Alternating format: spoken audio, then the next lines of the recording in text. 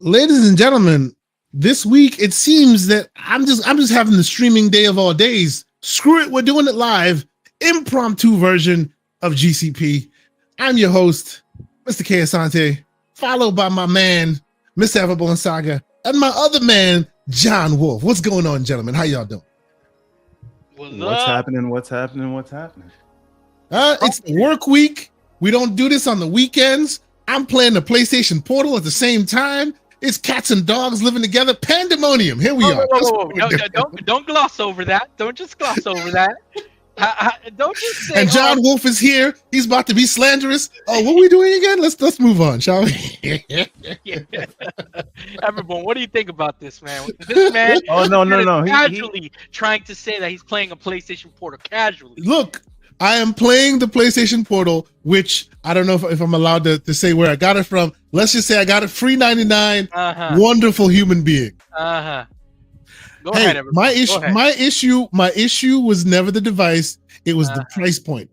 And you free 99 for me. Now I don't really care. I see. So go ahead. Yeah. What you're telling the audience is that you robbed a Best Buy. Is that you didn't pay for it? Jokes aside, ladies and gentlemen, never accuse a black man of stealing. You know, we do live in a certain world here. Calm down. This was a gift. Listen. It was a gift by a wonderful human being. At least you weren't stealing baby oil, because you hosting any parties? You hosting any parties there, King? Oh, calm down, sir. Calm down. What are we doing right now? Is this that type of show? Well, technically, this is not a Saturday morning, so we can let it fly. We can let it, we can let it lie. Well, first of all, shout out to LeVar in the chat. Hey, what's going on, brother? Yeah, man, it's been a minute. Hope you're doing all right. Follow that guy if you can. That's right. So yeah, man, what are we doing here? You called this impromptu meeting. What are we talking about? Let's go. What we are doing today is what we were supposed to do yesterday, but Amazon didn't have their act together. Okay. Now, for a very long time that we've been talking about the CEG life, but we'll leave that term since it triggers you so much, right? Right? You say the term emotion. They got thumbnails on my channel with console emotional gamers. Anyway, you see how he's triggered people. So, but for a long time, you and I, Kay, we've been talking about the idea of the Steambox. Not to be confused with the Steam machine, because everybody comes in with the actuallys. And says, well, they did that before. That was a different world. That was pre-Proton. That was when they were forcing people to recompile games for Linux and things like that. But after using the Steam Deck and seeing its compatibility and its user interface, everyone will tell you that the Steam Deck is very console-like. And so you and I, Kay, have been wondering, would Valve ever release a console? Something you don't like that term, but a box for under your TV, right? No, you can call it a console. That's fine. They can release a console. Okay. They can release a console. Console-like PC. Right, which is effectively a PC in disguise. Again, Steam Deck, but under your TV. A Decepticon, in other words. Decepticon, indeed. Yes. Transformers. I had this idea that I wanted to build a Steambox, right? And this started with me saying, well, I'm going to go get a PC. I'm going to plug it into the TV. But I, against Mr. K. Asante's advice, went for a big 4090 to put under the TV. Right? Because that made you a bad messenger. You can't 4090 and then expect to be the arbiter of the people. Like, get out of here with that. RGB in the bedroom, baby. You know what I'm saying? Like, come on. So I wonder what those acronyms mean. Go ahead. Yes. But connected it to the OLED in the bedroom, and running in big picture mode, still running in Windows. It's been working out very great. It's a single purpose machine. It does not have Office and all those other things installed. I did some debloating there, And now when you turn on that PC, well, I should say when you wake it up, it goes straight into big picture mode. And when you start it or restart it, the only app that starts up is Steam big picture mode. And so you control it with a controller wakes it up. But that still, like 95% of the time that works. But there's that little 5% of the time, 3% of the time where Windows kind of gets in the way. You don't want to use this anymore, is it? Is that the case? You just don't want to use this anymore. Well, let me be very clear. I'm very happy with the setup, right? But yes, you have to use that sometimes. But where you never have to use that is on the Steam Deck. And so there's been a convergence, right? You've got things like the AMD chipset that's in all these handhelds, the 7840. There are different variants. Yeah, 7840U, 8840U, yeah, right. The HS, which is what the Z1 Extreme is based on, right? Extreme. And then Extreme. You got to drink Mountain Dew when you're saying that name. Exactly. Then you've got these mini PCs. They're all the rave now. They've always been around, but you pair those with the new AMD chipsets that are in all the handhelds, and now you can have a small device that's the size of that fits in your hand, kind of like the size of what consoles used to be. Not anymore. The consoles are like the size of definitely not the PlayStation 5. That thing the size. Anyway, my point is, so we've had a convergence of mini PCs in the form factor side. We've had a convergence of chipsets from AMD, right, that can run all these games. And then we've had the convergence of the user experience to give you the sort of console-like experience. And that is what Valve is doing with SteamOS. Now, the other thing is Bazite comes around because Valve hasn't officially released their OS yet, but it is open source.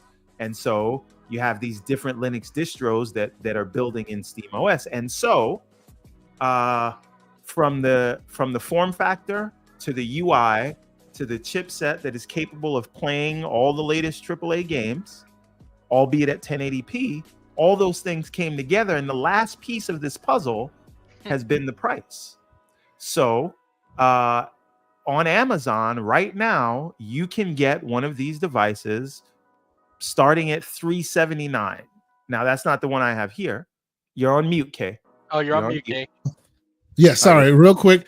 Because this is an impromptu GCP, and because this is not our Saturday normal system, this show is not even going to be on the rails because there are no rails. No, I mean, my son literally just came. Two things.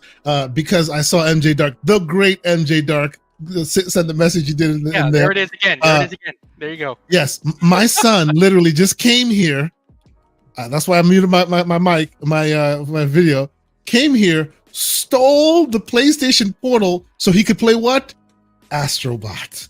I'm sorry. Continue. Of course.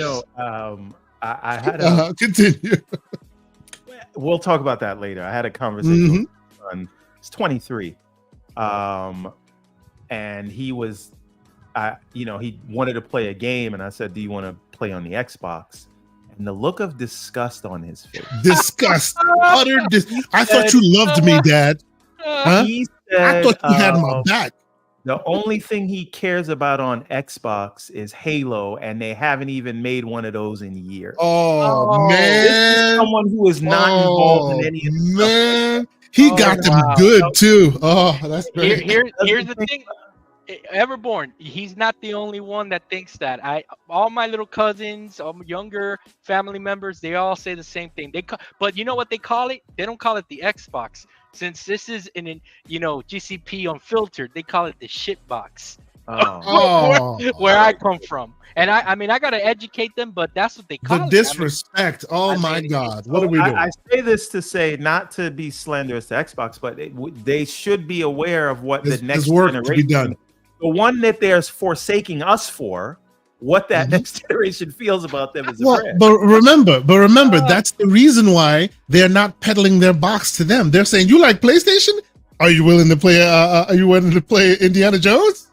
This is why they're doing this. You see, 700. they know what the kids are calling them, so now they're not even bothering selling the box to them anymore.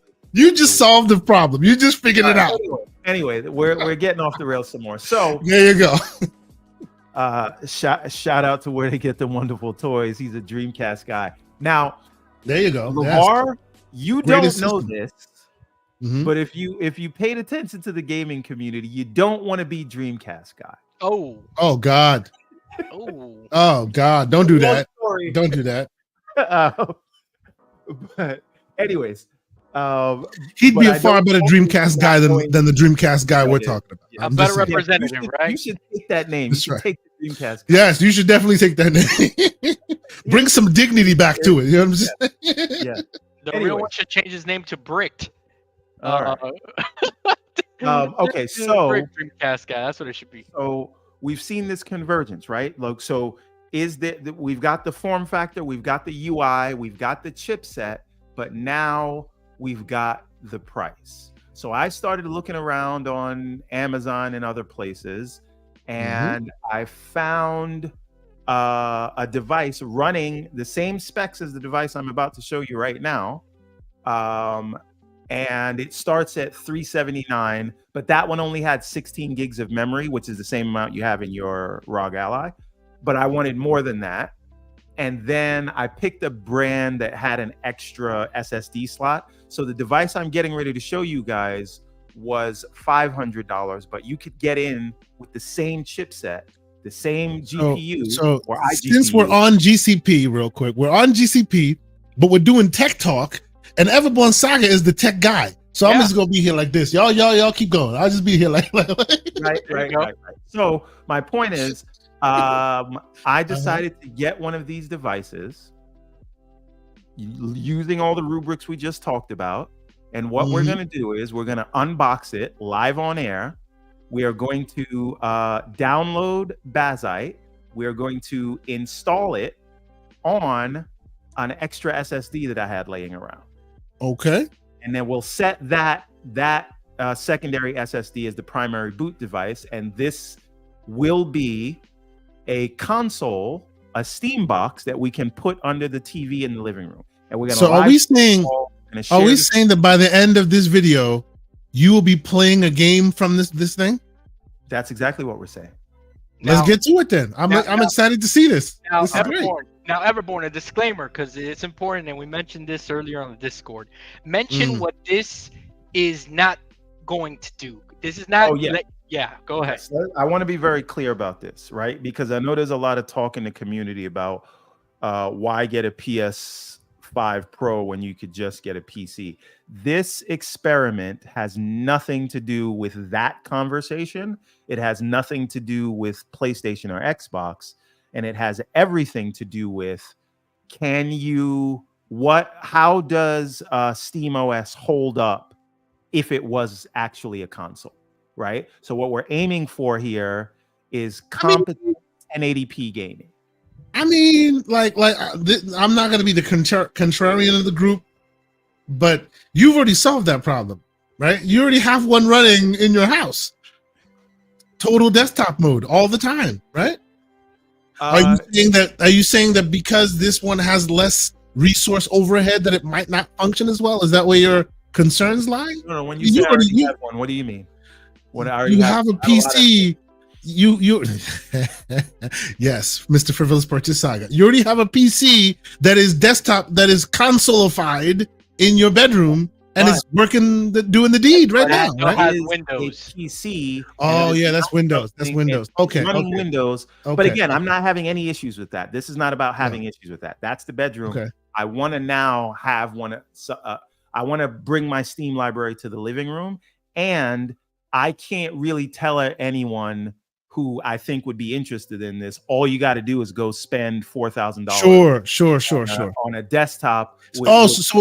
So I see. What you're saying is you finally took my advice. You cannot be You can't be Moses to the people when your use case is this $4,000 beast. Okay. You need to be about the people. I feel you. Here's Yeah. the thing. You gotta take care of yourself first. You gotta. Oh, you gotta okay. get to a Okay. place Yeah. where Yeah. you can lift Uh-huh, while you're uh-huh. flying. I So- just so want to when he- ask what- one question. So what he said is he fed himself filet mignon, and now he's going to show y'all how to make hot dogs. I just want to ask one question. Everborn, can you beat these allegations? Oh, absolutely. Okay. Listen, Okay. So you're not sleeping in the garage. I listen, with the PC in the bedroom, I got this beautiful new bedroom dresser that has a sliding door and a big opening for the desktop to go in, and it just goes in there, and I turned off the RGB lights, And it goes away. so I just slide it open when I want to play and slide it closed when I'm not. There you go. And the hilarious thing about all this is, but okay. right, you're sliding it open in bedrooms. Calm down. The hilarious thing about all this is, even after telling him, first, don't buy a monster PC for the bedroom, he didn't listen to me. Secondly, don't buy a monster PC with RGBs in the bedroom. Saying that as if I regret the original decision. I couldn't be like, that is what gave me confidence to do this, right? So that's the okay. So that's enough preamble. But before we do get started, I would like to just shill my Kickstarter. Oh yeah, go ahead. Let's do this. Let's do this. Yeah, why not? All right, let's get that on the full screen if we can. I'll let you add it. Oh, and you dropped it. Let me add it back up, and we will maximize it. There you go, sir. All right, so here is there's a reason they call me Everborn, and that is because I am the writer, creator, and producer of the transmedia comic book and video game series Everborn. We are building a connected universe that we like to call X-Men meets Lord of the Rings. It's one story told across two timelines, following three different characters telling the story from their vantage point. And we would like to argue that we can stand right up there next to the majors in terms of quality and production value and storytelling. And so we are releasing our new book now. It is on Kickstarter. There are only 20 days left. And just today, if you've already supported the campaign, we have officially launched the two new variant covers that will only be available as a part of this campaign, and they will never be printed again. So we have two very amazing variant covers. They are 50 prints of those each, and that's it. So if you're not in that 50, you'll never get that cover again. So check out the campaign. Kay, if you could put the link to the Kickstarter campaign in the chat, that would be amazing. Will do. So you can see the kind of quality we're working with without me spoiling this for you. But yeah, check it out. Kickstarter, Everborn, Ariel's Adventure Chapter 2. I promise you will not be disappointed. This is Ariel's Adventure Chapter 1. As you can see, we are not effing around. We not for play, as he says. A video game. So check this out. Now we are going to get into why we came here. And again, this device came this morning. I wanted to open it, but these two fine gentlemen were not ready. And so I really wanted to share this with the computer. I wanted to share this with the community, this unboxing. And I don't know how this is going to go. I don't know the quality of this thing. This thing could be broken in the box. But we are going to do this here you got it. Come live. We're doing it live. All right. I love that meme. Continue. Also, just as a part of this, just to show this to the community, I never had an unboxing set up before, so I had to go get a new mic arm and a camera down. This man goes hard on all things that he chooses to do. So out of nowhere, we now have an overhead cam shot because the man needed to accomplish the task. And here's my question real quick, Everborn. This for you guys. Quick question for you, Everborn.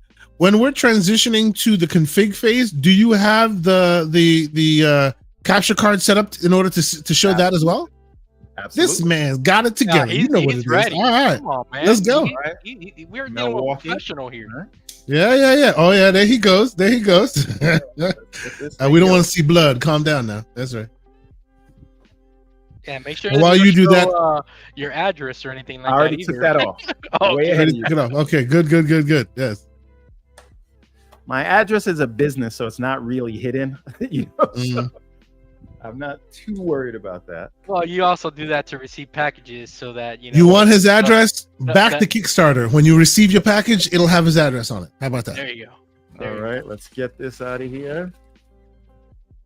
All right. Packaging is pretty nice. Get that out of there. So this is what we got going on. By the way, this is the first ever GCP unboxing. Yeah. Yes. True. Very true. Awesome. All right. So we've done like demos of things before, but never. I don't think we've ever done an unboxing. No. Never an unboxing. Nope. Okay, you got to link whatever mini PC this is. We should link. Oh yes, it's the SER7. So it's the I'll find it. Yep. SER7. Let's get it in there. You can get it as low as 500 right now, but also share the Ace Magic AM18 because you can, if like I said, you can get in as low as 379. So in case this is just an experiment for someone, they can check that one out. I just wanted the 32 gigs and the extra SSD slot. So how much did you pay for your SER7? 509. 509 for 32 gigs and 1 terabyte. Yep. Wow, it's cheap. It's way cheaper than what's on their website right now. On their website, 600 and something. No. You got to go to Amazon. There are sales. Yeah. Okay. I see it. Yep. Continue, sir. All right. So we're opening this guy up. The packaging is very nice. You see? Here's Lucius. He says Everborn is tweaking and twerking live. There you go.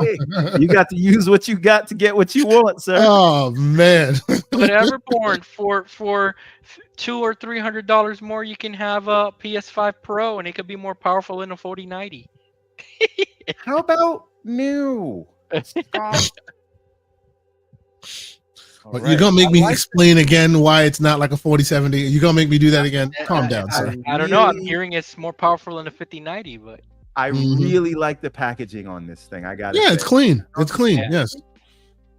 No, but sometimes you'll get these mini PCs and they just, because they're so cheap and cost conscious, they just throw it in some cardboard. But this is like, in my experience, most upward of $300-400, they're usually taking pretty good care of the thing. I'm not surprised that this comes so clean, especially B-Link, good company, people know them. They're about that life. And by the way, you can get the 32 gigs from Ace Magic for $429, but I went for the 500 because I heard B-Link was a better manufacturer. Yeah, it has more longevity and quality in the market. Yeah. So, but like I said, if you're just doing this as an experiment like me, there are cheaper ways to get in than spending, 500 or whatever. So let me get the power supply. Size does look about the size of an Apple TV, just a little bit taller, right? Just a tad taller. Most likely also denser. TV here, but I can't bring it because I'm gonna have to unplug it. But it's bigger. It's probably twice the size in terms of height and other things. So look at this. This is the power brick, 120 watts, I believe.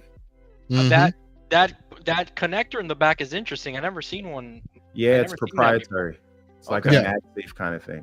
Okay. Some people like it, some people don't, but you can also power it with USB-C.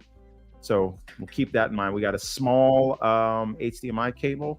Everborn, MJ Dark does have a good question. Does this use pisser technology? No, but it does use FSR. You can use FSR3 on it. Okay. I hear it doesn't use pisser technology, but maybe one day it'll use the crapper technology. Who knows? The crapper, yeah, that one. That's called FSR4. Oh man, you gonna get Floodzilla in here angry. Like, what are we doing? Now here's the thing. This is very interesting because it comes with a mount in case you want to mount it onto a wall. Yep. Most of the mini PCs do. Either mount for the back of your back of your monitor or on the wall somewhere. Yep. Very cool. Right, so we're not. There he is. I told you. He's gonna get mad at you, man. You gotta calm down with all of that. We're gonna put that away in case we do need it. So I'm gonna just get rid of this stuff. Now, what I would recommend is if you are putting this in your living room set, give it room to breathe. Dense technology in a small area, give it room to breathe. That's why the whole thing is basically mesh cases. It needs room. It needs air circulation wherever you place it. It'll be on top of the shelf, so it'll be it won't be enclosed in any way. All right, let's get this stuff off of here.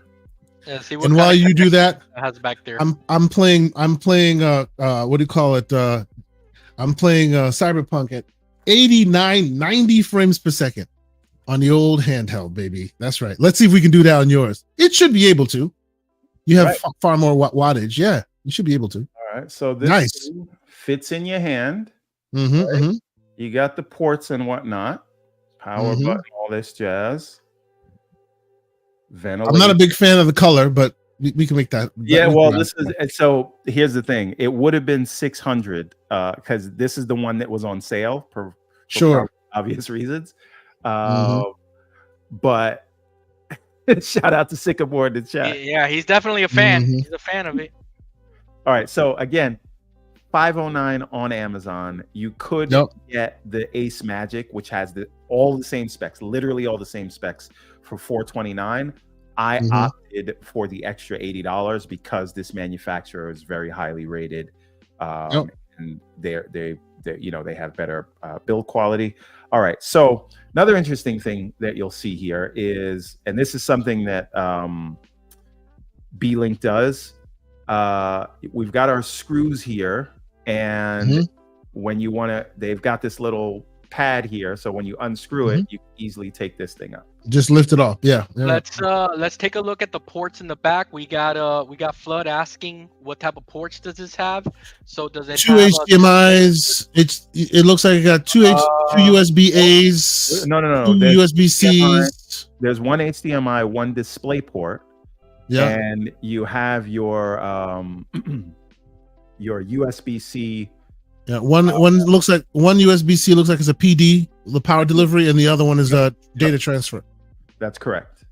Yeah, turn it around the other way real fast, Everborn, just so that it's USB. Rotate it. Rotate it the opposite. There you go. Yeah, and that's the front, right? And now show the back. Right. Phone jack, CMOS reset, USB-C, and USB 3. No. Yeah, now show the back one more time, but flip it. Rotate it the other way. No. Flip it where you were, but rotate it in your hand. Flip it the opposite, like this way, like this way. Come on, man. This way. Lord help us. You have it upside down on the camera. It's upside down on the camera, sir. Yeah, so that people can see the ports. Now rotate it up. There we go. It took a while. For a second. There you go, everybody. That way everybody can see the ports perfectly. And all right, you're good. You're good to go. Yeah. So no. Wait. Hold on. Flood. This is display port right here. This is DP. Yeah. That's a display port. But in the living room context, you're going to need more the HDMI port. The question is, what is that HDMI port? Is it HDMI 2.1 or 2.0? Actually, I can look that up real quick. Let me see. That's a good question. I feel like I heard somewhere 2.1. It's 2.1. I just looked at it. That means it should control the TV, no? It should be able to. Yes, it should be able to. It should be able to. Now, very interesting. Now, just because it's 2.1 and it should doesn't mean all those protocols translate, but we shall see. It should be able to. We will find that out. All right. Now, the question is, do we turn it on for the first time, or do we add this bad boy here? I mean, are you bold? If you are bold, I say unscrew the thing and let's go. Yep. All right. All right. And in the meantime, everyone, we got J Rose asking, what is this? What is it called again? I put it in the chat. It's called the B-Link SR7. Now, the SCR8 is out right now. which you can get for $629. I just didn't think it was worth another $100 because the same GPU or same iGPU, I should say, same specs, but it does has the 8840U, which is the same performance but more efficient on the battery life side, on the TDP side. But why do you care about that if this is going to be plugged in? You do more with less on the 8840U than you do on the 7840. Well, 7840. Extreme. I don't know. Sycamore wants to open her up. No Diddy. Well, all right. Sycamore, you need to calm yourself down there, good sir. What are we doing? Oh, let's now, do this. I have work. This might be okay because this is not like PC stuff. This is like work. Okay. What are we doing?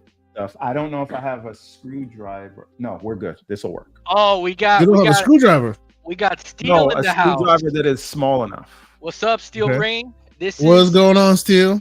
The B-Link SCR7. Keosante put it in the chat there. Everborn is basically going to set this up to be a Steambox for his living room. That's what we're doing, Steel. If you want the Amazon links for it here, let me find the link for Amazon. I'll send that to people. Thank you, sir. No affiliate links or anything. This is just us messing around, finding some new tech, enjoying ourselves. And we wanted welcome to the fun. This is about. This is 100% for the community right now. Yep. Right. I've been talking this CEG stuff for a while. I've been talking. Kay, you and I have been talking about the potential of a Steambox, and I felt like let's just do this thing live. We don't know how it's going to turn out. I'm pretty confident it'll turn out well. It all depends on the person with the screwdrivers in their hands, but I have confidence. We got Web Dave in the house. Shout out to Web. What's going on, Web Dave? And yes, everybody hit that like button for Everborn. He spent his money to set the Steambox up for us. The legendary Yobi's in the house. What's going on, Yobi? Hope you're doing well. And if you are so inclined, check out that Kickstarter. Yep. Indeed. We will keep the Kickstarter. Actually, you know what? I will, while we're live here, I'll go and I'll modify our live stream and I will put the Kickstarter link right in the description of this video.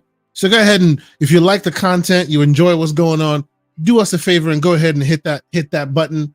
Right underneath that like button, you'll find the Kickstarter campaign. How about you go and show some love and support the man? We are currently is in there right now. 59% funded. Oh, nice. Maybe we get to 70. Maybe we get to 75% by the end of the show. Come on. Exactly. And because we were so close, we're 10 days in, we've got 20 days left. And that's why we released these limited print run covers. There's 2 of them. They're 50. We have 50 each of those, and we will never print those again. So it's only launching as a part of this campaign. Once these are gone, that's it. So if you've already pledged, check out those covers. They are amazing, and we'll share them on the screen in a little bit. But remember that flap I was telling you about that's really nice? Yeah, easy to pick up with. Yep. There you go. Wait, we might need to. We got the great Post up in the house. Post up. Wow. He's got eyes on us. So brothers are showing up, man. Good to see y'all. For sure. Impromptu GCP. Yep. And if anybody has questions for Everborn, you want to send a super chat or just put it there on the chat and we'll read it out. So interesting. Okay. We are opened up, right? Yep. You don't have to do anything. SSD goes right there. Oh, that's what I'm talking about. There you go. Yep. They got that from Mark Cerny, apparently. This is probably easier than the PS5 SSD. We got Steel. He says I'm in between building a PC for the living room, but I'm more so looking for an extension type device. May just end up getting a ROG Ally, sir. That's not a bad device for that. You can use it in handheld mode. I will say my device is right now running at 110 frames per second on Cyberpunk. Just throwing that out there. It's all good. Yeah, I mean, if you want to spend over $1,000, Steel, go right ahead. Listen to this man. Which you're not wrong. If you're not part of that early bird pricing, you're about $1,000. That's for sure. That is true. That is true. You know, 1,100. Don't let him fool you. Okay. I said over $1,000. That's 1,100. And I said 1,100. Oh, Sycamore's coming for you, man. He says, "Oh my God, this man K always here to show off." We ain't Right. showing So- off. I didn't build it. I'm just saying I have a good device. We are putting in the Western Digital Black, 1 terabyte. Yep. Right. Flood had a good question for you, Mhm. Everborn. Is the SSD slot secondary, or is that the only Yes. one on the device? Yes, there's a secondary SSD slot. Right. The main SSD is already down here. This is just for you to add another one. So I haven't even touched the main SSD. Okay. And Lucius, you are wrong in that, sir. I'm literally running around the city at over 100 frames right now. That's the wrong question to ask, sir.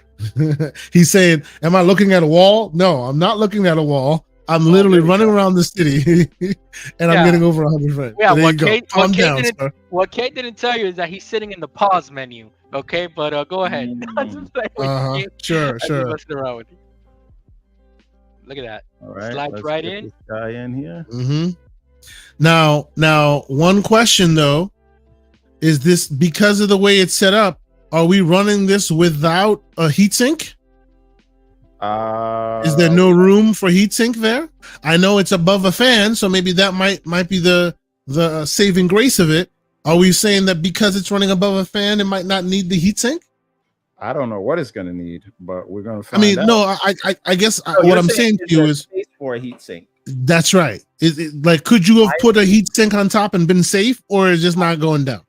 I don't think this will fit a heat sink, but I will revisit that idea. Okay. No. I'm trying to discern their reasoning because you're really on top of a spinning fan. So maybe that's why they removed the potential for a heatsink. We'll see how it goes. All right, so we're going back in. That was it. That was quick, wasn't it, people? There you go. Looks a little slim there for a heatsink, though. Yeah, that's my point, right? So is it a factor of that fan is good enough, and that's why they did that, or we shall see. Because remember, this is PCIe Gen 4, so you're gonna have some speeds there. You better have the adequate cooling in order to keep it from becoming a problem. So we'll see. Yeah. All right.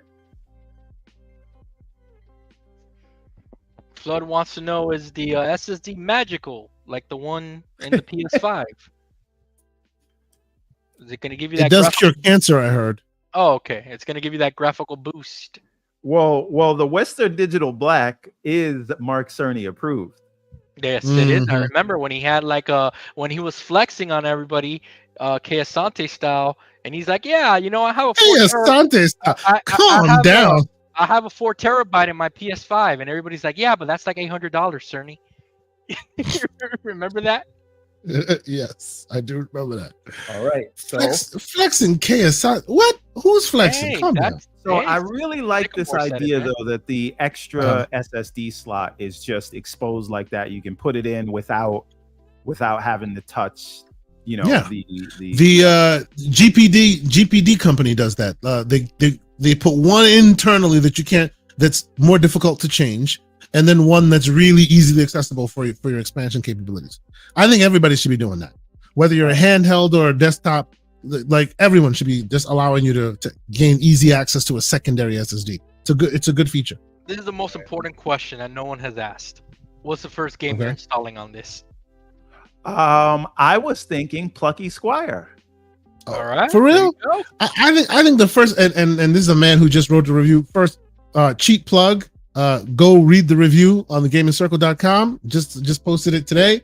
If you missed it, I streamed live about 2 hours ago at this point on this very channel, and showed you about an hour footage of that game. Awesome game, amazing game. Everybody should play it. I think Everborn, Plucky Squire, great indie pick, but also install Cyberpunk. That is the determining factor. Yeah, especially now that Cyberpunk has a lot of really good upscaling features in it. Let's see how great of a shot it can hit. Like I was telling you. I'm handheld right now. I'm averaging. It's pretty good. And we will, sir. What's up, Steve? Yeah. How you doing, man?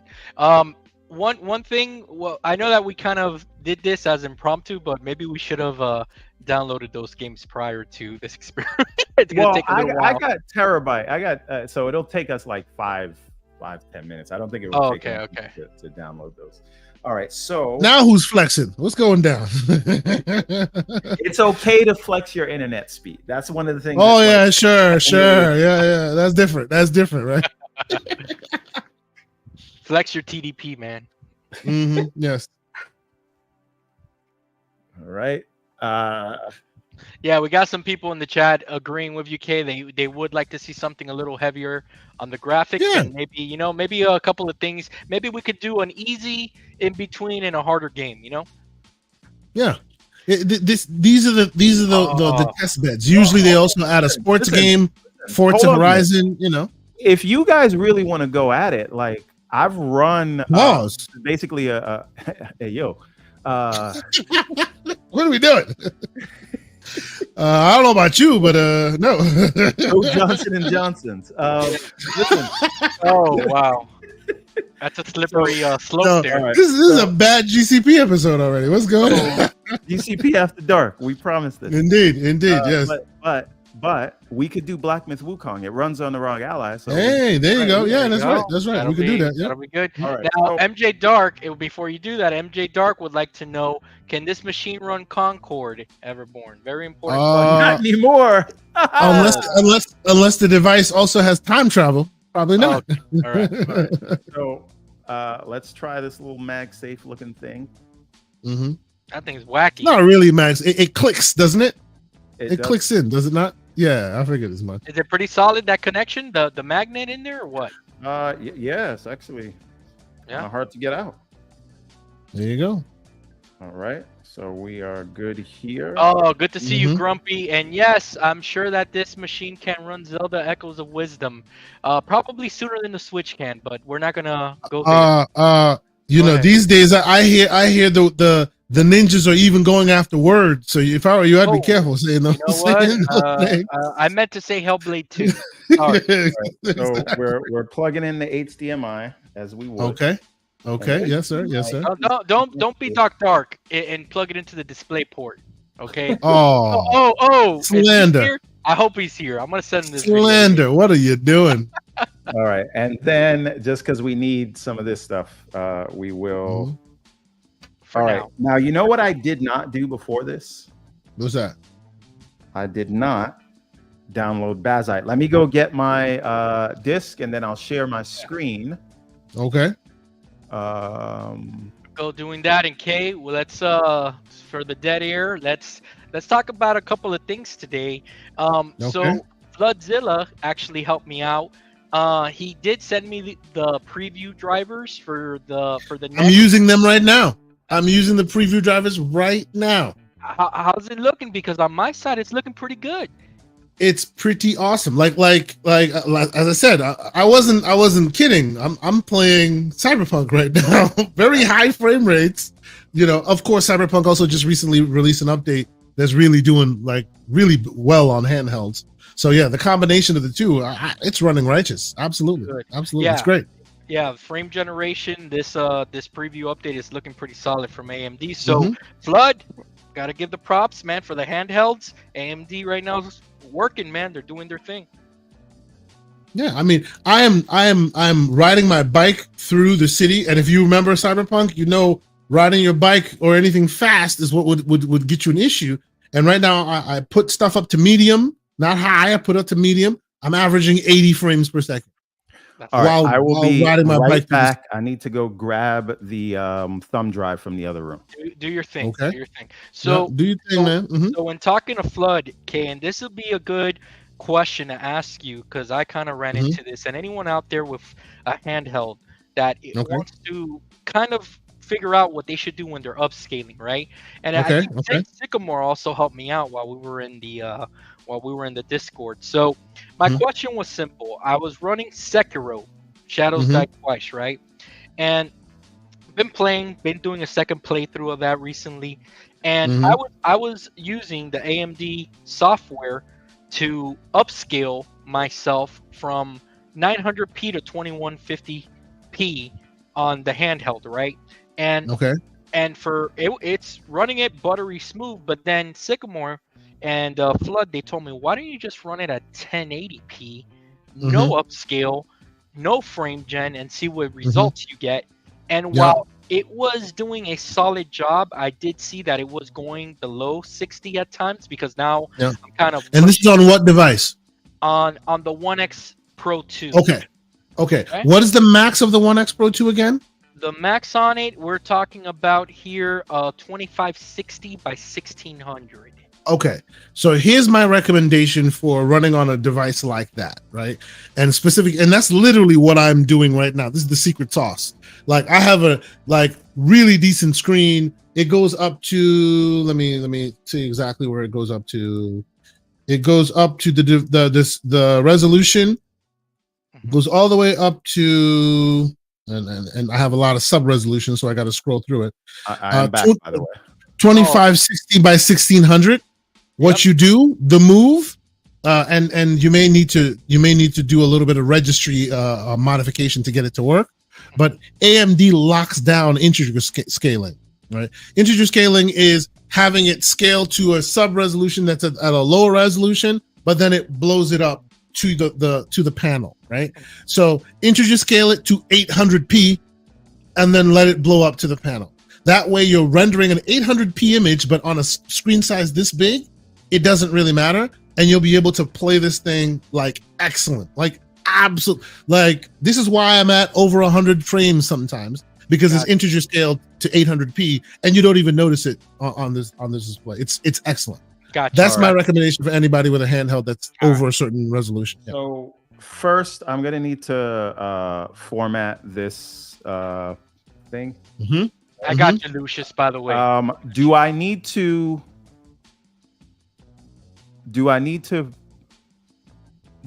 format it so that Linux can read it, or is that not a thing? No. What you want to do is most likely, and I'm actually looking at the Bazite website right now myself. What you most likely want to do is have a reader.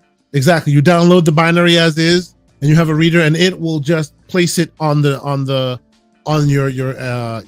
SD card for you, already pre-configured with the file system and everything. Okay, so I'm just going to plug this USB thumb drive into the PC. The PC that way. Not the new one, not yet. All right. I should format that though, right? You can format it if you want, but it's going to reformat it when you're doing it anyway. And Flood is saying, yeah, integer scaling is grayed out on Radeon Suite. Yes, they did that because they want you to use RSR, but I find that integer is a lot better. So there's a registry string, real short. You can even find one floating around where you can just create a text file of it, and then when you do it, you reboot it, and then it puts integer scaling back into your options. If you're looking for some details on that, let me know. It doesn't matter, sir. Once you load up that drive, it will reformat it to another format that it can read. But just to keep it clean, format it any way you want. All right. Sounds good. All right, we are done with that. Close. All right, so select the hardware. We want to go with desktop. Yep. Now I wonder. No, we'll just keep it at desktop because I'm like, since it's the same chip as the ROG Ally, should I choose that? Or no. I suspect that the reason why they ask you what hardware is because how it will present the install function to you. Yeah. Right. Yeah. So if it's handheld, it'll may present it to you in a different way than if it's desktop. I would say desktop because you'll be looking at it from a desktop. Because the second choice you make obviously is what chipset, AMD. Right. Yeah. So it should be fine. So we're choosing KDE. That's the whole point here because of course, Steam OS like. All right. Do you want a gaming mode? Obviously. All right. Are we gonna watch this video or? I mean, are you trying to dual boot it? No. I mean, yes and no because but it's going to be on its own drive, and I'm going to set the drive that we just installed to the primary boot. So here's the thing, right? And I don't know if it'll do this because by default, Windows is set up in this box as the primary boot drive. One thing I have noticed, and this is just something to keep in mind. You said you'll never use Windows for it. That's fine. You must be careful how you configure it because Windows will like to live alongside it So it may put dual boot functionality in the primary partition, meaning if you ever want to get rid of it, you have to blow both of them away. Like that was the first mistake I did when I first did this on Steam Deck.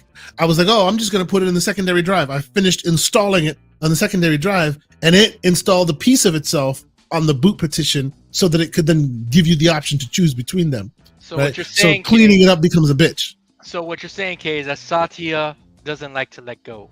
He likes to hold on. Windows likes to live. Yeah. So don't even worry about it. Let's go through the config. We'll look at it piece by piece. There may be an option for either or. Let's just look at it. So it's an ISO. So you're gonna have to download ISO. You can use Beliemer Etcher or some other or Rufus if you want. I think I have Rufus installed. Yeah. You can use Rufus, and all of these should be if all works well. All of these should be bootable anyway. It should not require you to create a boot drive. It should be bootable within it. You know. See, and of course, there go the Penguin. He's insisting on Belina Etcher because it's also available on Linux. That's right. Which is good. I guess he says it's better than Rufus. So try Belina Etcher if you haven't used Belina Etcher before. I have. Okay. You don't have it. No. Victor's admiring your background there, Everborn. This man got the cute Sonic in his room running through the wall. My wife got that for me on my last birthday. See, I don't know why, but when you use Sonic decoration, when you use the word cute to describe a man's place, I feel like that's disrespectful. It's cute. I mean, it's just cute, right? Yeah, no. Talk about that. I'm comfortable enough in my manhood to have a cute. There you go. That's right. Be comfortable in your manhood, man. That's right. You weren't comfortable enough to play Concord with us, but okay. I see how. Oh, wow. Damn. All right. So we got 4 minutes left on that. Remember, guys, you got any questions? Throw them in the chat. Me and Kay will read them up. Everyone can answer them. And by the way, check out this new thing I got while we're in Tech Talk land. This just came out. So some may know that I do reviews for certain websites, and as such, they send me things. The latest thing they sent me, which is a cute little. See, I did the same thing. Oh, cute. Wow! It's a little US. It's like an in between for your USB-C plug. And what does this do? It does this. So no matter, oh yeah, of course I'm blurred. Let me unblur real quick. So no matter what cable you plug in, it tells you exactly the amount of wattage you are sending to your device. So you know if it's charging right, it's not charging right.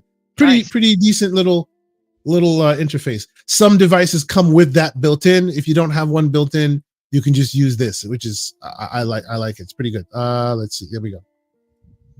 As you can see. See what you got there. Oh, can you put a link to that case so I can pick one of those up? Yeah, sure. Yeah. It comes with two of them. Well, we can plug one on either side. It's not bad. Look at Flodzilla's comment. Which one? Let's see. Oh wow! Wow. Indeed. Victor saying this is already too much for a console gamer. I don't know, man. I want to be very clear though. I Mm-hmm. did not have to do any of this. I could have did what I'm doing in the bedroom. Not that. But I could have. Damn. What are we doing this evening? I caught that. Take that. Oh man, no. I ain't taking that anywhere. What are you talking about? But because I could have just run Windows on this, right? And then went in Steam Big Picture mode. But the whole point is to see what the process is like for Bazite and going from there. Yep. So Kay, let me ask you a question while Everborn's setting up this Rufus here, not Roofies. While he's getting his Windows PCMR card revoked. 2 minutes to go, by the way. Exactly. He's living that CEG. So let me ask you this. I did the plugin. I got integer scaling back. It's enabled. Now under scaling mode, do I want to preserve aspect ratio, full panel? No, full panel. You want to go full panel. And then you want to set your screen resolution to 800p. On the device. and then any game you load will just be butter smooth. It's amazing. Gotcha, sir. Thank you. Go ahead, Everborn. All right, we've got just about a minute left. Yep. Oh, and by the way, since you're using a 1X player, in the settings of 1X player, you'll also see like not Wait, just who's using generally. a 1X player? Mr. John Wolf is using. What happened to your ROG LIX? That's Oh, right. you don't know you don't know this man. This man's about that life. He knows what it's about, bro. He knows what it is. I got plenty of devices I give love to, man. This is my 1X Player Pro 2. He's got hoes in different area. Everborn, concentrate on what you're doing. Okay, what were you Listen. Me and Sycamore are gonna have to have a conversation with you after this show. Hey, we are frauds, baby. So look, he knows where the frames be at, son. Is what it is. Hey man, I have this is what I'm telling you. So you go into the settings, like the sub settings of the console. You know how to get to the sub settings. Yeah, and at the very last. That's right. The very last, what is it? Did you drink today? Nah, bro. I'm high on life, man. Calm down. The very last setting, you have the option for full screen modes. One is resize the window scaling, which is default. The second one is FSR and RSR. The third is integer algorithm scaling. That's what you want to enable. Actually, you know what? All right, guys, wait a minute. Sure. So, format options. Right, default. Well, so leave it to the default. Actually, you know what? Before we even say that, let me read this real quick and see if there's any changes. You may rebase It's recommended that you remove the layer before you proceed with this command. New users, blah blah blah blah blah. Let's see. I doubt that. So you can FAT32 it. Go ahead and FAT32 it, because what'll happen is if it does need to change the format, it will do so with the install of the ISO to your drive anyway. So just keep it FAT32 default. Okay. So this is all good. We can go to start. Yep. Move forward. Yeah. Okay. One question. Make sure your USB. Make sure ISO mode. Yes. Make sure that the right USB is selected. Right. Yes. E16 gigs. Yeah. Okay. Yeah. You were saying, sir. Yeah, real fast. So you wanted me to go to the performance overlay button, and in there, I'm not seeing those options that you're telling me. So you hit the performance overlay button, and then at the bottom, you see a little cog. Yes, I do. Click the cog. Gotcha. Which will bring up a whole sub menu. Right? Okay. And you should have auto boot. You should have all these other like many functions in this area. The very last bottom is full screen mode. Okay. Resize windows scaling. Yeah. Wait a minute. So this image uses Grub 2.06, non-standard, blah blah blah, BASI stable. But the application only includes installation files. Only includes installation files for 2.12. The different versions of Grub may be compatible with one and not the other. Do I want to use the default version of Rufus? Click no, or I click cancel if I want to. Okay. See, had you used Balloon Etcher, this is not a factor. All right, that's fine. We'll just we click the yes to connect to the internet and get the right version. There you go. Right. Okay, to finalize this, integer algorithm scaling is what I want to select. That's the one. That's the one you want to select. Yes. Thank you, sir. No worries. And a thing to keep in under your hat. If you ever come to a situation where a game boots and it's like a square in the middle of your screen, but it hasn't blown up to the whole screen, you press the start button and you press the arrow up, the D-pad arrow up. You do that, it'll expand the screen. Perfect. Yeah. So yeah, Everborn, some of us have a little CCP in our life on the side. You know what I'm saying? You see what you're doing here, Everborn? You're getting flood all. You see, look. Oh man! All right. Well, he's telling you to put your pocket protector away, sir. Pocket protectors are very useful. You ever had like? Yes, they are. Well, actually, no, I wouldn't do that. Stop that. Yes. All See, right, what so, now? I wish I had connected my thing so now we could switch to gameplay. We could like play some game. Anyway. What do you want me to All right. disconnect something and then you can? No. go You're again? good. You're good. Not at all. Not at all. Go for it. You're good. This All right, is so- we're doing it live. This is a live stream situation. Let's go. All right, well, Yep. keep the people entertained. You Yeah, too. We're keeping the people entertained. We got slander for days. What are you talking about? Is my audio coming through or no? Perfectly. Yeah. Oh, you mean the audio in on the browser? People No. hear the audio. I don't want them to hear the audio. No. We're not hearing the audio here. All we hear is you. I don't know what you guys are doing, but I'm playing Sekiro here at on the CCP machine at over 100 frames. But go ahead. Is it working? Yeah, it's working. There you go. Yeah, and I'm playing Cyberpunk at over 80 something frames. Yeah. So Everborn, let me ask you a question. So when you get this thing all set up, right, and it's in your living room, are you hoping that maybe your kids or your wife or someone else will be engaged enough to pick up the controller and be able to just turn this thing on like a Series S and just start playing? That is going to be one of my tests and my proof positives, right? His I'm key not going performance to tell indicators. them exactly. I am not going to tell them that this. Well, actually, you're actually playing a PC game that is from Bazite that has been installed That's on right. this mini PC that I got. Yes, We're not indeed. going to do that. I'm just going to say, hey, here's this thing in the living room. Yeah, Turn Will it they on. pick up a controller and Use turn it. it on? That's right. yeah. And Will they're they gonna get say confused? they're gonna say if it's an Xbox, I don't want anything to do with it. And Oh, I mean, bruh. am I wrong? Am I Oof. wrong? I'll tell them it's Sony's new puck device. They'll probably eat it all up. There you go. The PlayStation portal box. PlayStation So- puck. It's the so- PSP. So let me ask you this, because I did ask you this yesterday, but just so the good people today know, you did pick up that Xbox. I guess it's a limited edition, that clear blue controller, right? Were you able to get it or not yet, or it's still on the way? It's not here yet, so today's experiment will be done with the Starfield controller.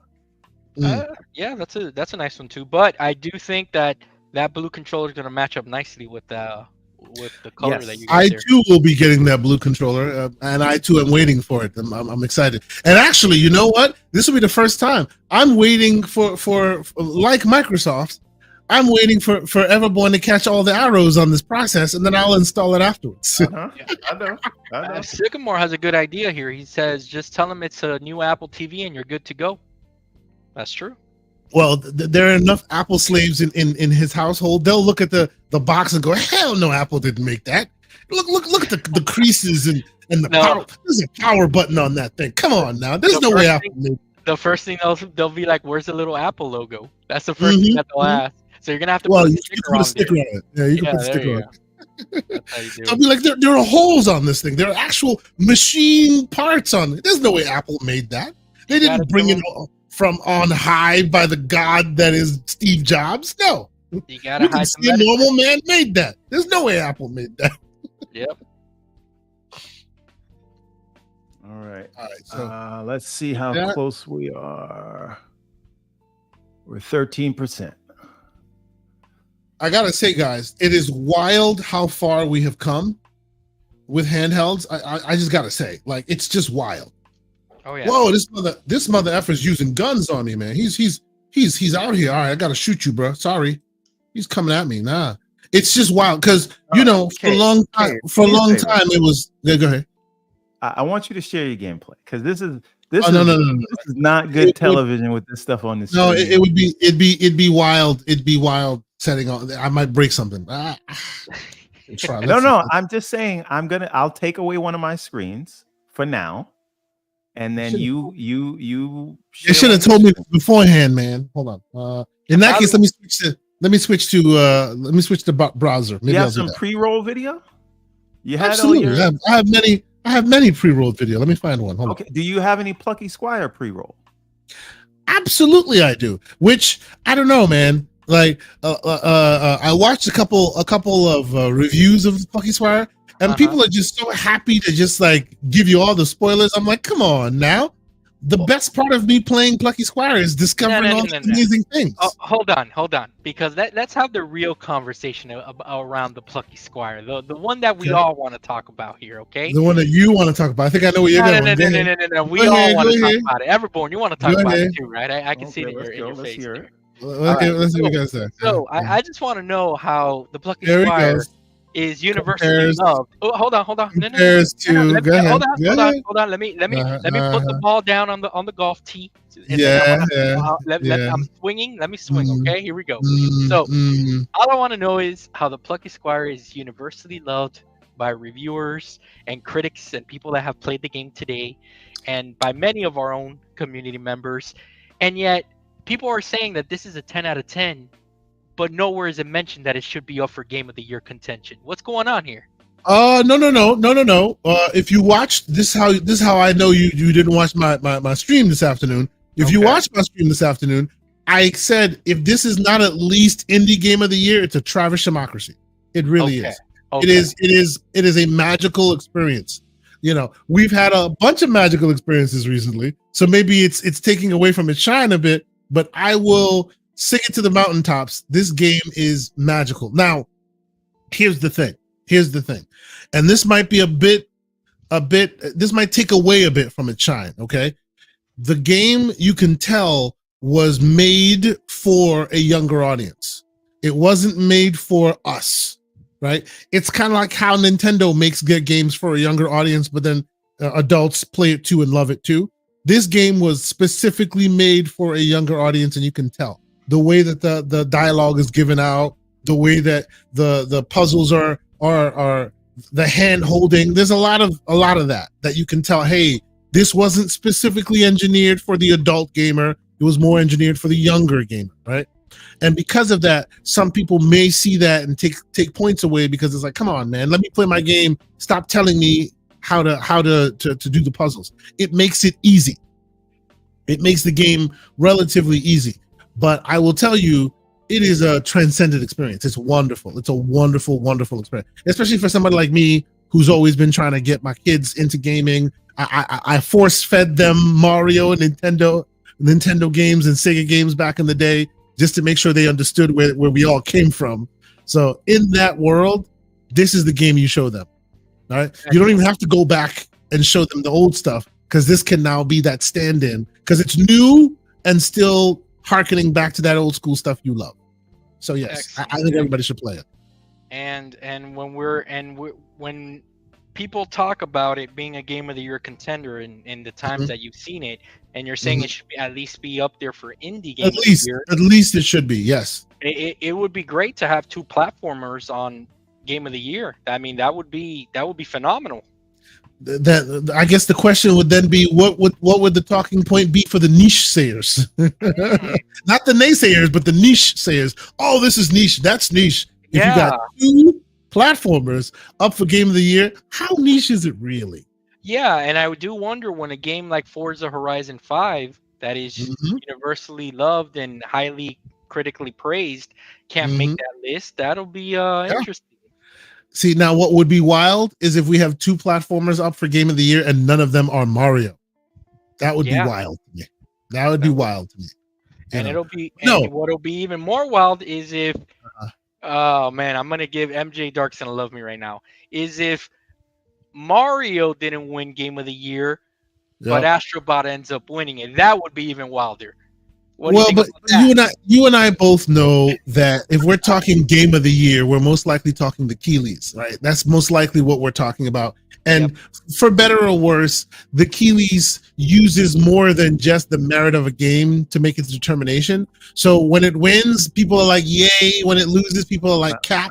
But at the end of the day, it's never been, Sounds like you're saying politics to me, sir. Exactly. This is exactly my point. And because of that, I'm like, how seriously can I take it, really? When at the end of the day, it's really like, Yobi's got a question for us, Kay, and for all 3 of us. How about we each answer this? And Kay, you go first, then Everborn, and then I'll tackle it. Go ahead. Okay. So the question that Yobi's asking is question for the panel in chat. What feature would you like to see from an Xbox handheld? Interesting. So for me, The feature that I would like to see from an Xbox handheld is I want them to take seriously what Valve took seriously, which is optimization above all. Right? There's a reason the Steam Deck, even after all these other devices are now vying for control, there's a reason why the Steam Deck like still reigns supreme in most places, and that's for two reasons. One, that console UI that fit into this world, and you're in our ecosystem, and you can just play, and you don't even have to worry about anything. That needs to be on point, which by and large Xbox has that, right, with the console, right? Secondly, it's look, I don't care how big the battery is. We need to optimize this thing to hell, to the point where if you happen to be playing, I don't know, the Plucky Squire, you got 15 hours of battery life instead of 5 or instead of 10 or instead of, they need to go hard on the battery life above all, because in a handheld context, that's what matters most, right? People can fudge it, people can play with whatever they want to play with, but as long as you optimize it really well for what it's supposed to do, which is gaming performance, then everything else is cake. That's what I would say. What about you, Everborn? For me, it's not necessary. Like, this comes with the handheld, but I really hope the number one thing I'm looking for is the OS, right? Or however they decide to do it, whether it's Windows, whether it's an Xbox OS. How well can they execute this user experience that is transferable across a device, or hopefully a PC under the TV, and then a handheld, and maybe that's even the same UI that you're using when you're using xCloud. Like, can they actually unify their different endpoints so that it is one Xbox experience? And at that point, I will believe them that Xbox has officially transitioned beyond the box. I know that that's their goal, but until they have that cohesive experience, that's the other thing. Now, this one is not, and it is for some people, and I understand that, but it's not mandatory for me. This would be a very nice to have, right? Okay. Because the thing is this, if they're going to make a PC handheld, they're going to have to make something that is going to outshine the Steam Deck 2 and the whatever the ROG Ally 2 is, right? And I don't know that they'll be able to do that, because not that they don't have the expertise to do it, but they're going to be more price constrained or price conscious than these other guys, because even though they may not be using that hardware as a loss leader, they are definitely going to want to break even on it. And I don't think they're going to sell it for a high markup, because they still have that back end of making the money from their ecosystem. And Everborn, here's my pushback on that. They're watching Apple. They're watching what PlayStation 5 Pro is doing. They're watching what the ROG Ally X is doing. And I suspect by the time the next ROG Ally comes out, or maybe the Steam Deck comes out, they're still Xbox's offering may not be in the market yet. If y'all keep telling people you're willing to pay for a top tier device, I suspect they'll sell you one. Well, it's not that though, right? The point that I'm making is whatever they make, they are not gonna put the absolute bleeding edge latest where an Asus or a Lenovo or one of these Ioneos will. So, and I'm saying this to say, where they can differentiate if they won't be able to give me the best hardware in a handheld, right, is if they have a way for their handheld to also play the console games. And if I can't do that on a ROG Ally 2 or Lenovo Legion whatever, or any of the other devices, then that will give me an incentive to buy their device. Because I'm saying this to say, I do not believe they're going to beat their partners on specs. Sure. So, and I'm going to get the one with the best specs. About that. I'm not sure about that. I'm not saying you're wrong, but I'm not sure about that, because remember, the vendor makes a device that's as long lasting as possible, because more than like your Ally or your Lenovo or any of this others, there's the hardware they sell you is the end, whereas the vendor of a platform, the hardware they sell you is a means to the end. So provided that they give you enough robust runway, they can keep selling you games, and they don't have to worry about selling another piece of hardware for a long time. The Ally folks want to sell you that hardware because that's how they get paid. The vendor who has games in their ecosystem doesn't necessarily, now they don't want to break even, they want to break even rather than a loss leader, but they don't necessarily want to sell you console hardware all the time, because that's not where their money's coming from. It's the constant being able to buy games on that platform is where their money continues to come from. So it is in their best interest to give you something with enough runway that keeps you satiated for some time, and then the focus becomes just buying games, right? That's why Steam Deck is so good. They give you a really good runway, and now you just keep buying games, and they're good for a while. And I understand that, but what I am saying is, the other people whose job it is to sell you more hardware, I trust and expect that they will do just that, and their offering will be we're going to give you better hardware, right? My only thing on that is when they come out, the year they come out, I think they'll be competitive. But I do agree with you that shortly after they've come out, whereas Microsoft will have that long tail of continuing to support it for X amount of years, here comes ROG a year later with the X variant, and now they overdo it. That I can see happening. Sure, and so I'm only saying to say, I'm very high on the Ally X, and I know that there will be another one out by then, or some other one will take that crown of kind of all around device or whatever. And by the way, not to diverge the conversation, but this is a small example of what makes the Plucky Squire great, right? Real quick, right here, he bulges the bulge. He breaks out the bulge, and guess what? Yo. Now, I know. Hey, yo, right? Now, guess what we're doing? We're playing Punch Out. This is the first version of it, right? And this is one of many games that you'll play. But yes, Punch Out right from jump. It's excellent. Anyways, so yes, cool. Continue. So the thing that I was getting at was,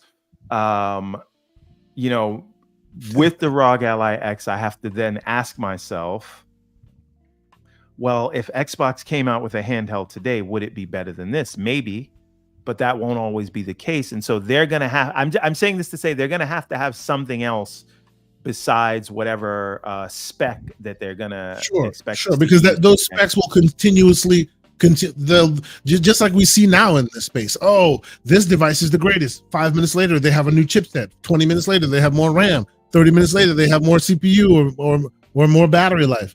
So they have to have something that can't be easily upended with a short-term update in order for you to look elsewhere. I agree. Right, but you love that the Surface exists, but then you look at your other options and say, well, I can get more bang for my buck, right? Yep. And so I think it's going to be a situation like that. So all I'm saying is it's going to be about the experience for me. That's the must-have. And will they allow us to play our console library on this handheld? That will be a huge determining factor, sir. Huge. Because if they can do that, that's a differentiator that no one could match, and that would be my handheld of choice. So I hope that answers the question. Now, Mr. John Wolf.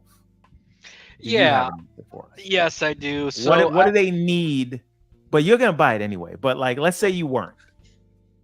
What would they? What would they need? Pick number one. I mean, come on.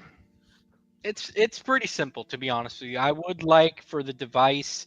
I'm not looking for the device to match whatever the ROG Ally 3 it's going to be or anything like that, because that's that the expectations would be a little bit too high as far as pricing goes and all that. But I do expect it to at least have all of the technologies that we hear that Microsoft is working, and that that we can kind of foresee them baking into Windows 12, right? So like all the gaming focused stuff, for it to be a really streamlined experience for the user. So for example, all the stuff that me and Kay were just talking about, that he was showing me how to set this up, the integer scaling and all that, I hope that they figure out a way to just make it kind of like the Steam Deck did, that it's like just a button that you press if you want it on or off, and just make it very streamlined.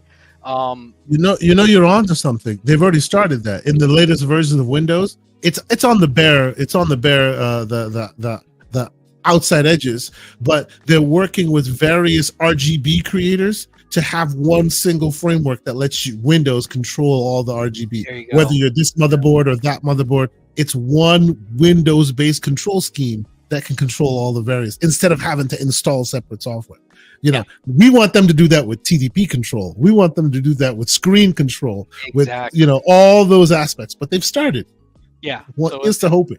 So it's good that they've done that, right? But when you really think about the device, what it's gonna be kind of like, I can imagine that it's gonna be even more simplified than the Steam Deck in a lot of ways, because the Steam Deck, even when you press the menus, you're still getting a lot of things that people don't really understand what they are. So I think that what this device is probably going to do is, you remember back when the 360 launched, that like it asked you right up front, do you like your controls to be inverted, for example? Do you like this? Do you like that?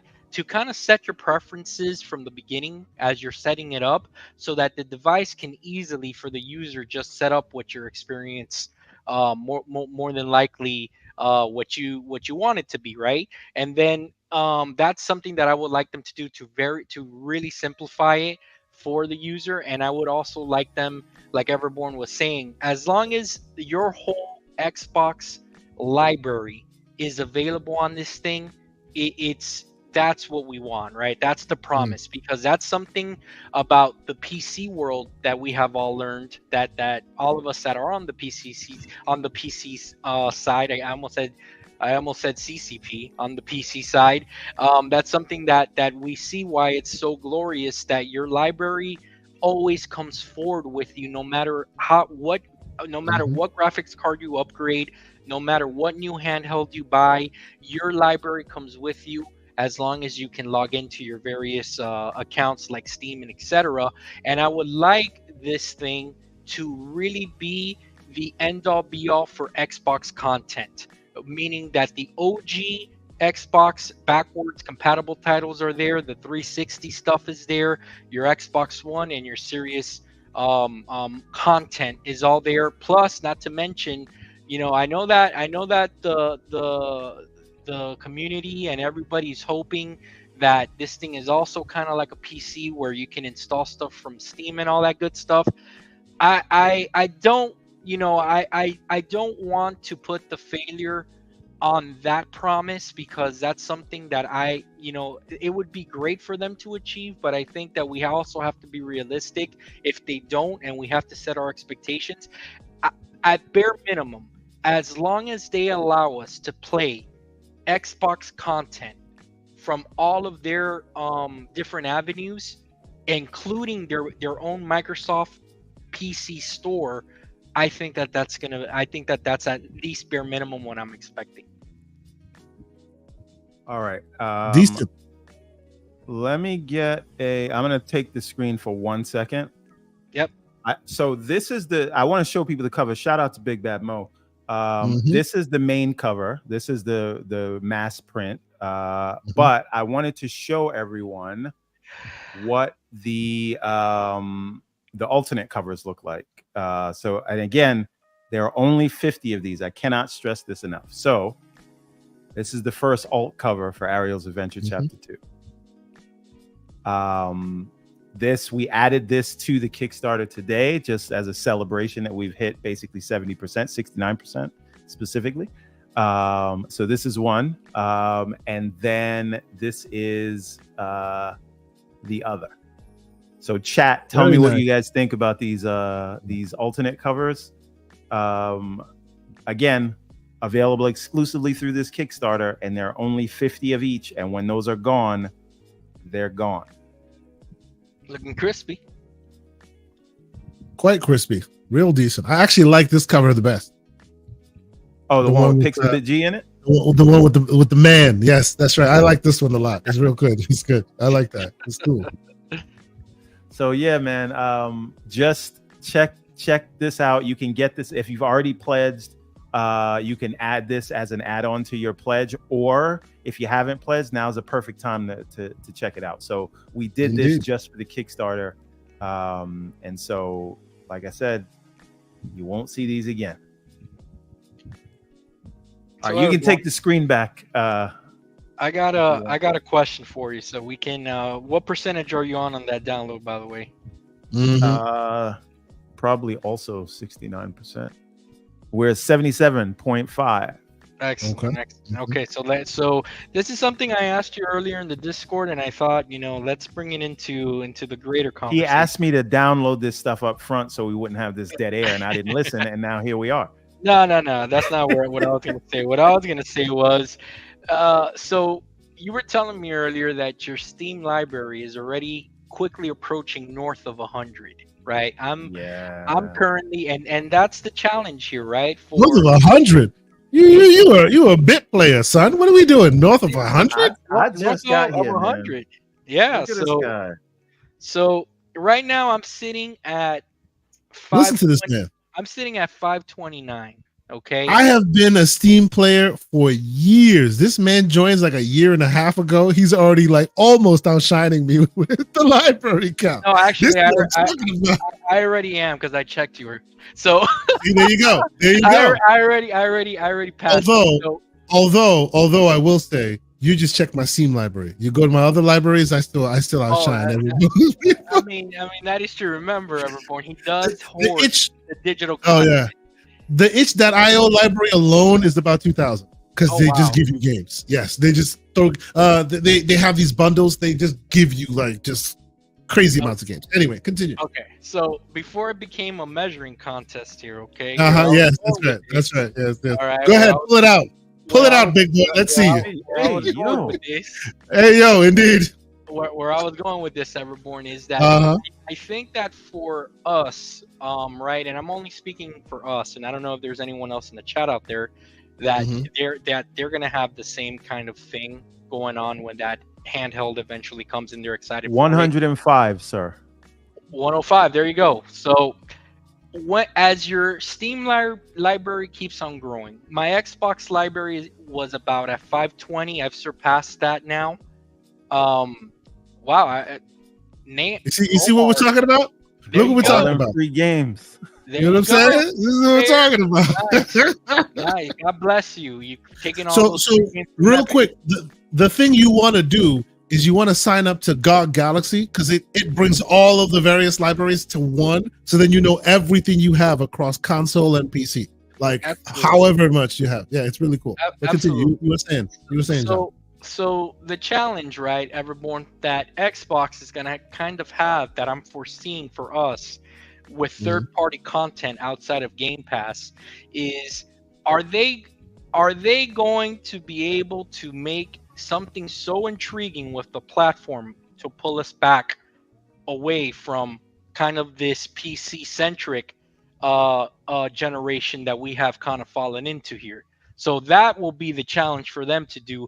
How good will your ecosystem be within your handheld to pull us away from saying, you know what, even if Steam is available on this thing, I'd rather just buy it through you guys than go over there? There are a lot of things that they have to get right, and the skeptic in me doubts that they will get it on the right on the first outing, right? But no one gets it right on the first outing. No one does. I mean, that's fine, but this is why it took Valve almost 10 years to get it right. Sure, but I do think this is why I also think it's important to shore up your base while you're getting the other ducks in a row, right? Let me ask a question. Would Quick Resume, and shout out to Yobi, he was saying this, would Quick Resume do it? Meaning your handheld. And Lon said that as well. Okay. with quick resume on your handheld, right, which is an exclusive feature, would that get you to switch? Would that, even though Steam Store runs on your same device, right, and you can play Steam games and it's all good, if you buy it from the Windows Store because of the secret sauce, it now gives you the ability for quick resume. So would that change your mind? That would, for me specifically, that would do nothing. Yeah. Why? Okay. Because I never really utilized quick resume because I play one game at a time. So quick resume is fantastic. I acknowledge that. It is just not for my gaming habits. All right. What about this direct storage? So in other words, like ridiculously fast loading times, because that's another feature that they've instituted based on Windows 11. Like nuts loading times. What does that do? The loading times on the 4090 aren't that bad right now. Like, no, that's not 4090 talk. That's not 4090 talk. That's SSD talk. No, I understand. When I say 4090, it's shorthand for your machine. I get it. Yeah. But what you're doing there is you're brute forcing with a fast SSD. What they're doing with direct storage is any normal drive can be PlayStation fast, PlayStation SSD fast. And bring up Victor Alistein's question when after we do this. So again, I don't know, right? Like, because you can easily put an SSD in any PC, and most PCs come with SSD standard now. And I think I get it, but this is faster than that. Yeah, but how much faster do you need it to be? That's not. I got a couple more things. Unless you're gonna have games that are like designed around that, and there's nothing. Well, this is my point, right? They'd be. But they're not gonna. It would be ubiquitous. Well, hold on, I got a couple more features for you that might turn the tide here, and I'm just spitballing these out here. Everything is user experience. Is the UI? Tell me about the UI. How about things like auto HDR? How about things like auto HDR is already in Windows right now. Most people don't know this, but auto HDR is capable in Windows today. Oh, and another thing is, I don't think Microsoft is going to put any of those features that are locked behind its device. So whatever you're talking about, it'd be built into Windows. Yeah, right. But that means I don't need their hardware to use that stuff. Like, the thing that they can offer me that no one else can is the ability to play my 20-year Xbox library on console. Now let's address Victor Alistein's point here. I don't think that's the case. That would only be the case if they did this and then didn't allow Steam in, right? That's why you allow Steam and Epic and everyone else in. You create your Windows mode, and then you allow all those stores to flourish as well. And now no one can complain about it. Now, if they did this and they went only our store, yeah, there could be complaints, right? That's why when the conversation came up about, well, why would Valve ever help Microsoft to allow them put them on the store? I'm like, that's not how you need to look at it. This is the monopolistic operating system that runs the world. The minute something's not on there, people can complain that you're foreclosing your rivals. So you must put it on there in order to inoculate yourself from those complaints. Fellas, let me interrupt real fast. We're 99%, by the way. Well, let me shout going out. On fun speculation. Shout out to what, 300 episodes or whatever? How many episodes was it? It's up there. They celebrated. I think you're right. Was it 2 or 3? Milestone recently. Yeah. I watched the episode, and let me tell you, shout out to Mav. Mav early on was one of the gentlemen that joined me on my 200 episodes. There you go. There you go. Salute to you, good sir. I always love the 2:00 in the morning, rants. He's out there. He's excited. I love that, man. Keep doing what you're doing, bro. I always enjoy your stuff. It's great. That was definitely Did Congratulations. you guys see that Wall Street Journal piece on Xbox today? The economics of Xbox. I haven't. I did not. Yeah, I have checked out I have checked out the one about PlayStation and how they're changing their business model and blah blah blah blah blah. That's a different thing. But they did one on Xbox as well. They did one for Xbox today. Yeah, it was very good. Okay. All right. So, okay. Cool. 2 hours later, where's Bazai? All right, here we go. We are ready. Let me. Let's go. Take this back. All right. So now switch. Close this. Oh, Mhm. weren't you saying that your download speed? No, you weren't downloading. My bad. Okay, I'll take No, that. no, no. Take that back. Yeah, this was the speed of USB. Yeah. I take it. Mhm. Probably USB. Disregard. wasn't it USB Disregard. 3? Anyway, all right. So we'll close this, and for good measure, we should eject the drive. I don't know if that really matters, but we'll say that it does. Okay, I'm getting a little sleepy, and the reason is because I'm trying your integer scaling little trick here with Horizon, and all of a sudden I'm so sleepy. This is like I think I picked the wrong game to test this out with, because I might just hit the sack after after I finish testing this out. All right. So now Mhm. I don't know how we make this one. Yeah, now you need to get the screen on display here, right? You need to. Yeah, that's right. We're just grabbing this. Mm-hmm. Hey man, I gotta say, I'm proud of you, man. You know, the people would expect this from me, but from you, well done, sir. Well done. He's doing good. He's doing good. He's doing his thing. Well done. Well done. All well right. done. So sir. Appreciate it. now we are gonna turn this thing on. Yeah. And well, first, all right.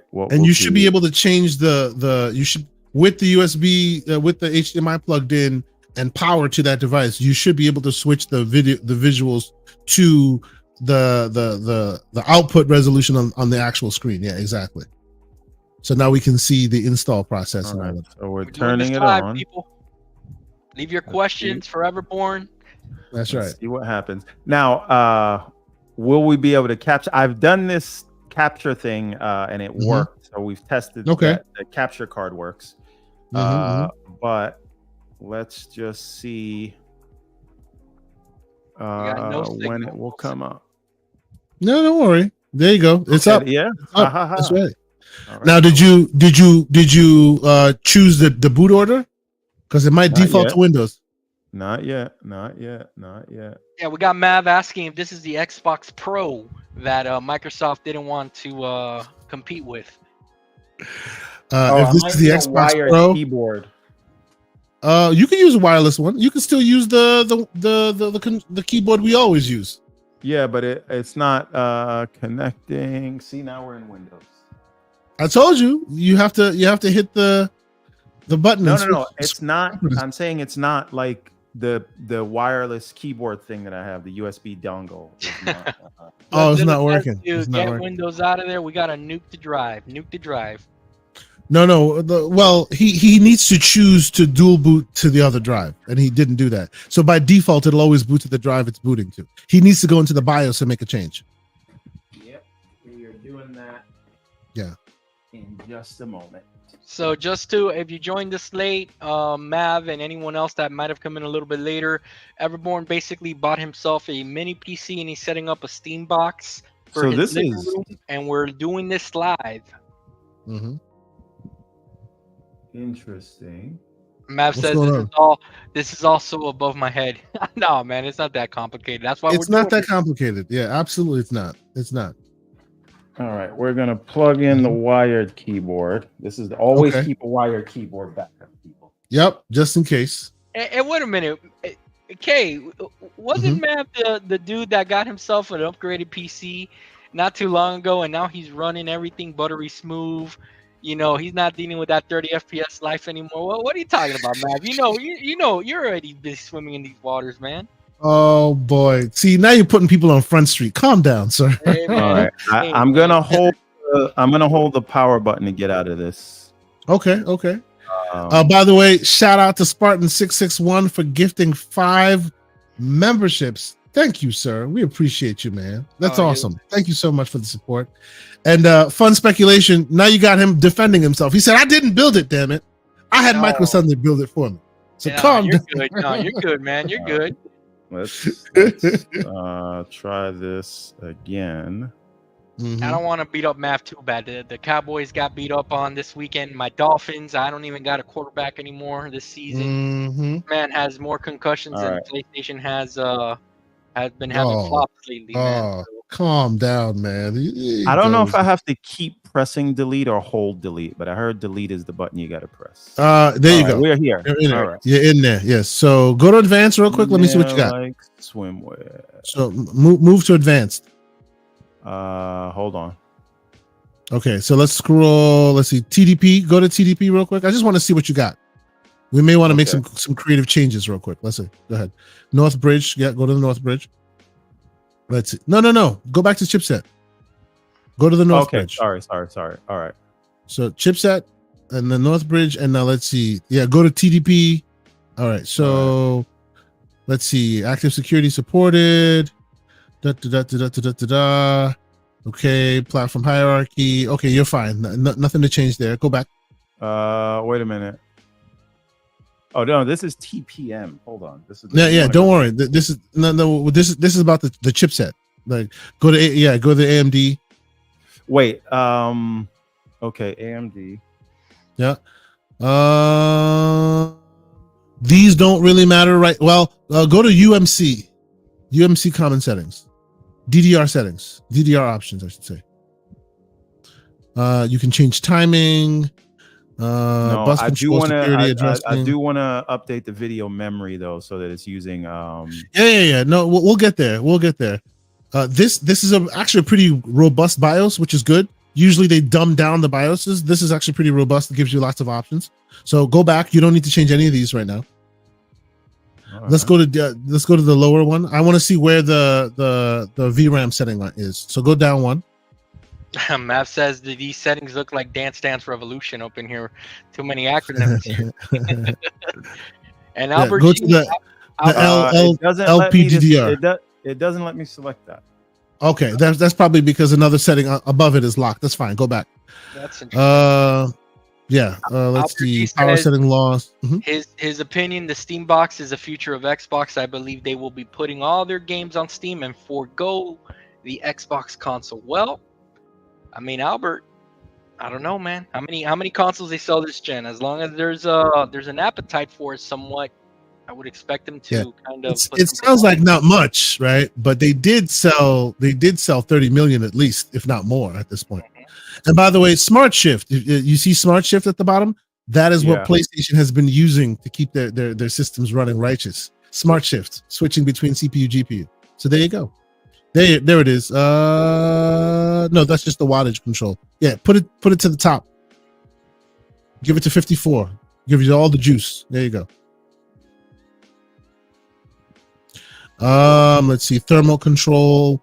Don't do manual. Click thermal control. Auto. Since you're setting the wattage high, let it regulate it based on how much it's drawing. Fan control, we don't need to worry about that. Echo mode, I would turn echo mode off so you get more performance. You're basically setting it up for, let's see, auto series H configuration system is 35. Nah, keep it to auto, because when the game asks for more, it'll give it more. Okay, back out again. Let's see. We don't need there. Network stack will be fine. I want to see OEM feature management. Go there. Let's wake up on. We can figure that out later. Power limiting settings and set the balance mode. Yeah. That you may want to change the performance. Yeah. Back it up. What about like overheating? Do I have to worry about that on performance mode? Because this is only 100 watt. Yeah, that's why we set the fan control to auto, so it doesn't just spin one way. It'll ramp up and down based on how much power draw you get. So it should be fine. Back it up. All right, I want to go. Give me 1 second. Now that we've changed that, I want to see. Where we Well, the VRAM settings is what you're talking about? No. Where did we change the wattage? What setting was that? Was that in? No, not DDR. Go back. Go down. AC power loss. No. Yeah, there it is, right there. You can also keep it to custom on the auto. Yeah.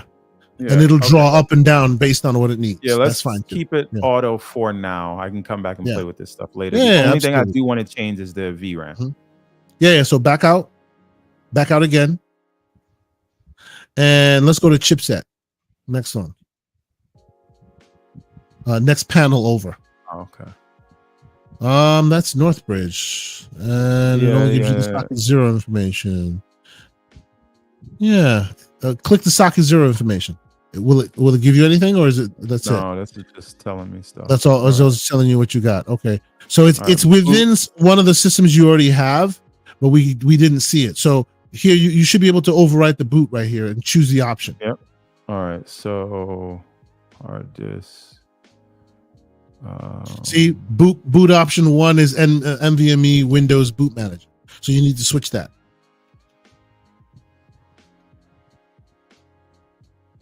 There it is. I don't know that it sees the one I just installed though, right? It does see it did say hard disk. I'm not sure if it sees it or not, but if you boot it to the SanDisk and let the SanDisk read what's available and put it there. Before you move on, go to NVMe. Hard disk is the second option. Well, no, but go to NVMe Drive BBS priorities. Click that. Let's see. Yeah, so it only sees so far that drive. Okay, back out and save and exit, and then have it power cycle. And let's see if it finds the new drive. Everborn, we got Albert saying, what would you do without Kay Asante, man? He's the real MVP. Hey, calm down, man. Calm down. No credit for me. All right. No, I do want to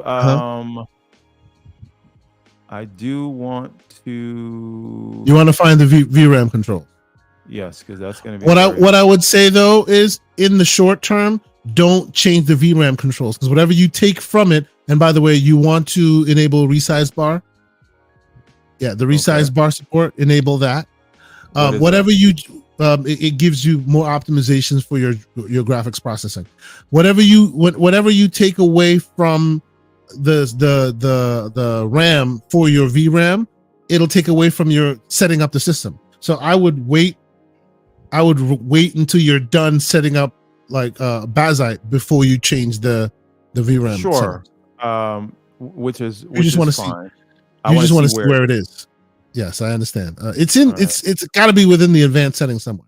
Okay, when you're done with when we're done with this video, Mav needs you to go over. He's having trouble with his RGB on his PC. RGB on your PC. Yeah, so, I'll be right there, homie. What are you in Texas? That's like 20 some odd. Well, not even 20. That's like 12 hours drive. That should be there. Let's go. All right, USB power off control. Mm-hmm. All right. Power limit settings. Go to the PCIe port. Go to demo board PCIe port. Yeah, go down there. Let's see. Fund 1, Fund 2, Fund 3. What a weird way of naming it. Oh, because they're hot swapping. Okay, never mind. All right, back out. Yeah, it's not easy to see. But you know what? Maybe there's an update to the firmware we don't have yet. Even so, I would wait until like when we're installed. Yeah, the Fox, there might be a new version into the BIOS. I just have to look at what he did or how he got there. Anyway, all right, we'll get out of this. We'll come back to that. Hey! I'm making a joke, but fun speculation.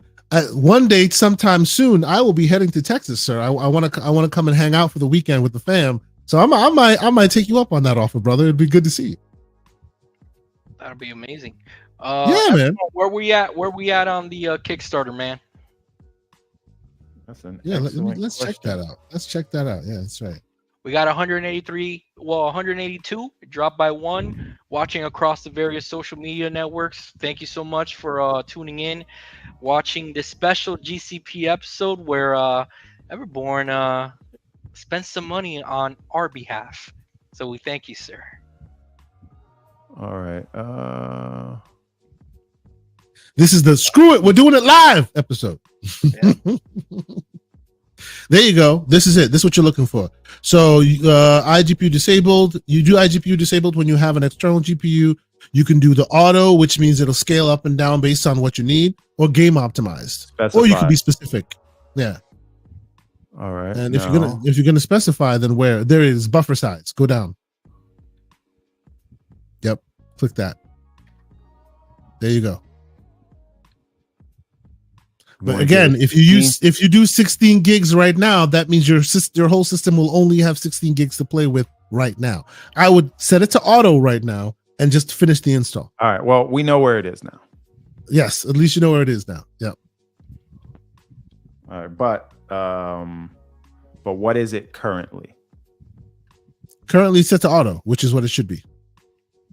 Right. If it's set to auto, okay, I got you. If it's set to auto, it'll look at the RAM you have. In case a game needs something, it'll ramp up support. NBIO common options is what we want to. NBIO. Okay. All right. So now we're gonna bridge. Hello guys, I might get one of these. That's good. Hey, there you go. Did link it in the chat there, so if you want to know specifications, you can check it out there. Yeah. All right. So we're gonna link it again, and we're gonna exit. Oh, Everborn, wait a minute. If it's a CCP device, did you remove the malware, or you haven't done that yet? well, that is why we put it in our own drive. Oh, okay. I want to make sure that spyware is removed. But go ahead. You may continue. Y'all need to calm down. They're being facetious. They are kidding. It is not that serious. And the ones that do have that issue have been called out for it. So calm down. You're gonna turn people off. Hey man, for some reason it's always recording, you know. All right, so save and exit. Mm-hmm.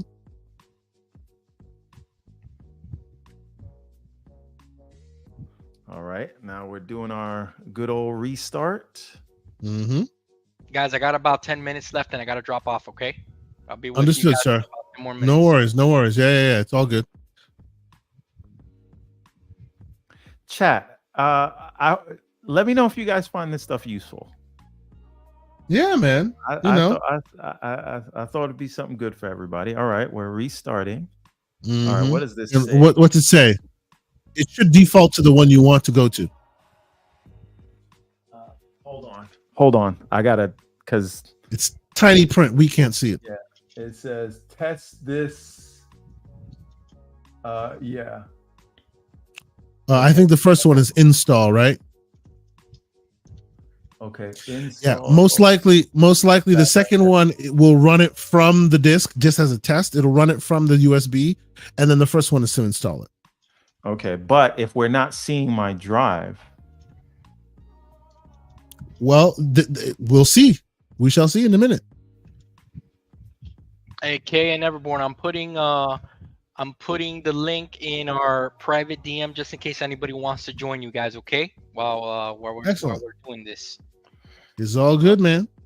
This is impossibly small. Yes, it is. It will be for a minute. Pause. What are we talking about here? That is not what she said. Context. It's not. He said that's not what she said. It's this man right here.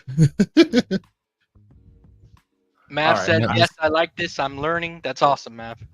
Great. I full screened it. So don't even worry about this. Nobody needs to see this unless you start seeing red X's. Right? It'll eventually pass it and they'll get you to a screen.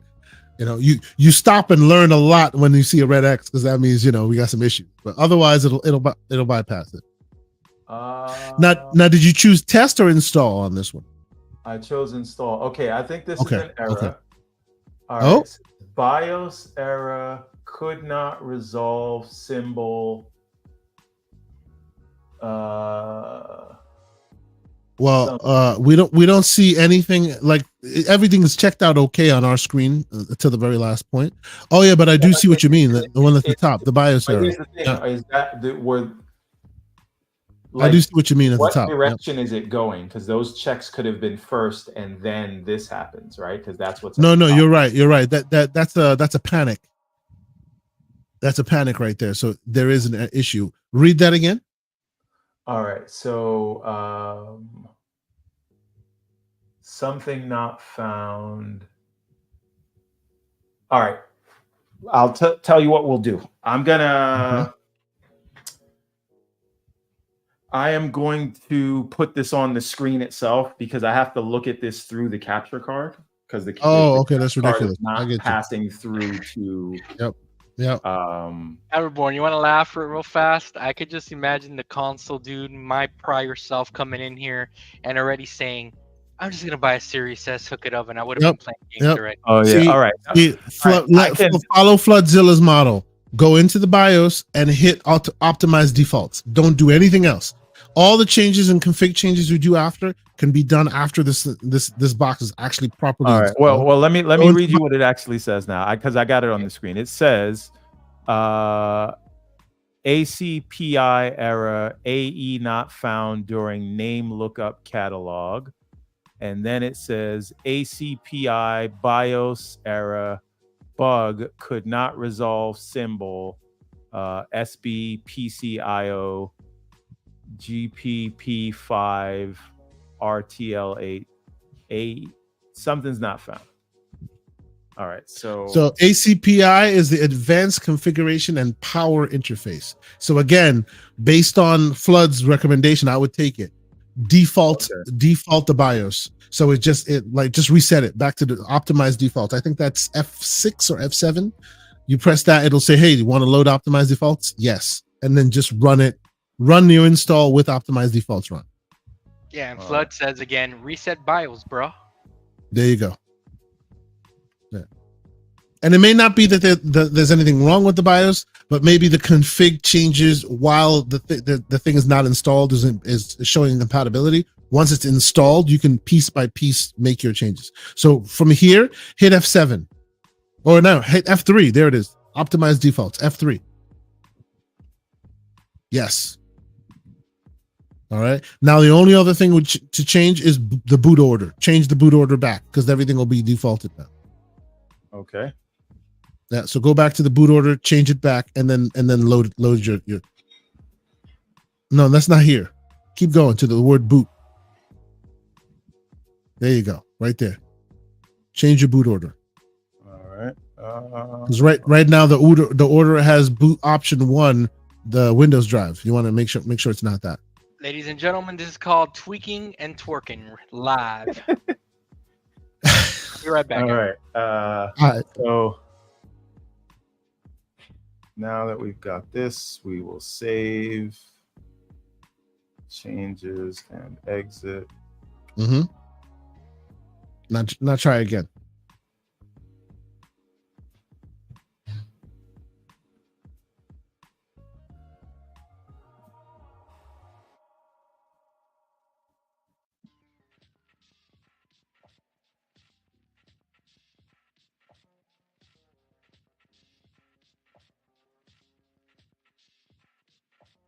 There we go. And you know what? This time, instead of install, test it. Boot it up from it. No, not install. Test. Yeah. See if it loads. Because if there's any hardware incompatibility, it would tell you here. It should load it directly from the SD card that you installed it on. It should still get you to your desktop. Some kind of interface screen. Hold on. Is there still another panic on the top? I can't tell. No, it's there you go. It's moving. There you go. Oh. There you go. You see, I came back and look, I fixed it. I don't even know what I did. Yeah, of course you did. Of course you did. Yes, sir. Let's see here. All right. So we got card is So before I sign off, just a couple of things, guys. We got just for housekeeping. We got the link in our private DM, and in case anybody else joins, keep an eye out on that. What's this called? Everborn. I don't know if you wanna give an update on the Kickstarter to see if anyone that has joined would like to kind of contribute to that Kickstarter. And then we got about 180 peeps, so anybody gives us a thumbs up, we would appreciate it, guys. Indeed. Thank you, guys. Thank you to the man John Wolf for being such a magnanimous host. We appreciate you, sir. Thank you for setting this up. We're probably going to be rocking this for maybe 30 more minutes. See how we go before wifey comes after my neck. We'll see. See what happens here. Yeah. So by the way, Everborn Saga.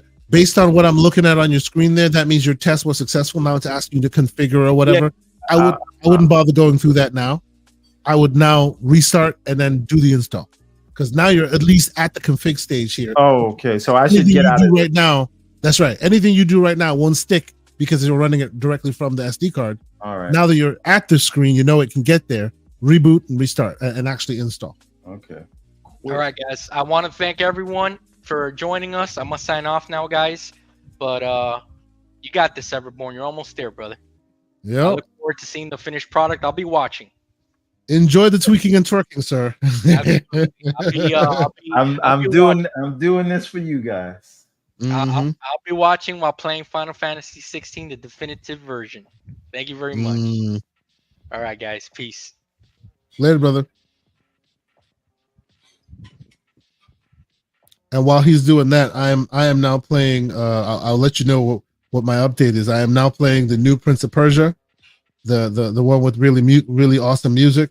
I can't share that with you, unfortunately, because we didn't set any of this up. We should have done that. We did it live. It is what it is. What are we gonna do? All right.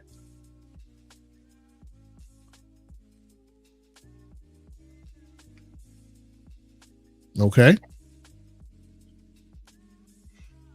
We're restarting. Yep.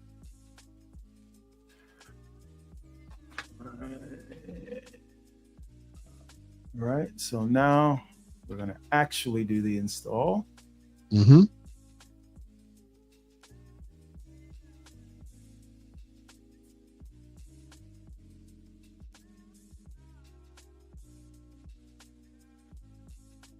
All right. Let's see how it moves. Give it some time.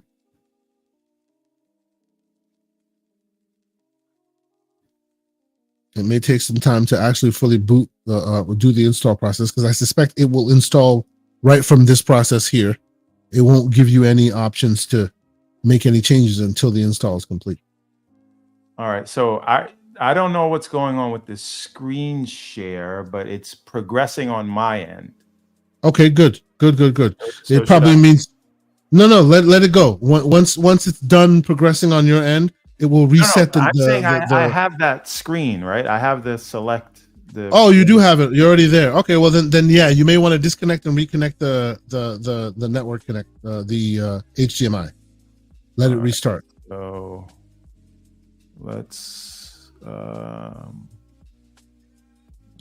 So it was fast with the install. Yeah. That's cool.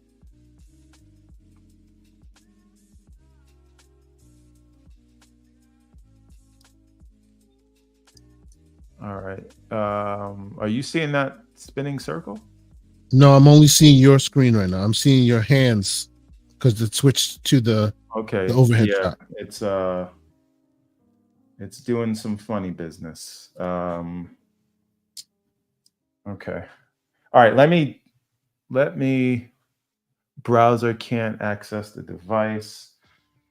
Elgato, you're killing me. Hopefully this doesn't break anything. Well, chances are, since you're in an operating system, you may need to go into the operating system and enable the ability for HDMI to work. Right? It's like being inside Windows. What I'm saying is, I see it right on the monitor that's connected to. It's the capture part that's not sending the signal, but it's not sending the signal. Okay, understood. So, for those who haven't played the Prince of Persia game recently, they've gotten a lot of upgrades since we last played it. You know the Prince of Persia game I'm talking about, right? The one that's the one that was in what do you call it? Early access for some time, made by the same people that made oh Lord, and now of course the name escaping me. Hey now, we are now inside the Ouroboros up in here. All right, let me try something really quick. Mm-hmm. And we're not seeing your screen, so if you do get to a place where we should see your screen, let me know and I'll post it. Hold on. This is the capture card acting funny. It's not anything on the tweak and twerking side, so to speak. Let me. So what screen are we watching right? Oh, it's us. It's us. Look at us. Hey. Yeah. I'm gonna fix that. Yes, sir. Now, because present extra camera. All right, doesn't like me using the other cameras and stuff. All right, this is a stream thing. So It's a StreamYard thing. StreamYard sometimes has a problem with using extra cameras while you're live. all right, I'll tell you what we'll do. Mm-hmm. Let me try this one more time.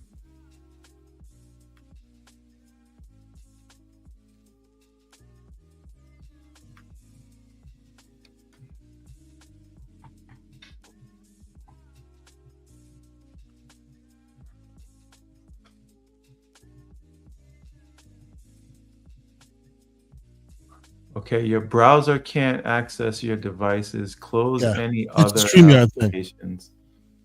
That is a problem notorious for StreamYard. All right. Let's see what we can do then.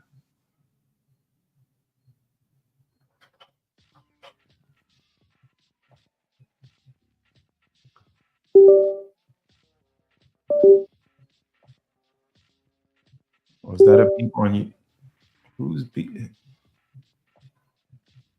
All right. Should I jump out and jump back in? If you want to try, go ahead. Yeah, we're here. Right, I'm gonna try to close the browser and everything. Okay. Okay. So what you do is you put your secondary camera, like when you go back into the system, put your secondary camera on first, and then your webcam. Okay. Well, let me turn off the webcam, right? Okay. It tends to sometimes see my face at the sure. moment. It tends to sometimes when you've already allocated one to it, it sticks to it. It knows the one it's sticking to. So try switching, see what happens. There you go. There's the secondary. Yeah. Okay, so that's this, and then if I were to add an extra camera. All right, it won't like that. All right, I'm gonna hop out, keep the people company for a minute. Yep, no worries. All right. Oh yeah, I forgot how to do this. Hey, and it's the K Asante only on the stream show. Hilarious. They all just left me here, right? So anyway, with 173 people in this chat right now, I guess until Mr. Everborn Saga comes back, let's regale the people. I want to know what you guys are playing. What's going on in your world right now? Because I was playing New Prince of Persia. I don't know if y'all, well, not New Prince of Persia in early access, and every time there's an update, it gets better and better. So yes, I'm loving it. This, by the way, is the 1X Player X1 Mini. Yes, it's called Mini facetiously because this is the 8.8 inch screen, 144 hertz. Fantastic. I've been trying to do a review on this thing forever, but every single time I'm finalized my review on this thing, so a new feature shows up that makes me want to re-review it. It's crazy. That's why I haven't been able to release one.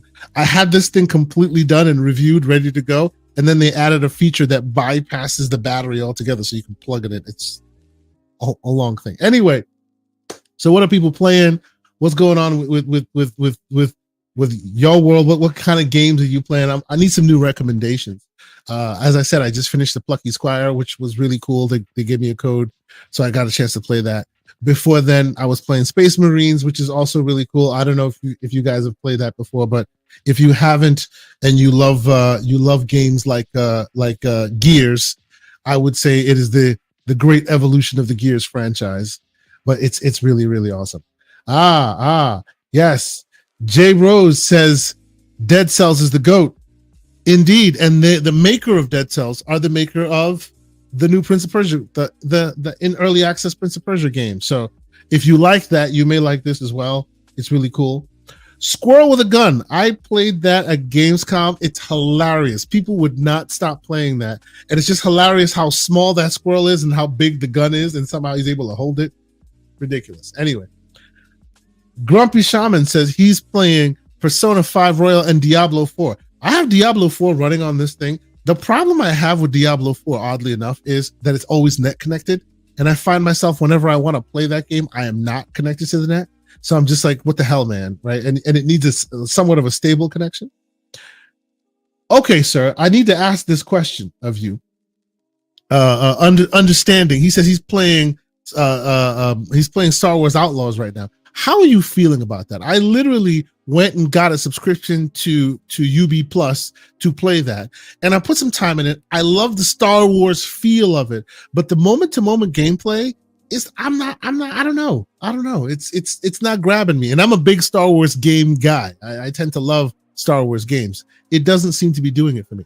Mr. Everborn Saga, it looks like you're back in the camera, and this time it's working. It's working. I can't hear you. Oh, there you go. I restarted the PC. Okay. Yeah, sorry. I restarted the PC. Okay. So let me make this thing solo so you can see. Although, like it might not be worth doing this right now. You may need to once you've configured it, you may need to go into the font settings and fix it because it is teeny tiny. Like no, you can't it's even see because this is a 4K monitor.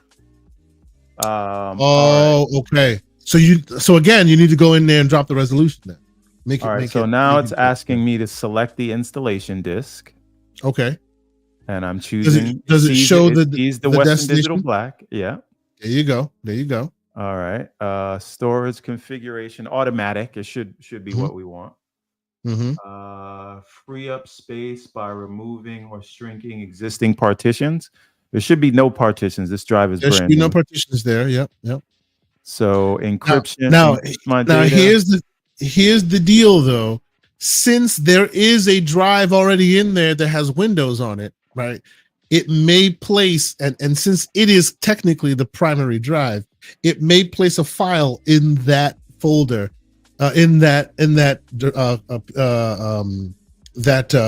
drive, and kind of not muck up Windows, but give you the choice of which one you want to choose. So even if you choose the primary partition, you can choose between the two, which is good and useful. But if you want to keep them separate, the only way to do that, in my experience, is to pull out the primary drive while you're doing this install. If you really don't care about Windows, it doesn't matter. All right, well, let's see what happens. All right, so now I've selected the drive.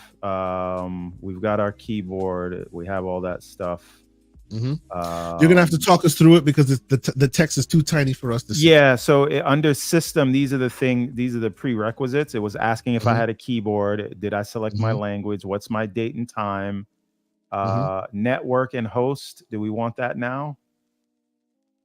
I mean, you'd want to call it something unique on your network, right? And I'm sure the network will be I'm wondering if automatic. It wants to connect to Wi-Fi is what I'm asking, but maybe it doesn't. Most likely, because if there are any updates, it'll probably want to get that. Yeah. Select network. Yep. All right, I'm gonna stop sharing for a second because we're not that loose. Go ahead. I will. This is what I'll do. Bam. Actually, no. Just take that screen off. Yeah, I can do that. But right there, you out. All right. Okay.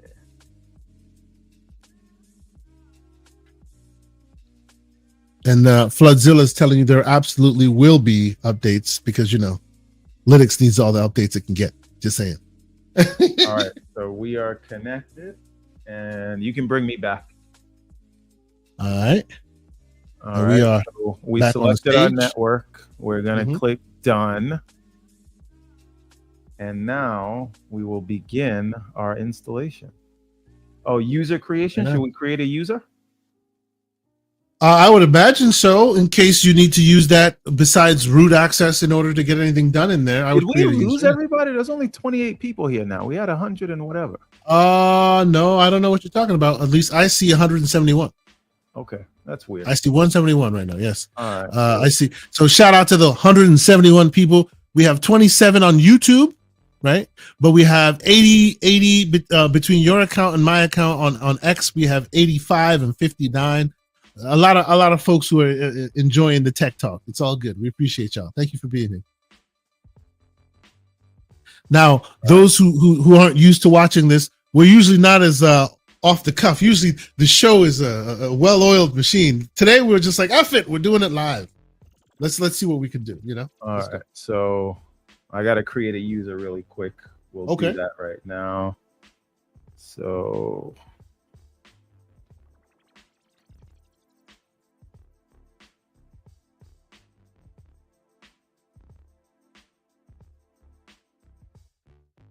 And while you do that, I'm hunting for my mini HDMI to standard HDMI cable, seeing if I can make that work. We'll see.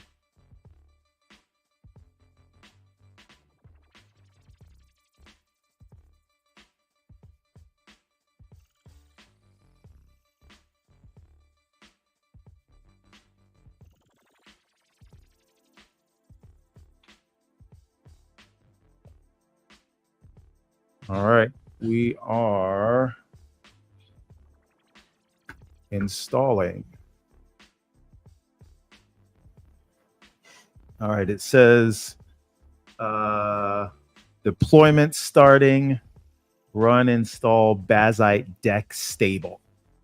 Exciting. Okay. Times. Are you excited? We'll see. I see Slow-Mo has joined us with the slander. That's okay. So we're like, what is this? Like 15%?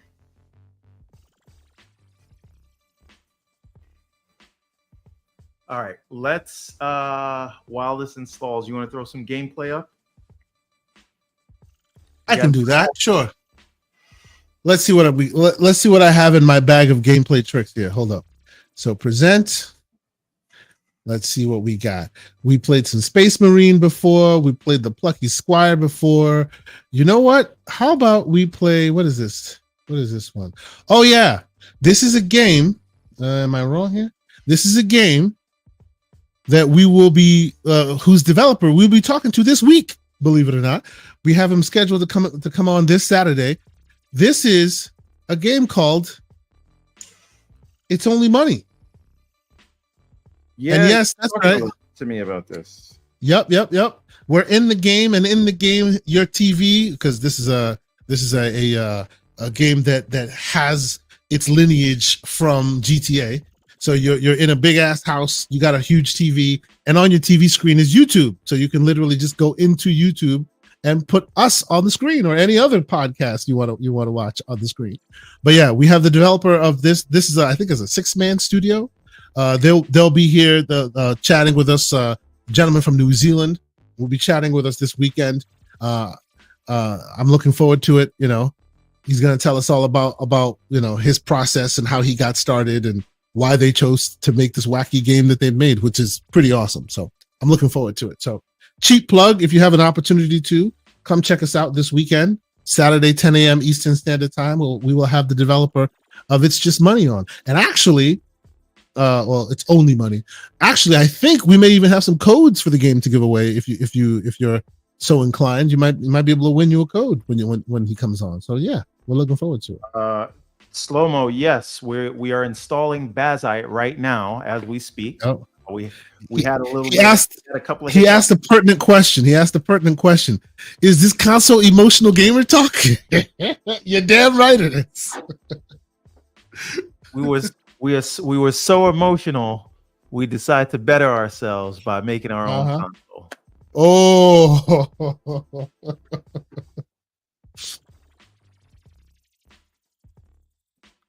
Here we go. All right. Shout out to Snow Dragon. Snow Dragon says the living room is the only place to play. That is not the case, Snow Dragon. With all due respect, I play anywhere and everywhere, ladies and gentlemen. That's because you anywhere don't and everywhere. Any morals or self-respect, sir. What? Sure. Because my device is so capable, I can play this anywhere I am. I have no morals or self-respect. Sure, thank you. Yes. John Wolf says, unlike Xbox, GCP is competing out here. So Slow-Mo says Everborn is doing more tweaking and twerking right now than any PC gamer in a year. So let's run through what we've done, because I don't think Slow-Mo was with us at the beginning. All right, so we did the unboxing recap on cam, right? Which and we set up we set up a an unboxing cam just for this, which you can see here. Right, this is the device. You can see the size of it, right? We got the capture card and everything, so we could share the process. And then we installed this Western Digital Black 1 terabyte SSD. And by the way, Slow-Mo, this is, I don't know if you remember this, but maybe like a year or two ago, these went on sale for like $89 and you gave everybody the link at Amazon. I bought this back then, and the plan was to install it in the PS5 when the update came out to allow for yes, that's it. It is the SN850X. And then he got his PS5 and went, I Anyway. don't really use this thing for that much. Right. Just left it alone. So right. So I'm like, I don't even, when I only play their first party stuff. And that's like, you get a couple of those a year, so I can delete the ones I'm not playing. So real quick, put a little bit of respect on PlayStation's name. Day one, the Plucky Squire. Just saying, on PlayStation Plus. Right. So this has been sitting in my desk drawer since then, and I'm like, let me order this thing. And you ask what country this comes from. The company is B-Link. I don't know if they're a Chinese or a Korean company, but I'm going to assume that they're a Chinese company. It comes with a 1 terabyte hard drive, but that's where Windows is installed. We're not going to use that. We're going to use this strictly as a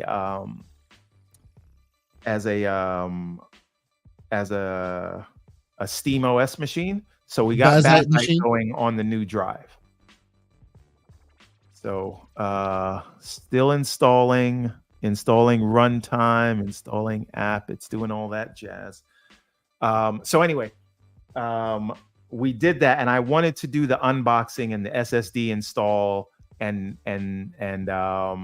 getting Bazite set up. I wanted to do that all on a live stream so that people could see what the process was like. So that's how we ended up here. Yeah, you wanted to tweak and twerk live that Windows OS ASAP. That is the plan. I just want to make sure I can get rid of. I can get Bazite installed and working properly, and then I will do what needs to be done with that Windows.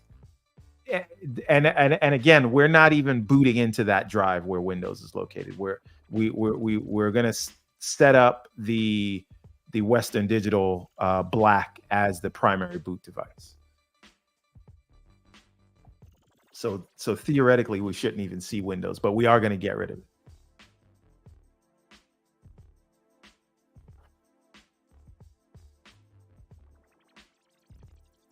Oh, he said, well, first of all, Flood,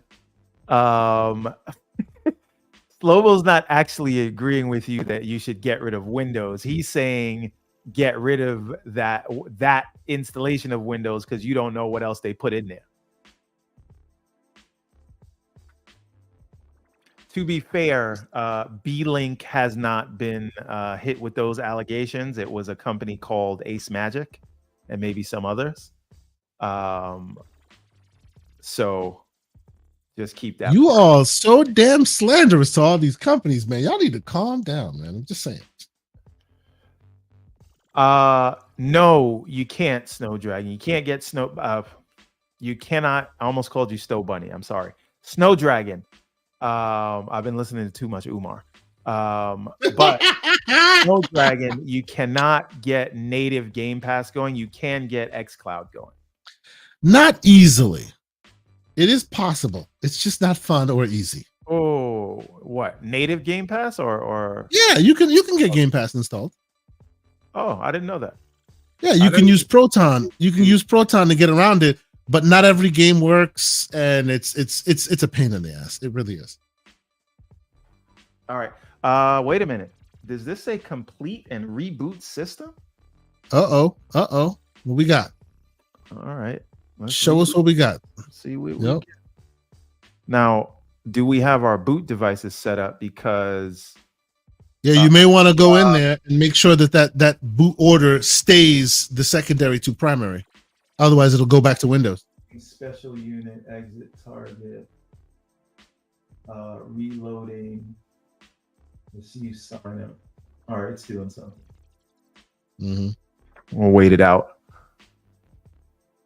Dr. Dry Rub says, will Everborn be replacing Windows on the Ally X? No, I will not. For that, I would just stay with my Steam Deck, which I am very happy with. The Steam Deck OLED. But the ROG Ally X does allow me to play Game Pass games when they work, when they actually launch. I love the slander he throws in there. So, and plus I have a Windows device that I won't really be putting Linux on because of it's NVIDIA, right? So I have that 4090 in the bedroom. So this gives me some synergy with that. So anything I can play on the 4090 will at least be compatible with the ROG Ally.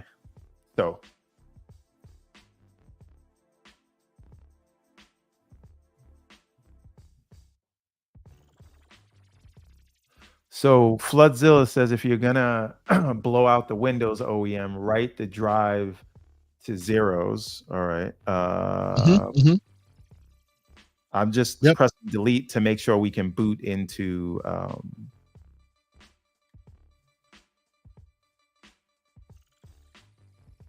He's not wrong.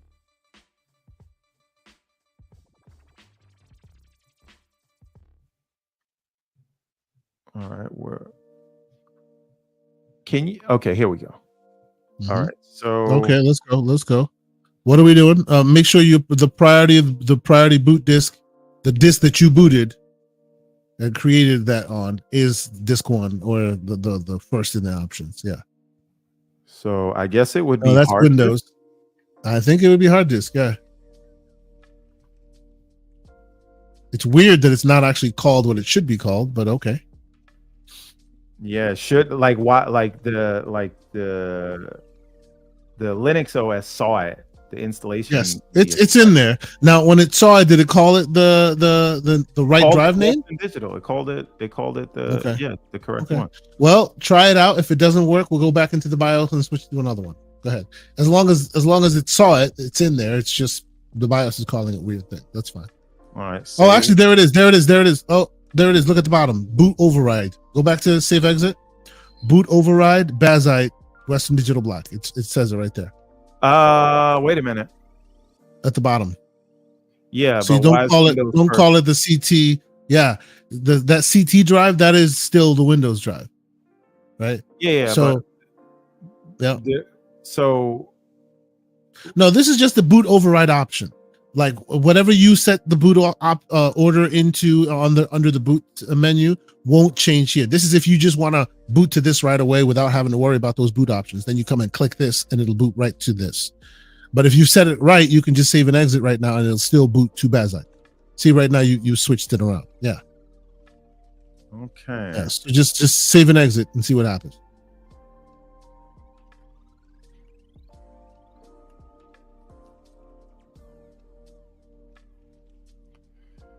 All right.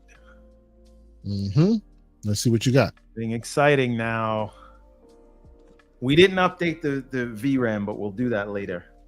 Yeah, once everything boots righteous and you see everything running, then we'll talk about that.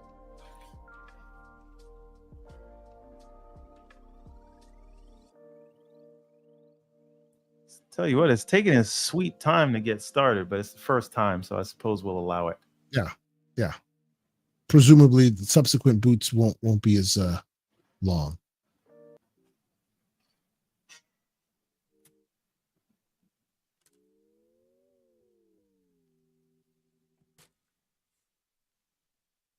Does make me wonder, though.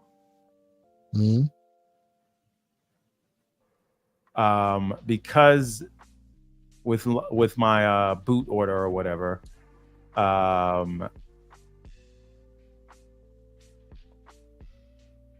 Well, we'll see what happens.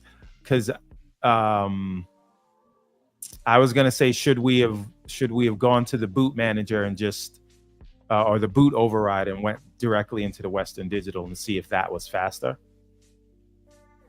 I mean, what I'm looking at here, unless there's an issue that pops up, I would put this to first time boot up, right? It's creating cache drives, it's creating, it's buffering things. There's a lot in the background that happens when you first boot up a system. So I wouldn't assume that this is how it will boot from now on, right? So we'll see. I would wait, and whether you bypass the boot order and go directly into the Bazite disk or not, being that it's still the first time boot, it may still take some time. All right, let's see what happens. Mm-hmm.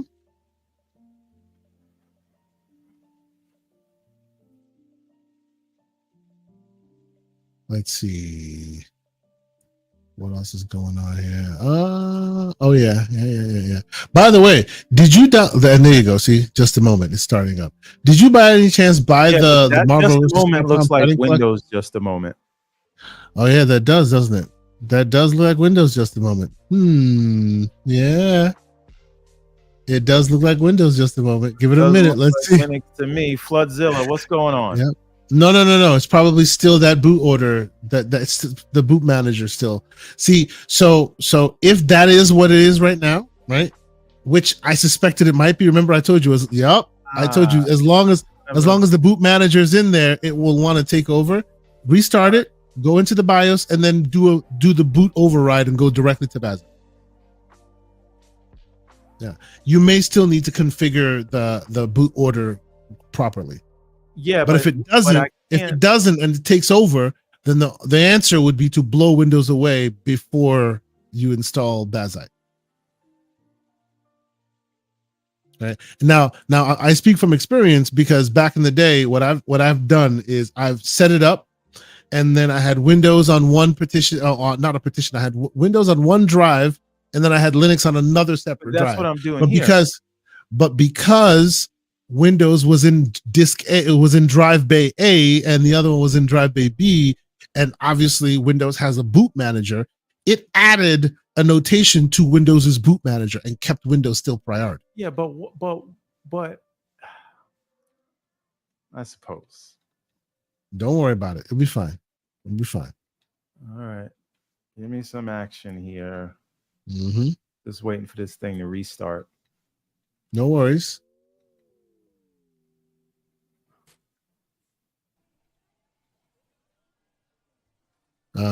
There you go. Now get into that boot order. Yeah. Into the BIOS.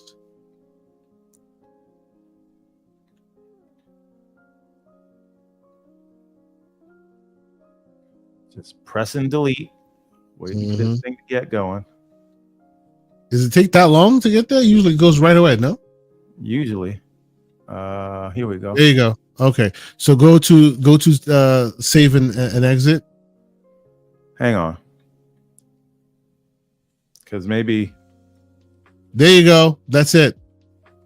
Set that as priority. Yep. There you go. Now back out.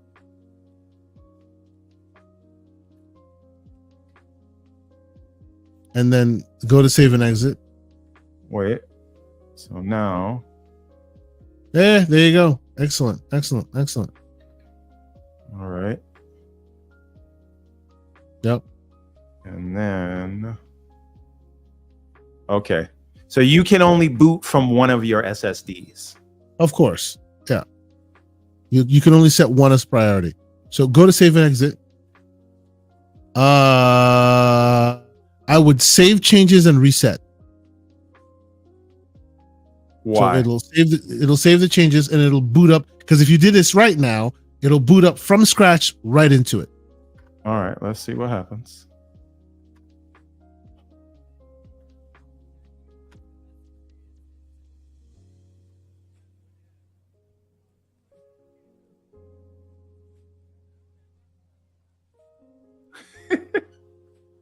Uh-oh. No. Slander am I missing? Okay. No. Dr. Dry Rub.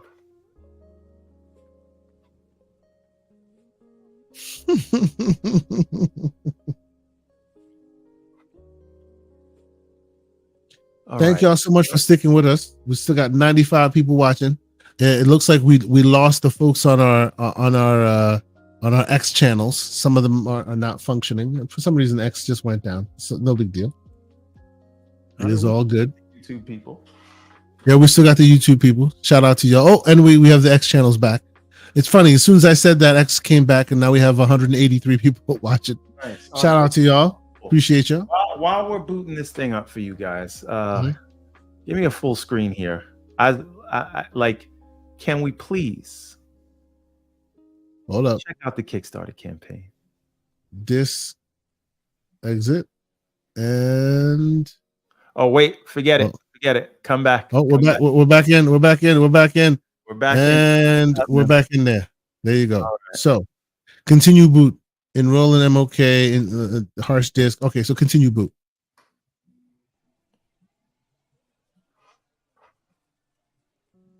We got Infinite Umbra in the house. What's going on, Umbra? We are making we are making the Steam console. Are we? I don't know. We're building the Steam console. All I see is a lot of tweaking and twerking. I'm just saying. I have been accused of tweaking and twerking a time or two, and now I'm accusing you of it. All right, so I got 3 dots. Black screen. On the screen. It's not black for me. It's gray. Okay. And it has 3 dots. So I don't know what that is. I guess we're waiting. Yes, sir. Oh, we've inspired someone else. We've inspired Floodzilla. Well, Flood's gonna get one. He's thinking about it. All right. Updating cards. Please wait. This may take a while.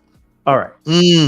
At least it's warning you this time. All right. Well, on that note, can you get the Kickstarter on the screen? I don't see why not. 1 second, please. Where are we? We're sharing Space Marine and another game.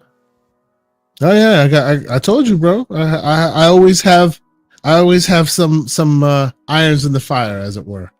But here we are. Damn. If you're a Dune fan, designs within designs. All right. So yeah, this is the Kickstarter. I see some more people have supported. Listen, you guys have to check out these limited edition alternate covers for the book. We released those today, so you can get these covers. There are only 50 of each of them. There are 2 separate covers. We're only printing these once, so if you don't get these, you will never be able to get them again. And these are new add-ons that we've added to the campaign. You can see the level of quality that we do here. You can see how long we've been at this. This is actually the 7th installment in the saga that we're telling. The first book came out in 2019. Wait, we've got something on the screen. Okay, it's doing its boot. Not on our screen. Oh, well. So you can see some of the quality we got going on here.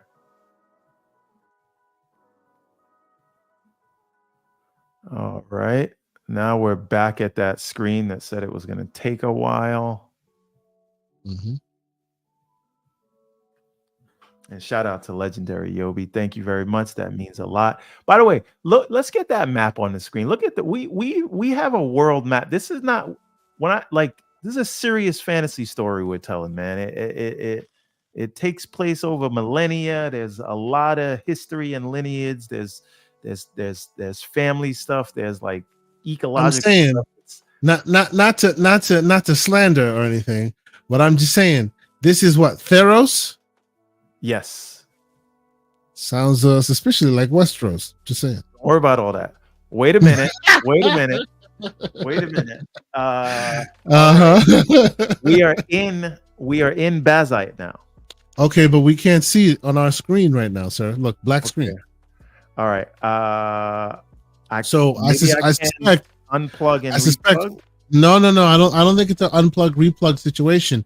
I suspect you may need to go to the desktop mode, right click the desktop mode, and then enable an additional screen for it to see that. Right? You're in Windows. Windows just doesn't automatically show you what's on the screen. You have to tell it to. Same thing like Linux. Wait, what do you want me to do that in Linux? Yes.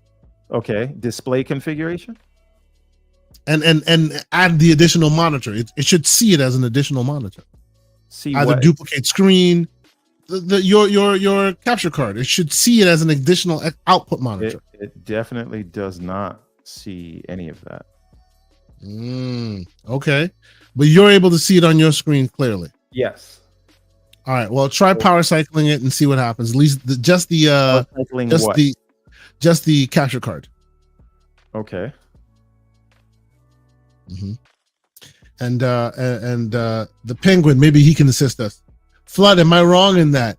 Does he have to enable the capture card to see it? Card is just,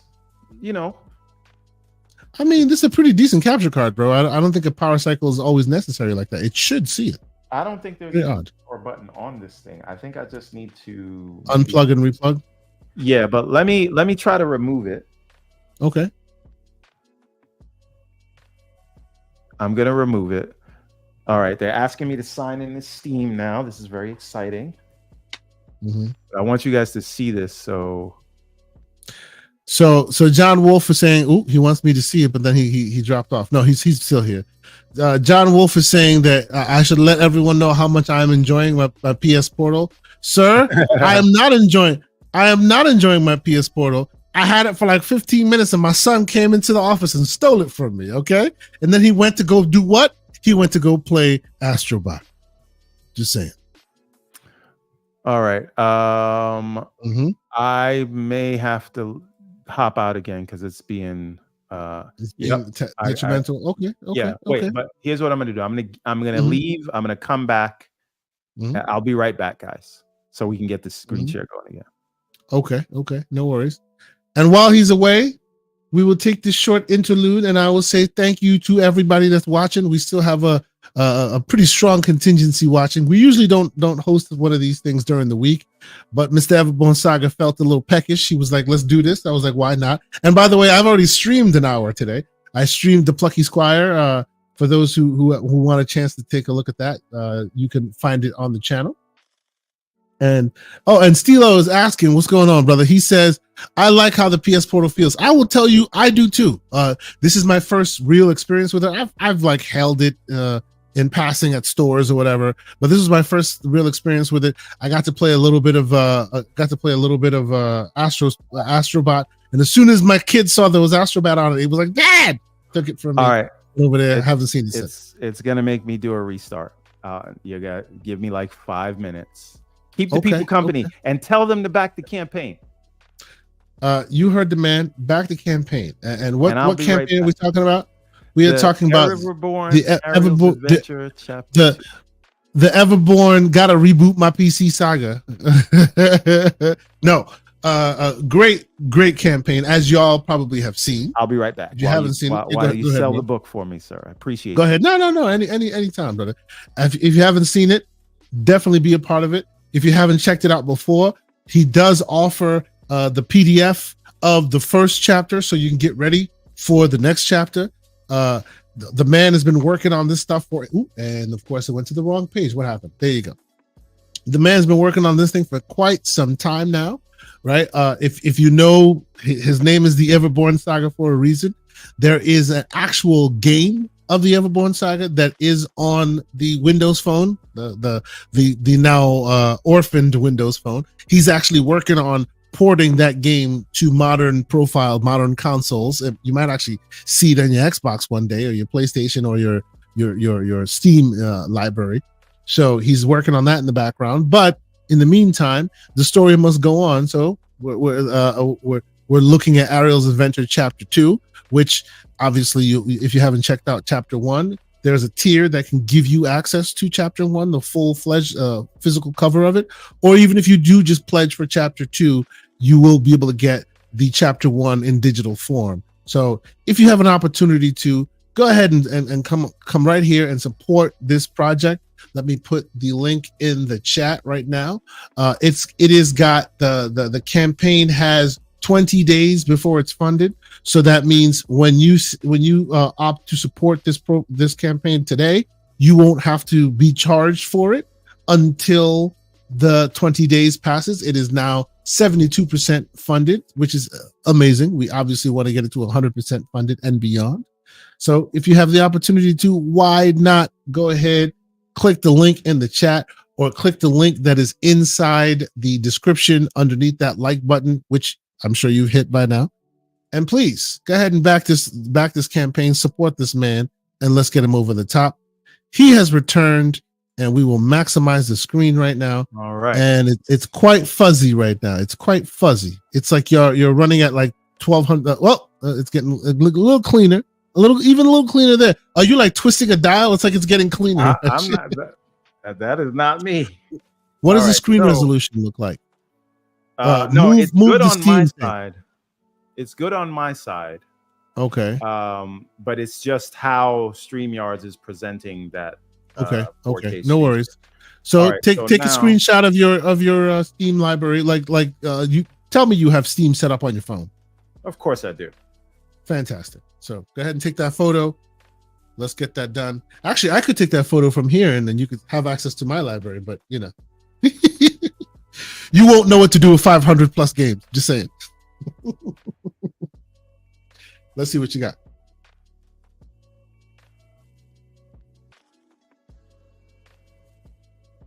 Right. Ooh, Steam card. That's cool. Okay.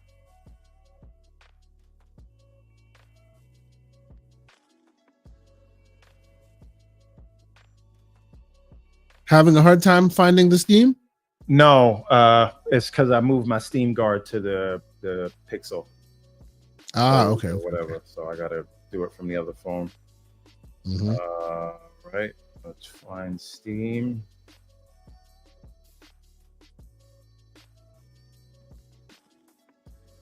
All right.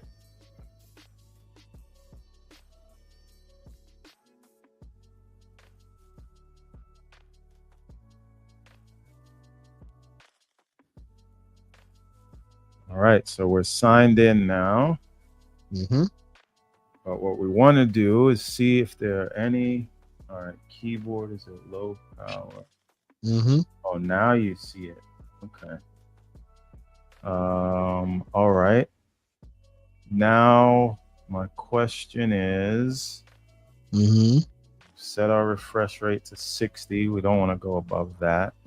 Do I need to look for any updates? Yeah, absolutely you do. I would. Do I do it from here, or do I do it from just the gaming mode? You wouldn't even need to do it from any of these. How closely does this resemble SteamOS? Let's go back to the single gaming mode. Well, that's what I was just asking. Should I go to the gaming mode?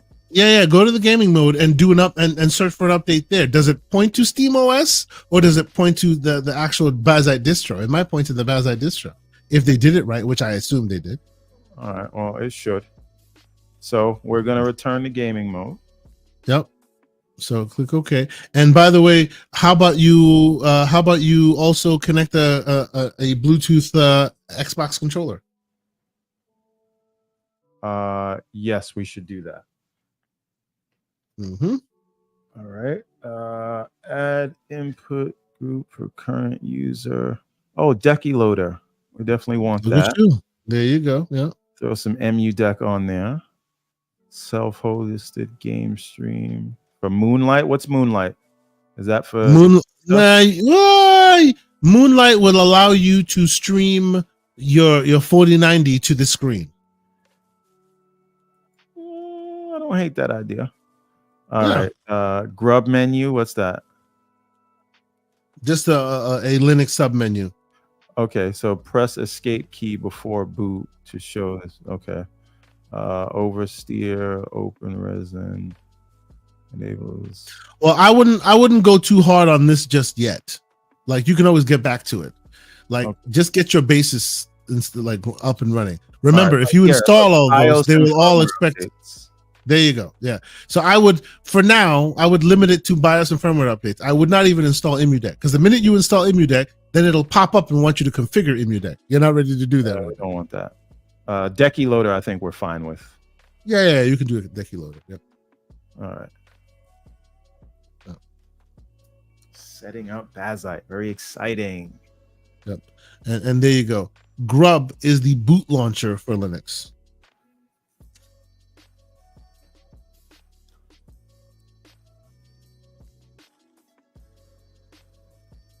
And your man is giving you some pointers here.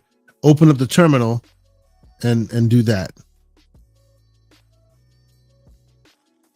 All right, what is that going to do for me, sir?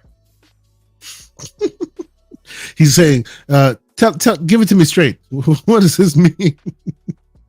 And by the way, we can't see like words properly written on your screen right now. It's all very much it looks like it was updates. Yeah, updates.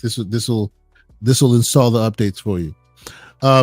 The text on the screen looks like what you would get if you asked it an AI to put text on the screen for you. I can imagine, but that is not the fault of the device. That is the fault of StreamYards. Yeah, it's a translation. I get that.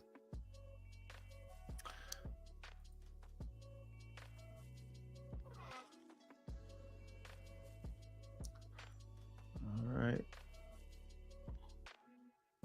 Show console.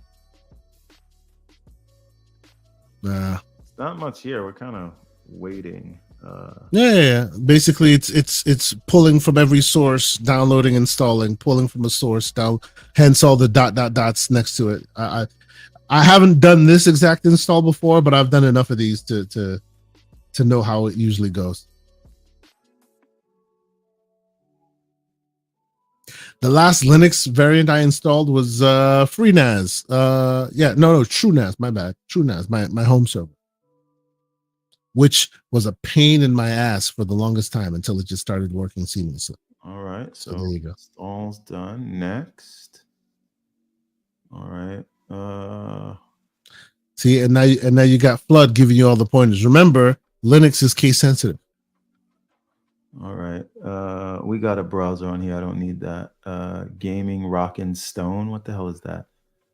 Emulation, no. Stream to the internet, don't care. All right. We don't want any of that. Yeah. So go to the single the gaming. Oh, you have more to install? No, I mean I clicked install, but I didn't have anything checked, so it shouldn't be doing anything. Installation complete. Next. Yeah. So then just get. All right. Yeah, and then go to the single mode. Let's see what we're looking at. By the way, do you have your Bluetooth controller configured, sir? No. Do I need to do it here, or can I do it in gaming mode? You might be able to do it in gaming mode as well, but I would have done it there. Make it easy on myself. But that's you. You do that. All right. Let's see what happens. We're using Starfield controllers for now. That is only till the new one comes in. Okay. All right. What's going on? What's going on? And now it's going to ask you to log in again. All right. Yeah. Fun times.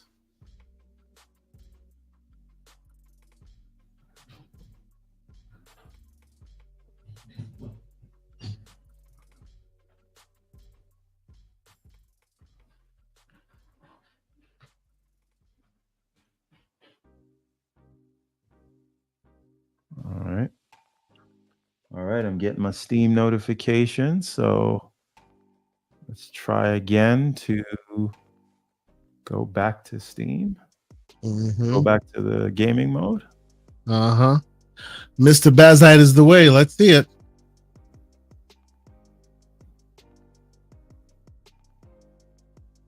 Impress me, sir.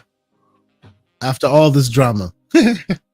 After all this tweaking and twerking. Oh! See, it keeps going on back here. All right. So this is something we're going to have to figure out.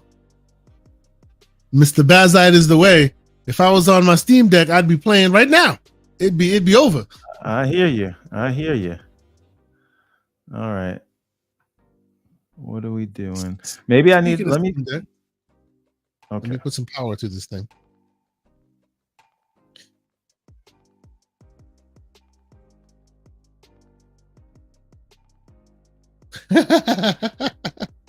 I love it.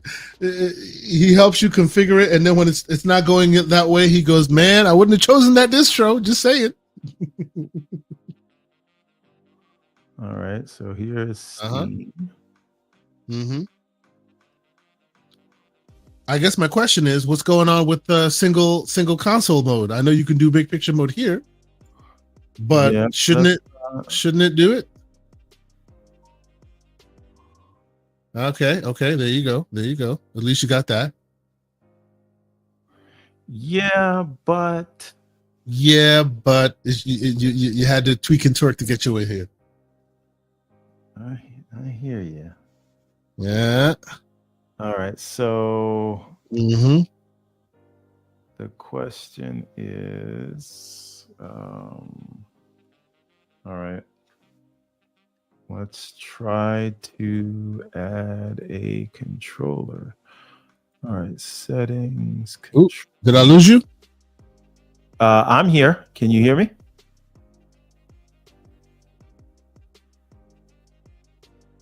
All right, no controller detected.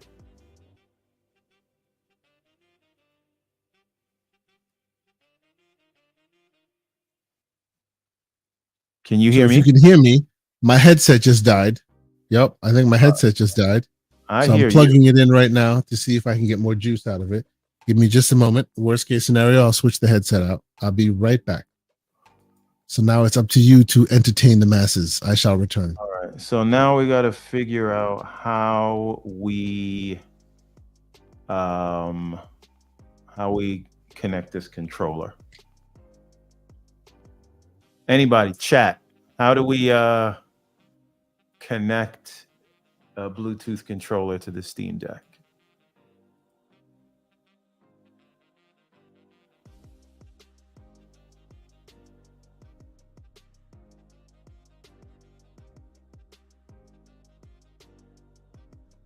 All right, let's see. I have returned. Can you hear me? Yeah, I heard you before. Okay, good. No, my headset died, so I wasn't sure. Okay. So how we looking? So it's not detecting the controller, but I want to connect it through Bluetooth. Mm-hmm. So well, how is it connected now? It's not connected at all. Okay, so yeah, is it that it does not have any Bluetooth controls here? I don't see anything for Bluetooth. Yeah, that's true. I would go into if under connections you're not seeing anything, I would go into I would go into just the general all right. Maybe you are right. I gotta go back to desktop. Mm-hmm. Mm-hmm. Okay. Yeah, Bluetooth pairing is most likely on the desktop. Oh, Michael Mooney, thank you so much. With a 10 euro super chat? Thank you, sir. I appreciate you. He says, with Steam supporting user server hosting, it would be interesting if a future SteamOS Nook would allow users to load games from a local server to run on the Nook without installation.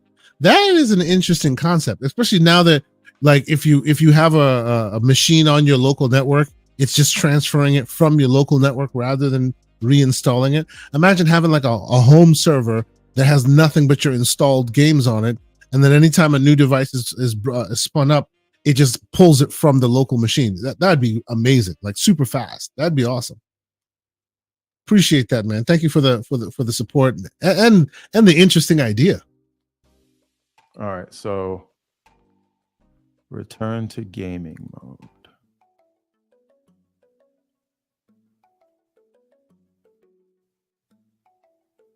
Mm-hmm. And the question is, what is that thing on the bottom? Is that low? Oh, okay.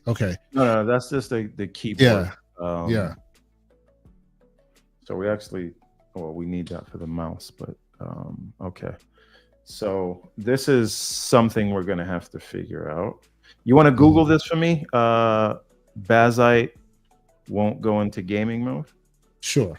Let me see what's going Because on. I can do big picture mode, but if I'm doing that, I might as well have stayed on Windows.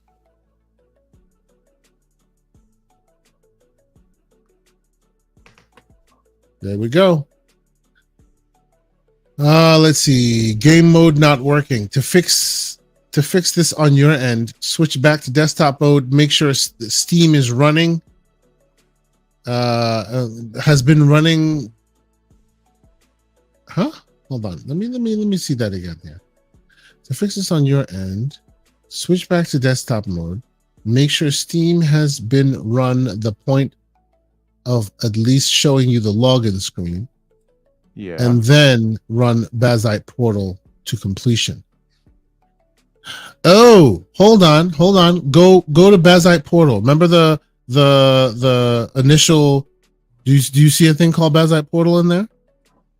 Yeah, click that. All right. Next, it's probably because it's not completed. Okay, but it So- said it was complete. Yeah. Now go to next, because look at the not install will install. There should be a next until it completes.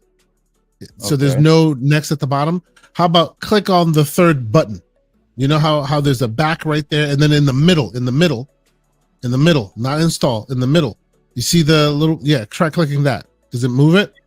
No, you have to go to next. So is there next? I don't see next. I only see install. No, you It's go going to to overwrite the install. It will install, and then you'll Yeah. go to next. Okay. Right. Well, wait until it's done, man.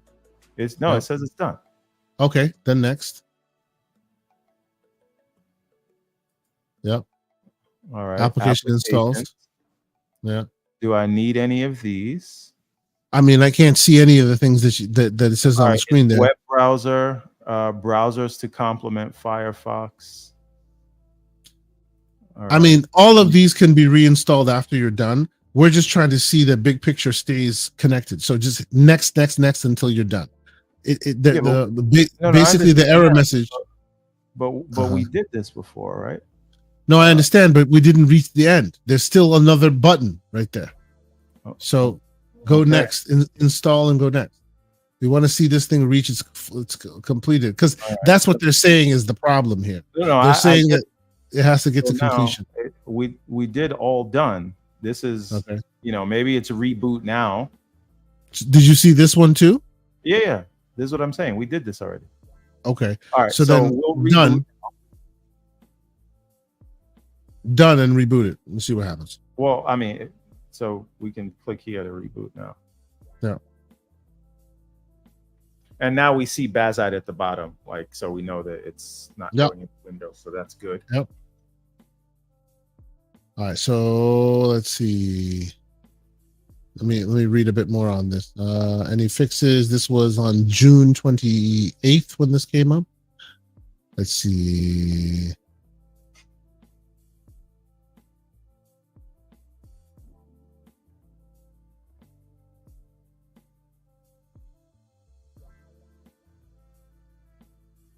Just waiting for this thing to get going. Mm-hmm.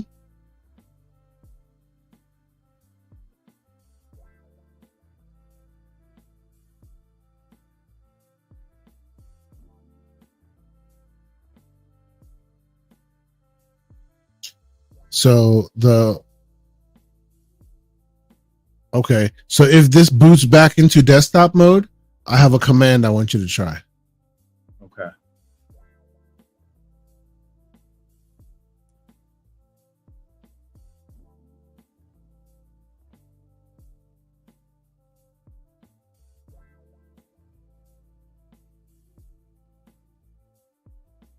Exciting stuff.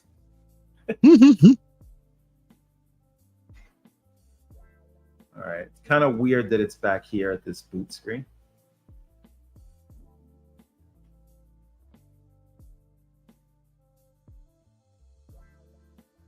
I wouldn't call Kirby- it tech support. This is a community. It's That's tech like- moral support. That's what this is. Tech moral support. We're doing our Yep. process. It's funny because now it's not showing it on my screen, but it is showing it on yours. Mm-hmm. There we go. Snow Dragon with a 5 Canadian. Thank you so much. He says sending support for a living room gaming PC. Thank you, sir. We appreciate you. Thanks for the support.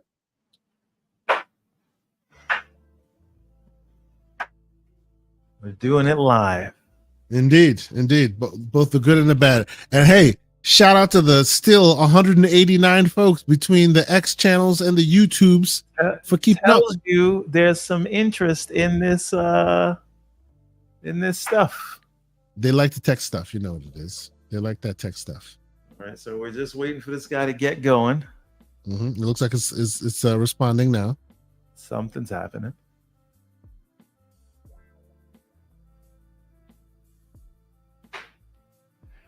Floodzilla says Kirby Luis is right on time with the Linux cylinder. Okay, this looks better. Yep. This looks better because this is how gaming mode starts on the Steam Deck. Speaking of the Steam Deck, I have the software updates installing right now on the Steam Deck. I'm trying to boot it up. It's been a minute since I played my deck. Okay, let's see. All right. Does it go to desktop? Hey, yeah. Go to English. Deck startup. English. Go ahead. Let's go. Now, will I be able to see? This is why I was like connect the Bluetooth controller right away, so you could have this going. But I did, right? We did it previously. Oh, so then you should just be able to hit the Xbox button once, and it should connect. Yeah, I did, but it's not. So. Oh, fantastic! We got to do it this way. Yep. So that means the Bluetooth radio hasn't enabled yet. Go with English, Eastern Standard Time. Mm-hmm. Connect your Bluetooth. Oh, hold on. What am I doing? Yeah, get that. Hi, guys. Updates may take some time to download. We can come back. Okay.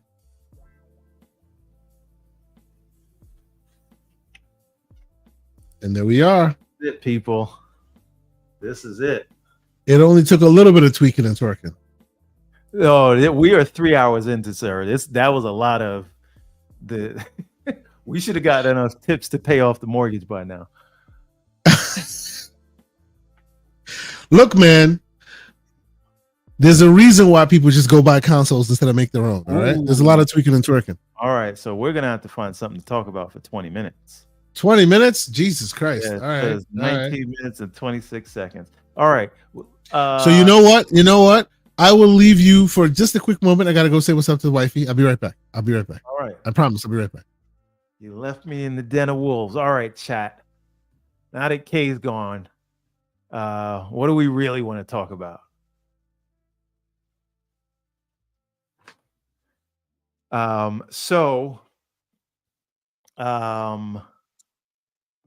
What did I want to say?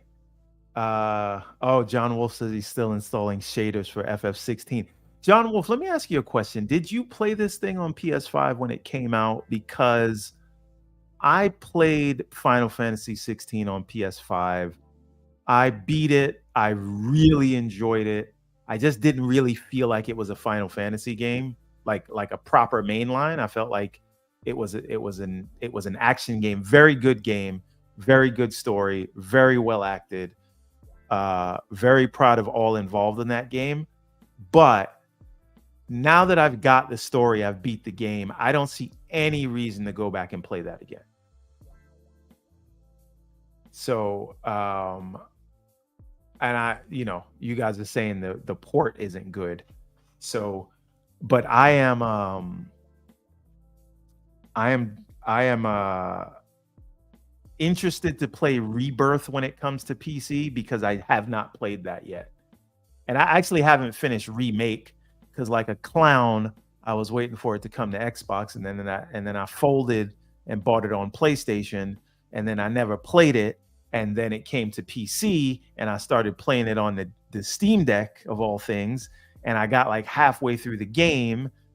I met up with Eris, and now we're in that boring ass section of the game that they added where you get to meet Eris's family and stuff like that. Shutting down Steam. And so I have to go back and finish that, and I figure by the time I finish that, I'll get to Rebirth. But yeah, no interest in Final Fantasy 16 on PC because I beat it already.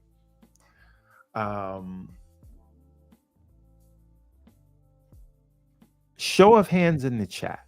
Who is still playing on console and enjoying their time?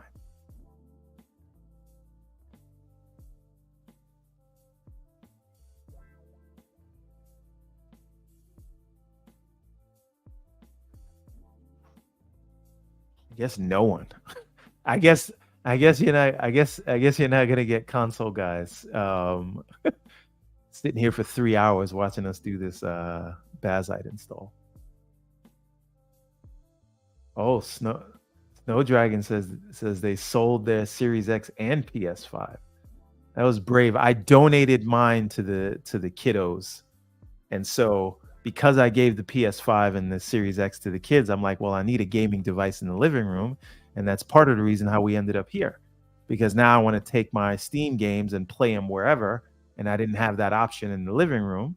And so now we're building this living room PC that is very, as you can see, unintrusive.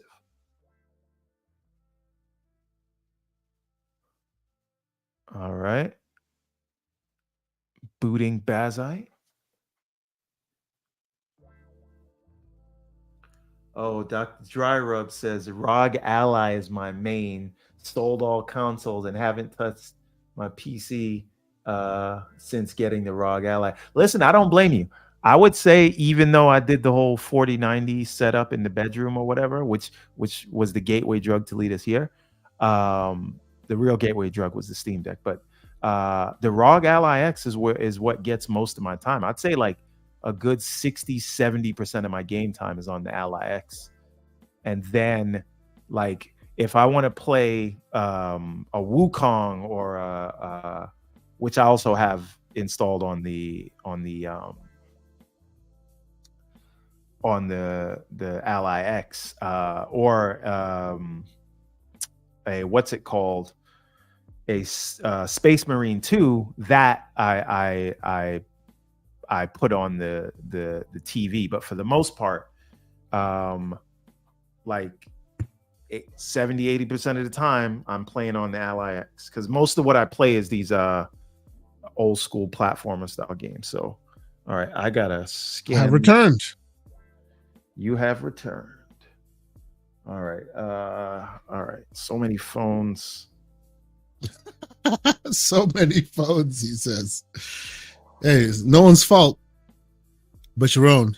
I actually have the same problem. Work phone, right. Personal phone. So there we go. All right, so let's see what you got. Now, quickly install something real quick. Let's play something real quick. Let's see. All right, I just want to see if I can get my Bluetooth situation going. Oh, yes. I come back and even more people are watching. Shout out to the 203 people watching. What's going on, everybody? In case you missed it, we're doing it live. We installed Bazite on a mini PC. We actually no. Let me get it straight. We unboxed the mini PC, right? Everborn Saga did. Installed an extra hard drive, an M.2 drive onto the mini PC. Oh, there you go. Okay. So yeah, Bluetooth wasn't turned on. I had to go turn that on. Yeah. Installed an M.2 onto the mini PC, and now we installed Bazite on said mini PC. Look at this Xbox button. We have it. Right. Mm-hmm. Now, real quick, hit the menu button and go into settings real quick. Yeah, and then scroll all the way down. Or no, system. My bad. And then down. All the way down. Well, let's check for our... Well, no, because I want to see what the VRAM looks like. Let's see. Keep going. We got to go update that, don't we? Well, that's what I want to see. Keep going. Keep going. It should show you VRAM settings right there. I want to see how it functions. There you go. See, this is my point. That's what I wanted to see. Well, that's what I wanted to set up because it was set to auto. No, I wanted to see what it was set to auto. So let's go. It's all good. Now that you have everything ready to go and it's more stable, I would then now we can go into the settings and go have some fun. All right. Up to date. Last checked a minute ago. All right. So we're gonna. I want to give this thing 16 gigs of video. Yeah. And by the way, listen to Kirby Zero Louise. 512 megs is perfectly normal. If you're playing Plucky Squire, you'll never need to use it. What I think is interesting is if you keep it at auto, Plucky Squire will stay at 512, but Space Marine 2 might give you more because it needs more. Yes, that is true. All right, so let's download a game that isn't 24 gigs. Okay. So this is 18. We don't. There you want go. Yep. We definitely don't want to download this right now because that is 16. No, you don't want to do that. So why don't you go to your menu, go to the library, not recent games, go to the library, and then categorize it by so Y button, the drive size on disk. Yeah, disk. There you go. So there you go. Animal Well, 550 megs or something. There you go. All right. Yes, let's do this. 33. There you go. Let's do this. Okay. Isn't it hilarious that one of the best games in the world takes the quickest way to finish downloading? This and Balatro. Anybody could play it. It's fantastic. Exciting times. Indeed. And by the way, did you follow my advice and buy the Crew 2? It's $1. The Crew? Or is it the Crew 2? What is that? You don't know the Crew? It's basically Ubisoft's attempt at having a competitor to Forza. I barely play Forza, so. Oh yeah, that's true. All right, Linux runtime. All right, so we're gonna do this thing. We're gonna put on Animal Well. Yeah, and of course downloading stuff in the background like Proton. Well, it'll download Proton in order to be able to play it. So go ahead, hit the play button, and see what happens. All right. You know what?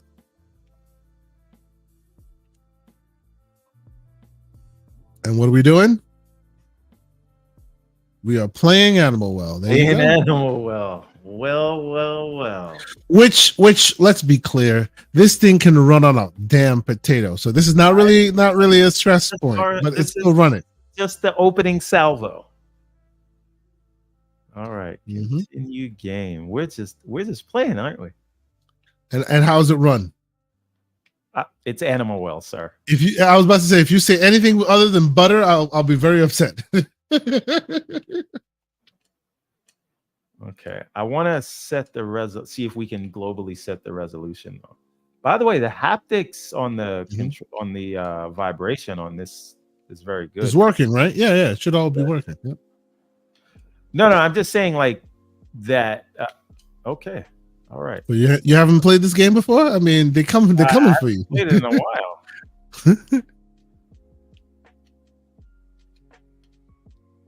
All right, so let's get out of this. Indeed. Now install something with a bit more oomph. All right. What's our next step up? Are we doing Cyberpunk? What's the size of Cyberpunk? Oh, jeez. Okay, we will be busy with it for a little bit. Okay. All right. Let's see if there's something. I mean, I would say leave Cyberpunk for homework. Hades runs on everything. That runs too good. Let's see. All right, what do the people want to see? Yeah. Give some recommendations. Give some recommendations. He said Sonic Mania is less than a gig. Do I have? Well, but Sonic Mania is also 2D. Like we need a 3D game. No 2D game. Give us a 3D game. Oh, let me check this. By the way. All right, chat. You guys see what I have here. Tell me. what I should install. Oh, I know. Go down. Hypercharged. Install hypercharged. That can't be that big. Go up. There you go. 13. I think we can do better. You do All right, better? Okay. we can do better than that. As long as it's a 3D movie, a 3D game. Because if we're gonna install 13, we can install that. We can install this is 18. No. Towerborn is 12. Why don't we do Towerborn? Yeah, do Towerborn. Towerborn's not bad. Do Towerborn. Oh, someone said go hi-fi. But hi-fi is not 3D. Yes, it is. Hi-fi is not 3D. Yes, it is. My brain is escaping me. Forgive me. Yes, it is. All right. Towerborn's good though. How long is it gonna take? 58. Okay, I have an idea. What idea do you have, sir? All right, let me see what happens if we hardwire this thing. Yeah, you definitely should hardwire it. That is a mistake you've already made. They should have been hardwired already. And Dr. Dryrub is taking you to task.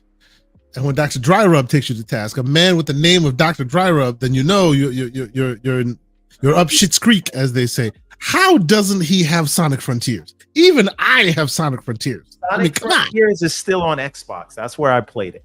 So, and that was before all this went to you know what.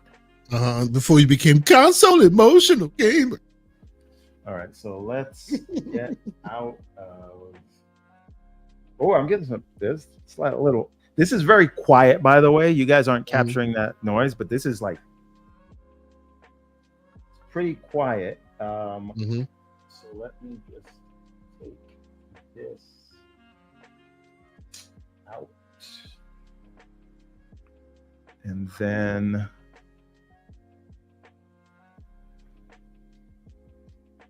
Hey now, that's cool. What's cool?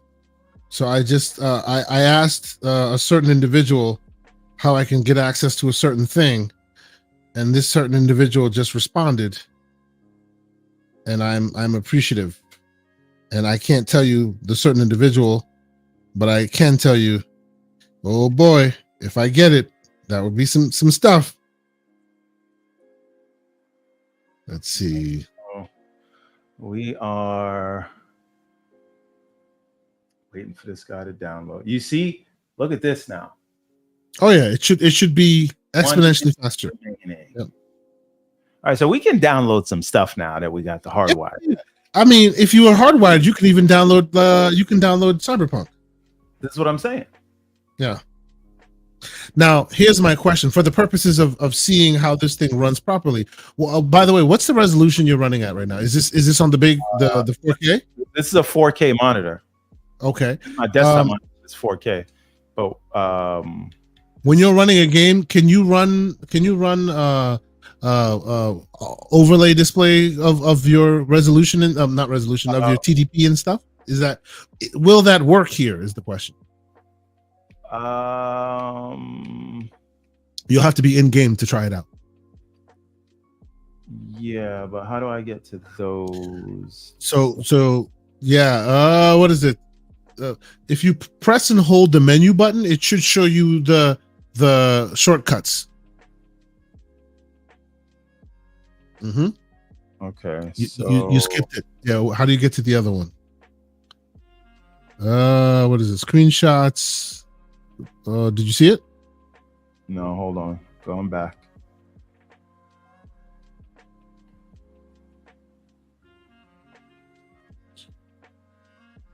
Volume, joysticks, screenshots, magnifier, show keyboard, quick access. There it was. You go back. The quick access.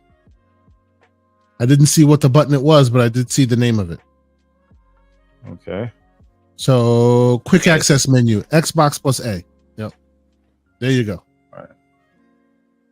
So yeah, see if it gives you the full options to there you go. So go down. Yeah, performance overlay. Go to advanced. Yeah. Open it up. Let's see if you get access to it. It does HDR the whole nine. Wow. VRR is disabled. Not bad. Not bad. You can even do manual clocks, obviously, because it's got probably using decky loader capabilities and stuff. Okay, so for now, I'll leave it this way. You probably won't see any overlay stuff until you're in game. Okay. GPU clock scaling mode. This is if you want to do integer and other things. Oh, and you can show perf overlay in Steam. So if you wanted to see it even in regular Steam, you could click there and it would show you that. But we don't need that. You can put that in game. Okay. Half rate shading. I wonder why it's limited to 60 frames. In the BIOS, I think I had it set at that. Or not. Okay. Because it should detect the monitors like resolution, should it not? Well, okay. Sorry, you are correct. This monitor only outputs at 60 FPS. It's a 4K monitor. It is the one above me, the big one. Yeah, that one is 144 hertz. Okay. This one is 60. So Kirby, it would be the video card, but he's using the Elgato, which goes up to 4K 120. So he should be fine then. Does it? Or is it 4K 120 or is it 4K 60? No, I think it's I think it's 4K 60. Oh, okay. My bad. 4K 120. I got the box back this. My bad. Okay. Okay. So, all right. Well, we know it was 4K 120. And then decky loader is right down here. And so all right, so we got all this stuff. Okay. So what do you call it? Everborn just installed. Boot it up, let's see what's good. All right. And while we do that, why don't we get Cyberpunk going? Yeah, install Cyberpunk in the background. Before we get out of here. All right. And go to the downloads. I was gonna ask for settings. I want to see what it looks like in your storage. But yeah, start that process. Start that. All right. So we'll let this go in the background. Accept. This is actually pretty crazy. Yeah. This is good. Pretty crazy. All right, let's get going. Go for it. Yep.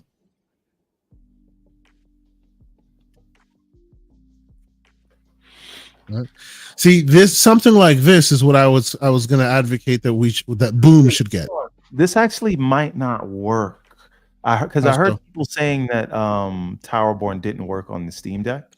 Oh yeah. You're right, because it has anti-cheat. That might not be the well. If that's the case, then it wouldn't install either. I can't remember why. It definitely does have anti-cheat, but I don't know if that's what's stopping it. I don't know if they fixed it. Maybe they fixed it since, but I know at first they were saying it didn't run on the Steam Deck. But we'll see what happens. So my kids have gone to bed now. So let me go see if my son left my PlayStation Portal. I'll be right back. You're just trying to go get that back. I see you. Okay. I'm not mad at you.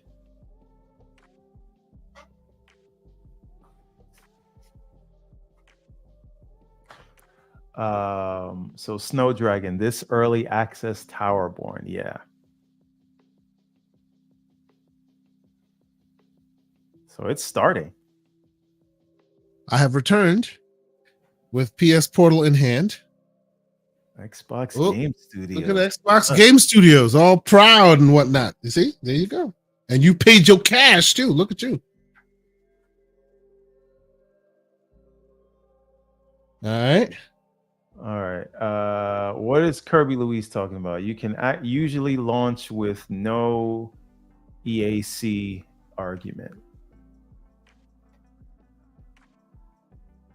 Oh, okay. So why does a co-op game need anti-cheat? By the way, you can launch with no EAC argument. Yeah. So if you put the parameters in the boot in the background of the properties, then you can launch it without it having any parameters, any arguments, I should say, EAC. Yeah. So it's just a black screen.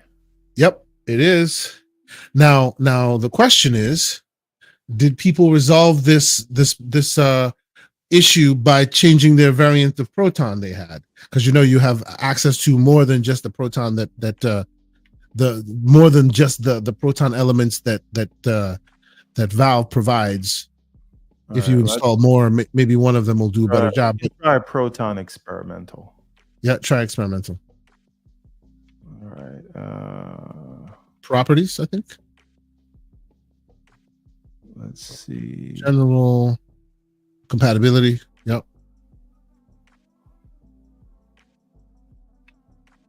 Yeah. See, like Flood is saying, Proton up. Was it manage? No. It's properties. Yeah, properties, and then compatibility. Click compatibility. Yeah, force compatibility, and there's your Proton. There it is. All right. Are we doing experimental? Yeah, give that a shot. And while you do that, I'll turn on my my PS Portal. By the way, I didn't buy this, so don't at me. I'm just saying. All right, let's see what happens. It was free 99, and I'm proud of it. Let's go. Still black screen. No, not black screen this time. No, this happened. There you go. It just didn't get. Oh, it did. Xbox Game It just Studio. didn't get past the game studio screen. Okay. Okay, we didn't get the. There you go. There you go. That's it.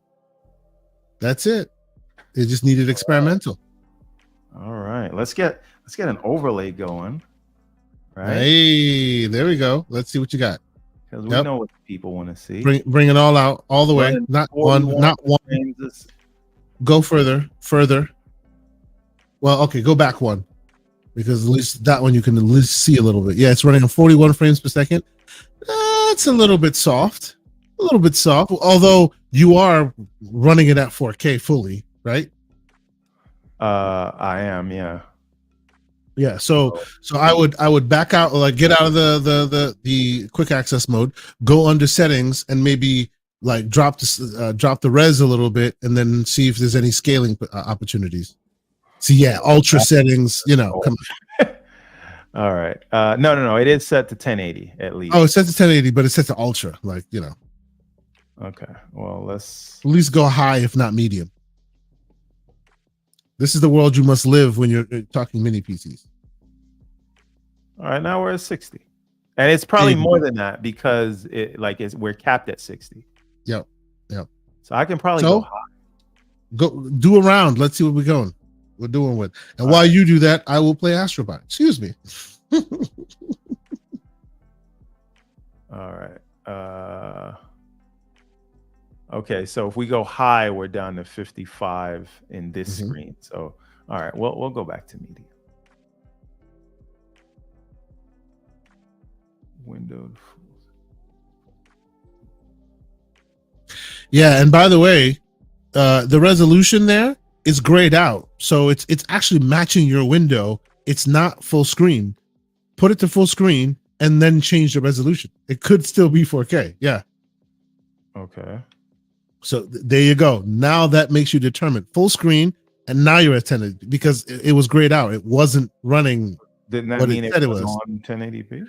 No, it was matching your screen size. But now you've made it full screen and made it 1080p. It is now 1080p. Let's see what we got. Hit X to apply. Okay. What GPU? It's the same GPU that's inside every handheld, the 780M. Yes. All right. So, all right.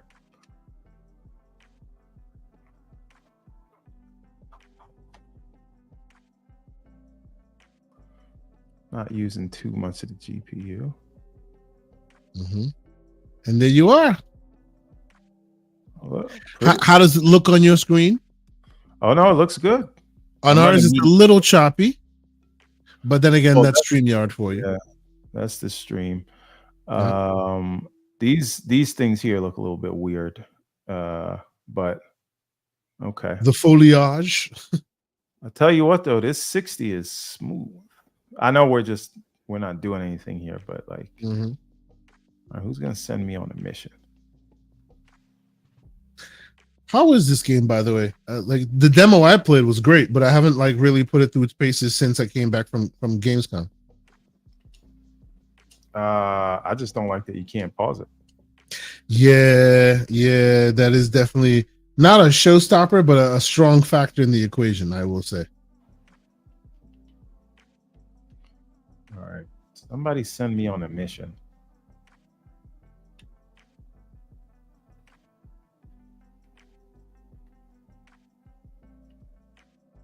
I'm a freaking masochist, man. I'm trying my best to beat every single master level on Astrobot. Those are the only parts of the game that are genuinely difficult. And as soon as you miss one thing, you have to start all the way from the top. Start all the way from the beginning. All right. I hope this isn't too important because I'm not reading it. I mean, you could just go play it again. It's not like it's one and done. So, all right, equip this. Jesus Christ, I don't care about this. Mm-hmm. And how far has Cyberpunk gone, by the way? I don't know. All right, I'm getting out of this. Okay. You got to go through too much like early setup. Early tutorializing. Yeah. Ooh, looks like Cyberpunk is way still early. Probably because you were playing a game, so it slowed things in the background. Yep. So if we come up here, 16 minutes. Like That's if we're focused on it. That's not bad. Yeah, we can talk for the next 16 minutes how great Astrobot is. Go ahead. Well, you tell me. You don't want to I'm just messing with you, man. I'm trying to trigger John Wolf. What's up? Do you have any screen records of Astrobot? I actually do. Yes, I do. I captured just I think my first. Let me see if I can find it. I'm pretty sure. Here we go. I captured a little bit of footage off of it. As you know, the PlayStation is easy with the capture, but terrible with the bitrate. So there you go. That's what it looks like. Ooh, I'm dropping stuff. There you go. So there's your Astrobot footage. It's not bad. I'm really liking it.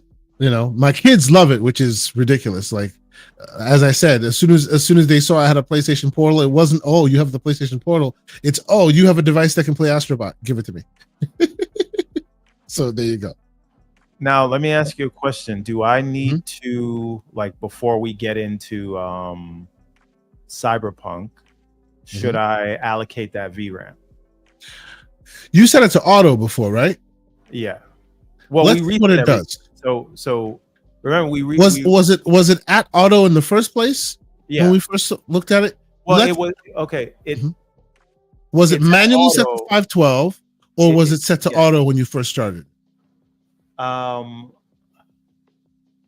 That's a good question, but I think because if it's already set to auto, it'll start at 512, but presumably as Cyberpunk needs it, it should grow, right? So I would say when Cyberpunk finishes, let's turn on the overlay because you can tell what the VRAM is there, and then turn on Cyberpunk and see if it grows. Because if it does, that's how you want to keep it. You don't want to always have a bunch of VRAM pre-allocated because it could take away from actual system resources. You want it to be available for system resources as you need it, and then in game, if it needs extra, it'll grow to capture extra. Okay. Yes. Snow Dragon is asking how much this thing cost. So this one was $509. I haven't seen the 509 variant. The most I've seen here is $559 right now for the same one. Yeah, that might just be what it's on sale for at this moment. Yeah, it looks like it's $559, and then there's a $539 variant, which is weird. What's the difference between the $559 and the $539? Let's see. HS, 32 gigs of DDR5, terabyte. It's exactly the same thing, presumably, but one's $559 and one's $539. The seller that you get it from, and I just think the seller that I got okay. Had it at $509. See, and the $539 is the B-Link store itself, and the $559 is also the B-Link store. So again, what is wrong with y'all? Tell me the difference. I don't know what the difference is here. I don't see the difference. This is weird. Hold on. Okay. Ooh, there's a 590. There's a 500 one, a 499 one. Let's see what the 499 one is about. What is it losing here? Let's see. So, oh yeah, okay. So it's a different seller, obviously. Same OS. Okay. Display type Ryzen 7. It's exactly the same thing. Yeah. It's just $500, $499. Yeah, that's awesome. It depends on which person you're buying it from. So for me, it was $509. This one's $499. So if anybody wants one, I'll put this in the chat. It's a long one, but if you click on it right now, it'll take you to the $499 variant, $500, and you can buy this at in Amazon. I would also recommend put that for the people that are watching on X or Twitter as well, because they won't get it from here. Understood. They've been rocking with us, so we want to. Indeed. No doubt. Let me. If you are rocking with us right now, you're on my X channel. Let me go to X right now, and I will put that on there for you as well. Let's see. What I also would advocate though is that you look in the corner there and you see that there are warranty options for you as well. If you don't feel like being in that demographic of testing things, and you want to be able to have some assurance that in case this thing screws the pooch, you can get some money back or at least get some support, I would seriously consider getting at least a 2-year warranty, if not the Assurion one, which is the one I use currently. Let's see. So I just posted the B-Link 499 option onto my Twitter. If you go to Twitter right now, it is the first link that I will show right there. Yep, it's just the link. You click on it, it takes you directly to that B-Link, and it is $499, 2-day Prime shipping. Fantastic. Yeah, mine was overnight. Well, yeah, you in New York. Calm down. It's like 5 a.m. delivered. But that's it. But do me a favor, show them the Ace Magic as well. Okay. If you want to do a screen share, you can show it to them on Amazon. Absolutely. No, I can do that. Hold on, the Ace Magic.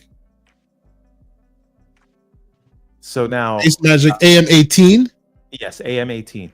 So the people know it is literally the same thing as we have here. Everything is the same. It's just except it's prettier. Except the AM18 is prettier. Now, tomato. It's also plastic. It's also plastic. Yes. It is prettier. It's got RG bezels for those who want that. But yes, this is what it looks like. And this was much more expensive. No. You clicked on the first one. You can get this for $479. Yep, there you go. $459 actually right now. $459. What's it look like? For $459, you're getting, what's the specs here? See, this is the thing, right? They're not forthcoming with specs. It's literally the same thing. But again, I understand that, but I want them to say that. It doesn't show any of that right now. No, scroll down to the spec section. It shows you everything. Below this. Okay, there we go. See, 512 on the drive, but 512 on the drive, yeah. But see, here's the problem. In nowhere it says, it shows you the processor, it shows you how many gigahertz. It doesn't tell you it's the Ryzen 7 7840HS. It does if you scroll down. Scroll down, okay. Where? Whoa, go back up.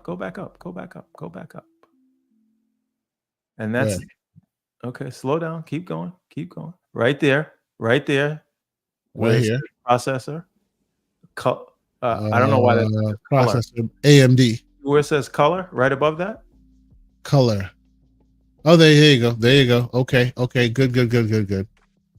All right. So, 2+1. Yeah. CB5. What's that about? That means it has 2 slots for. 2 storage drive. 2 storage slots. Okay. So technically, this is about the same situation, and it's not about the same. It is the same. It is the same. Different manufacturer, so the case is going to be different. Cooling will be different according to what they set up. So, but again, it's got a terabyte drive. No, this is 512. It says 1 TB. Yeah, it doesn't. This one does it. Well, scroll up. Scroll up some more. I want to see the comparisons that they had. Because if you look, you can get one of these, like an Ace Magic AM18. This whole thing is absolutely ridiculous because all of this is lies. Look at this one. Look at this one right here. This is lies. It's not a Celeron processor. It does not have Intel integrated processor because it says it right there. It's a Ryzen 7. How can it be a Ryzen 7 with an Intel processor? Like, it makes no sense. But this chart makes no sense. Don't. I would get out of this. Yeah. This is ridiculous. This is ridiculous. And that seems like Amazon's AI because that's the one they recommend anyway. And this one's also kind of crazy. This is the Ryzen 9. Yeah, but I don't know that you can actually look at that. Although it does have terrible. Yeah, that's true. That's true. You can't Anyway, even you can't take any of that seriously. Search results. If you search for that and then scroll down. 529, 569. 589. I actually love the Minus forums. These things are badass machines, although they cost you too. So, yeah. All right, let's see. Because now this is, if you see this, keep going. Oh, hold on. We have Web Dave asking us to put one in the chat. Which one are we talking about, Dave? I mean, which one are we talking about? Are we talking about the Ace Magic variant, the one that was $499? Like, I can put that in the chat for you if you want. Is that the one? Let me know. I'll double back and put it in the chat for you. I'm actually in the market to buy one of these things myself. I just want the cheapest one possible for the exact same thing. The one on screen now. Okay, so that is the Ace Magic. All right, so the cheapest Ace Magic was $499 if I recall correctly. So give me 1 second here. Let me open a new tab, and I think I already have it in my situation there. Is it? Oh, this is the B-Link one. Did I put the Ace Magic one in there? No, that's also a B-Link one. Okay, so let me go back to where I was searching. It was this one, and then I checked. There you go, $429. Okay. And copy. Do me a favor. Go back because I'm going to find you a better. Oh, you got it. The 429 one. Okay, that's the one I was talking about. Yeah, I just put that in the chat for you, sir. This is the one I ordered originally, but it didn't. They changed the ship date on me, and so I. Yeah, so that's one thing you should be careful of, Mr. Dave. If you're thinking of picking that one up, the 529 one has prime shipping, meaning you get it guaranteed quickly. The 429 one, $100 less, no prime shipping, so it could take a while to get to you. Well, it says it right there. October, you're waiting between the 3rd. Yeah. So this will take a while. Absolutely. Anyway, the point is you can get it that low, but if you see the B-Link SCR7 is the one we're using tonight. Yeah. And I got to tell you, I'm sorry, I keep saying this, but them Minus forums, boy, they speak my language, and they're not as small as the B-Link. Let's just be clear. It's a big monster, and some of them actually have NVIDIA processors, NVIDIA GPUs in them. They don't have the 780M, unless this is one that has the 780M. Let me see. Cooling, DRAM. Oh wow, that's even small. That's even less. That sucks. That sucks. I expected more from you. What's the graphics? 48. No. Yeah, that's not good. That's no good. These guys have far bigger housing and far better cooling. I'm surprised they're stuck at 48. That's nuts. Right? It's using Ryzen 9s, and it has an RX 6600M. There you go. That's an actual, yes, that's a real process, a real graphics processor. So there you go. But yeah, the RAM is no good. RAM is no good. Well, not that it's no good, but you could do better.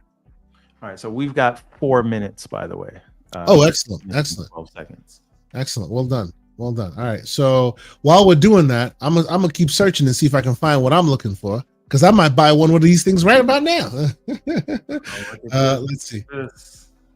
Well, you know, when tech speaks, all of a sudden the technolust gets a hold of you here. Hold on, let me see. The problem is I need something that does better than all my devices, because my devices, I have a lot of 780M devices, so I kind of don't want to buy another 780M. That's why I was looking at the Minutes Forum, which has GTX processors, GTX graphics cards. If I could get one that's under $700 that has a GTX 1050 or something, I would totally buy that, or 1060, I should say. A missed opportunity here, but my plan was to wear the CEG shirt for this stream, and instead you put the CEG freaking thumbnail on there, and soiling my channel, soiling it with disgusting. Buddy John is responsible for that, but it was in the laundry, and I didn't have time. I didn't realize, so I didn't have time to wash it before the show. So the emotional gamers don't have two versions of the shirt; they only have one. I understand. Yeah, but so see, like you say this one looks better, and at first glance I would agree, but then you got RGB. Yeah, we definitely don't want RGB in the bedroom, let alone the living room. Yeah. Let's see. All right, so this is $700. This is what I'm looking at. Let's see, what does this look like? The Ryzen 7. It is. Is it a Ryzen 7? Yes, it is a Ryzen 7. No, it's a Ryzen 9. Okay. It's a Ryzen 9. I'm actually looking more at the graphics. There you go. The RX 66. Yeah, that's not terrible. All right. Since we have 2 minutes and 28 seconds left, I think this is an ample time to remind folks that we have a Kickstarter going on right now. Indeed. Which is right. Did I lose the link? No, I didn't. We're just showing the books again. There you go. Which is 72% funded right now. 72%. Which is great. There you go. Yes. Now, I want to. This is another thing as a part of this campaign, because we're doing a lot with this. We are. That is an excellent question. I'm going to tell you about that right after I talk about this. So we're doing the hardcover for Prince of Arcadia Ultimate Edition Book 2, which contains chapters 3 and 4.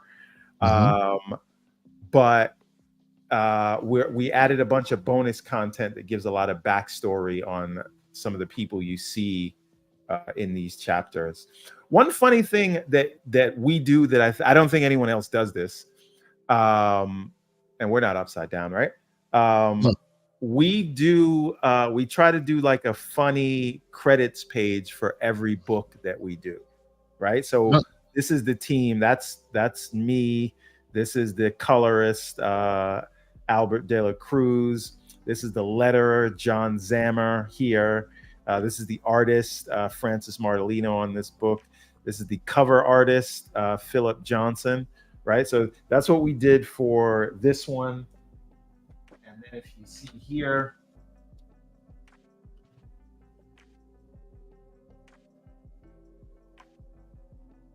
what we did on this one, right?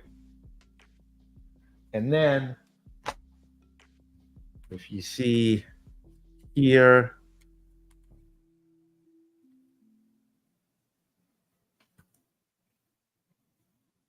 and last one, we did a bunch of credits pages, but we did this one. Those are for the people who backed the first campaign. And then character select screen. So like I said, we try to do something fun like that for every book. Well, Dave, you are welcome, good sir. If you ever need help with it, let us know. It's all good, man. Yeah, we actually I'm going to do a write up for this on GC on the website. So telling everybody what they got to do and where they got to go. But Legendary Yobi. So this all started with a video game. So I made a game on the Windows phone. By the way, Kay, pour one out. Go in the browser and type in Windows Central. Yes, I've seen it. I'll put it on Ariel's World. So if you can get that browser up on the screen.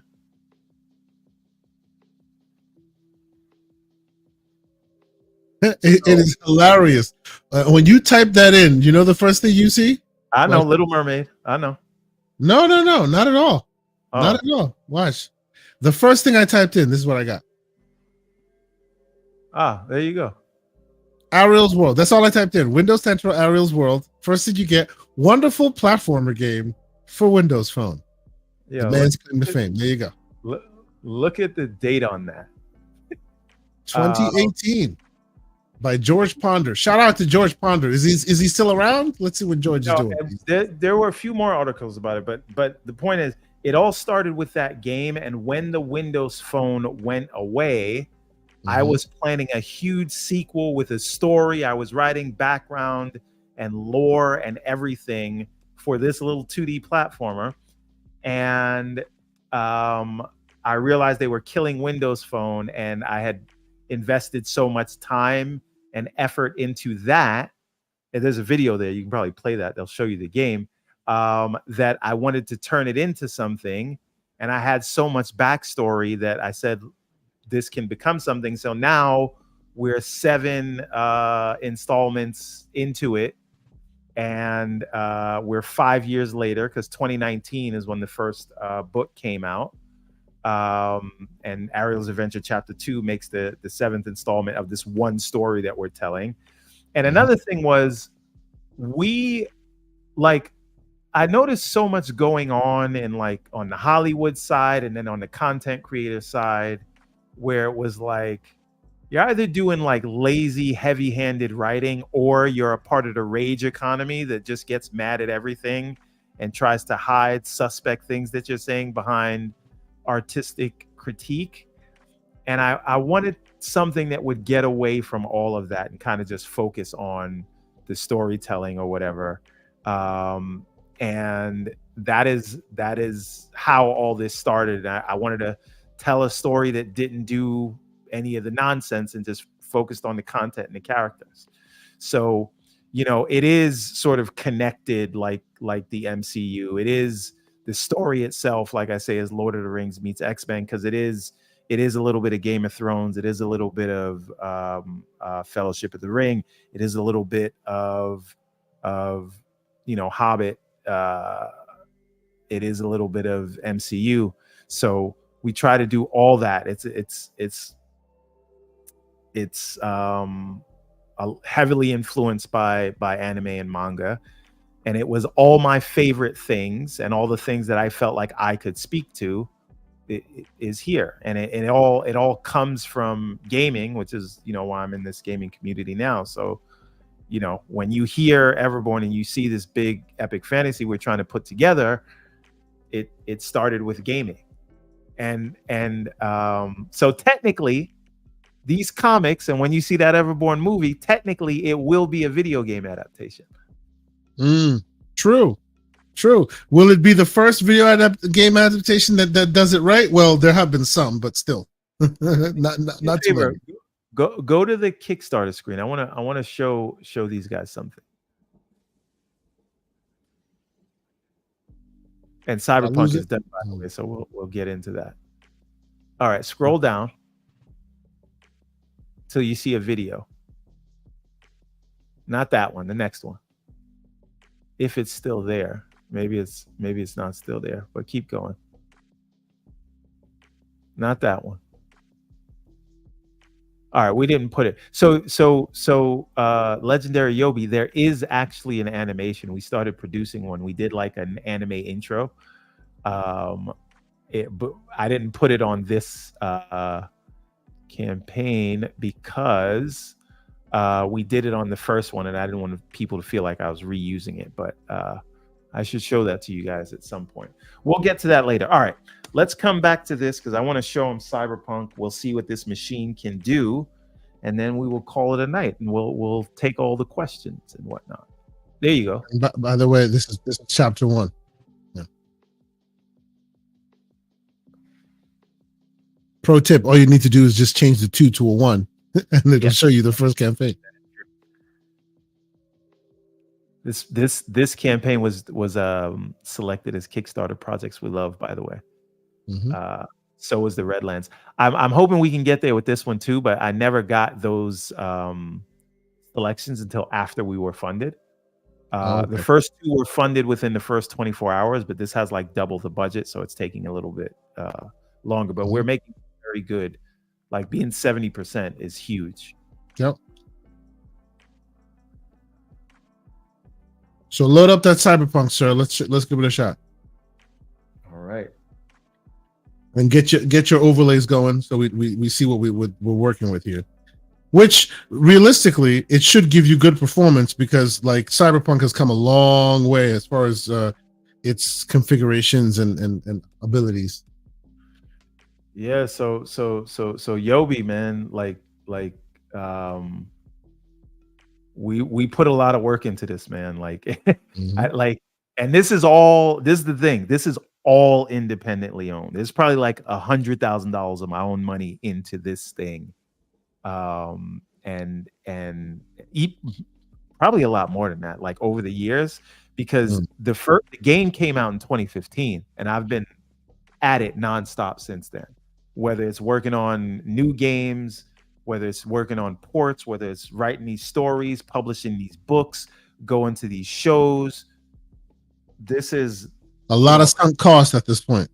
Yeah, and so when we do get to that Hollywood space, it won't be an overnight success. You know, they say, isn't that what they say all the time? You work a long time to become an overnight success? Yeah, you got to work a decade to become an overnight success. So, and the other thing, anybody who's watching, you don't have to wait to pledge because Kickstarter does not charge you right away. They charge you at the end of the campaign. And in this case, it'll be October 8th. And they only charge you if you get funded, but I'm highly confident we will get funded. So, and thank you so much, Legendary Yobi. Appreciate you for that. Great human, Legendary Yobi. Awesome member of the community. The name. All right, let's get the full screen on Cyberpunk. He is legendary. You know what it is. Let's go. So I got you put 87 hours. You're an amateur, sir. Come on now. We need triple digit numbers. Come on. Well, no, but this isn't counting my time on Xbox. Oh, true. Have over 100 hours. Okay. Yeah. Tell me you finished the new one. No, like it is better than the original, bro, and that's saying something. You're gonna see me in the middle of it. All right. No. If you want your saves to carry over, you want to say yes. Okay. Isn't Steam holding my saves? Is Steam holding your saves? Did you play it from here, or did you play it from other source? Because I played it from GOG, so I kept the save. But it's all good. Give it a shot. I'm sure if you were Steam from day one, it should be fine. I did GOG because that was directly funding them. You know, I was like, I'm not gonna make them lose that 30%.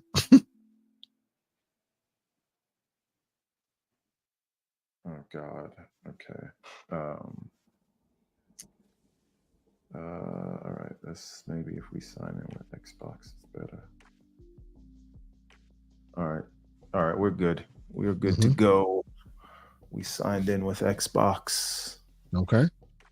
All right. Can you bypass this launcher? Because yes, there's an argument you can run in the properties that will bypass all the launchers. So I see you're running seven on the black screen. You're running 70 FPS right now. 70. This says 30. It's kind of locked in. It's probably on Steam Deck settings, right? CPU is 12%. GPU was 70. What's the VRAM? It says RAM is 7.7 GB. VRAM is 7.7 GB. It says no. VRAM is 3.6. Okay, see, so there you go. So it is growing based on the need, right? Because remember, you had it set to auto and it was set to 512 first. All right, so we are playing Cyberpunk. Go to settings, and let's tweak a little bit, tweak and twerk. Let's go to graphics. All right, we're on Steam Deck preset. Yeah, go to Fidelity FX and make it to 3. It should be. It should give you the options for higher. Is there no options for any more? There you go. That's it. That's what you're looking for. Let's see. Super resolution, frame generation. Turn that on. Definitely. Yep. And then leave the rest the same. So apply. Okay, we don't want ray tracing on, right? No, we don't want any of that on. Just apply. And let's see what is go. Oh yeah, you have to back out and back in. What is your video resolution? So go to video. Yeah, I think this 1080p. is gonna limit to 1080 to 1080. Yep, that's fine. That's fine. Yep. All right, and then the maximum FPS is set to 30 on this, which okay.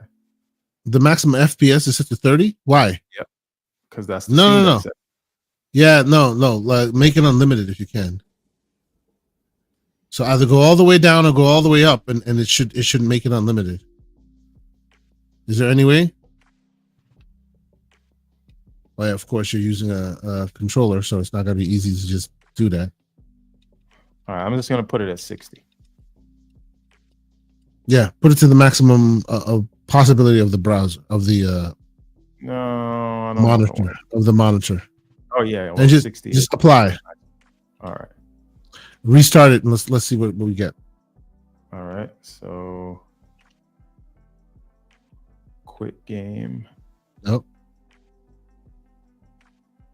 Do we? Okay, that does make a lot of sense to me. But we'll What do you mean? Again. What? No. So restarting it? Yeah, like because the game didn't even really start running yet. Sure, but I think that it starts running. Well, depending on the settings change, it starts. It has to be redone. Oh, mother! I keep talking and my shit keeps dying. Yeah, hit OK. Actually, in properties, you can disable that. Okay. Yeah, we're gonna have to do that. All right. So now go back in there and let's see what we're working with. If the 60 is righteous, how much of the 60 you get? 60, and we're only using 19% of the CPU, 70% of the GPU, but we're not doing anything right now. Yep. VRAM's 3.8. There you go. See, so there's no need to change that VRAM setting. Just leave it as is. It will grow and decrease as it needs to. All right. And let's go. Let's see how much this works. And remember, you can always just connect an eGPU if you needed to, which would then turn it to like crazy resolutions and high frame rates. If you really wanted to just keep it in the living room, obviously it would blow your budget. So now you'd have to spend a couple $100, not a couple, more than a couple, to get a good one, but still possible. All right, let's go. What we got? So going on mission with what are you looking at? Is it still locked to 60 right now? Lock 60. Okay. Hold on. How about you play with the video, the graphic settings just a little bit, maybe give it a bit more oomph than it has? No, I like these graphic settings, man. Yeah? Okay. Hold on. So what? Because remember, the Steam Deck setting is much lower than what you have here, because here you got like crazy amounts of TDP that the Steam Deck never could. So you could push this a little bit. Okay. Right? Steam Deck tops out at 17? You could go up to like 50 something on this one. So I could, but what I want to do is invert the camera because you're one of those people. Lord, I don't even know terrible. Disabled is. That is terrible and sad. Oh man. Right. It's still not disabled. Hold on. I can't play not inverted. See, this is the problem. This is why you should never fall into that trap. Now you're the guy that has to always go into the settings. Okay, I got to go to controller. All right.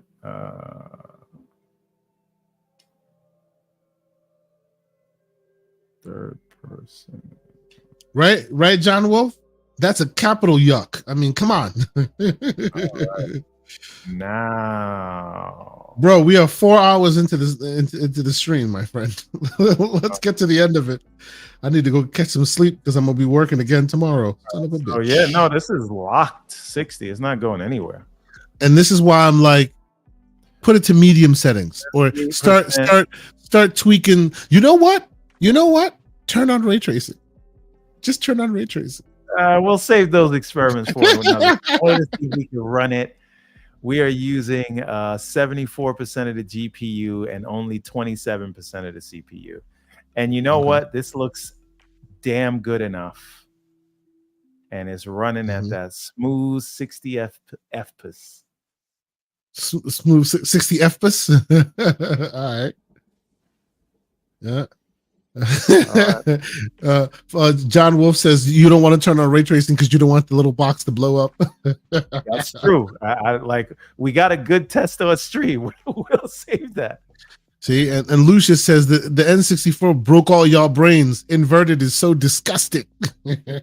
Actually, it was Halo. Combat Evolved that did this to me. And that is nasty work, man. That says Floodzilla. Nasty work. How you gonna do that? You ain't slick. Yeah. All them sparkles is the FSR at work. Oh boy. It is true, you know. All them sparkles is definitely the FSR at work. But see, there you go. I think the experiment is a roaring success. Now, what I would ask you to do is at some point I would ask you to capture the footage from your desktop. A quick aside, what I would do if I were you is I would set the Steambox, to auto record stuff in the background. Big booty. So when you're playing a game, oh Lord, calm down there, sir. So when you're playing your game, right, then it has the option to capture the footage. Hey, John Wolf, if they should have did a DLC with Judy in Concord, and maybe it would have worked out. Am I right? Or what if Judy and Pan Am were in Concord? Mm-hmm. Because what, PlayStation owns those characters? I didn't say that. I didn't say owns anything. I'm just saying I bet the game would have fared better. All right. So let's get out of this.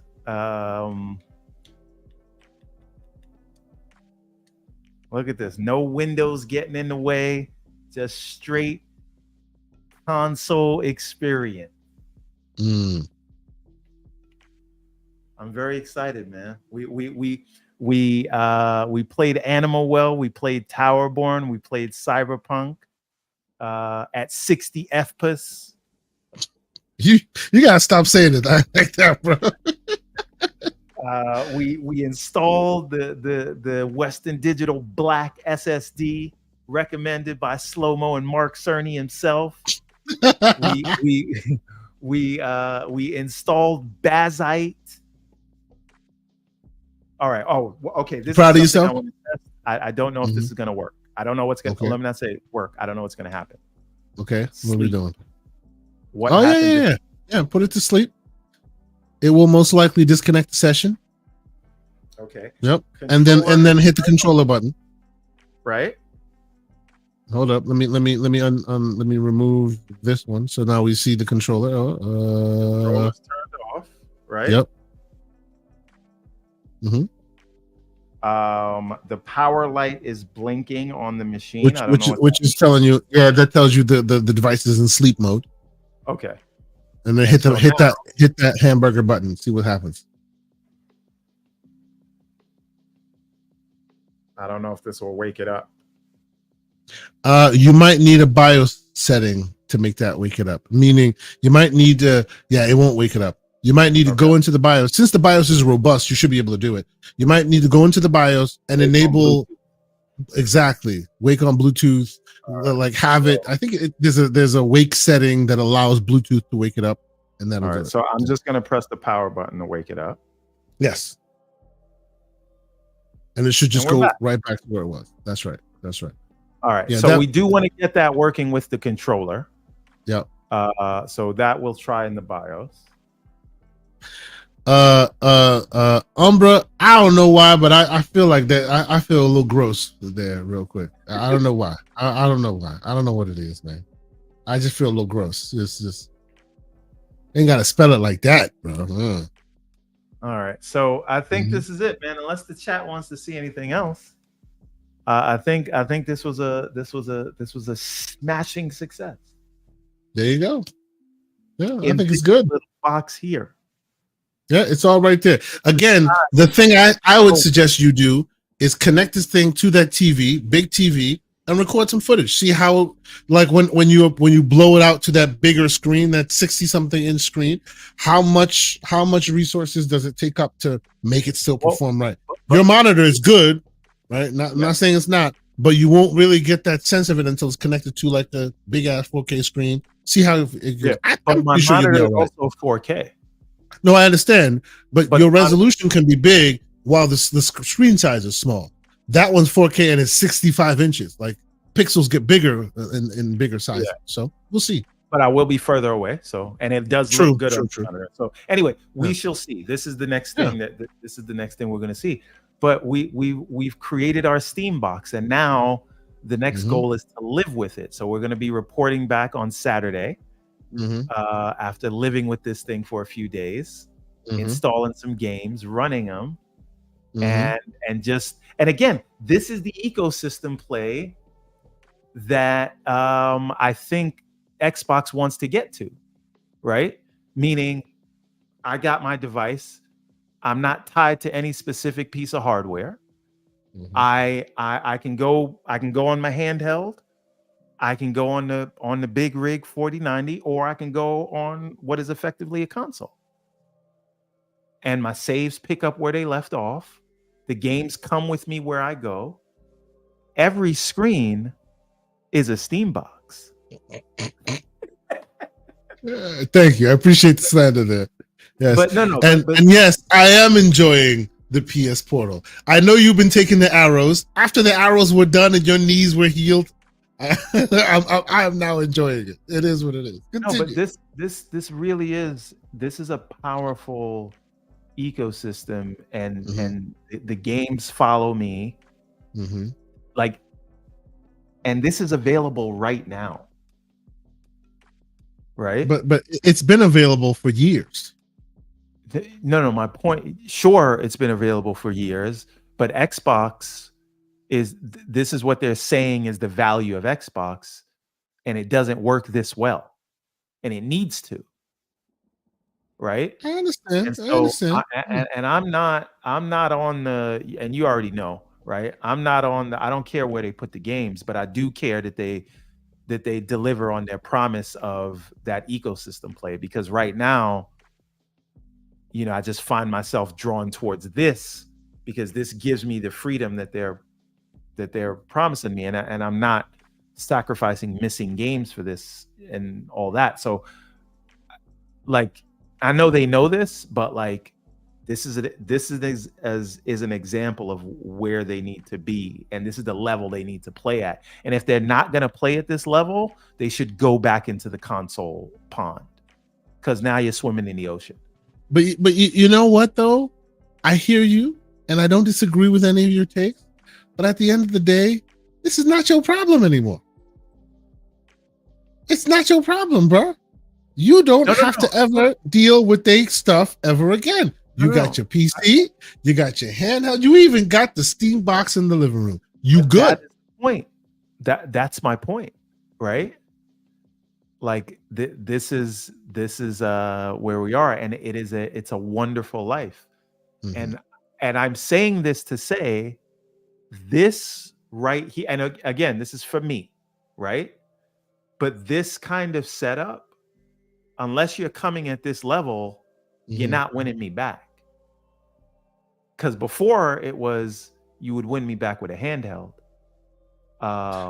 So Victor Alistine saying, I'm sorry, but this is not seamless. Well, it wasn't easy to set up, but once you have it set up, it's pretty seamless. It's pretty seamless. Well, I'll tell you what was seamless. The Steam Deck is itself. If you just went straight Steam Deck, that's seamless. And what had way less seams than this is the Windows rig that I have connected to the TV that's just running big picture mode. And this took some setup, but this will be even more seamless than that Windows machine. You know, so I have an epiphany while holding this thing. The point is choice and freedom. This needs to play GeForce Now. It needs to play GeForce Now. If it did, it'd be really good.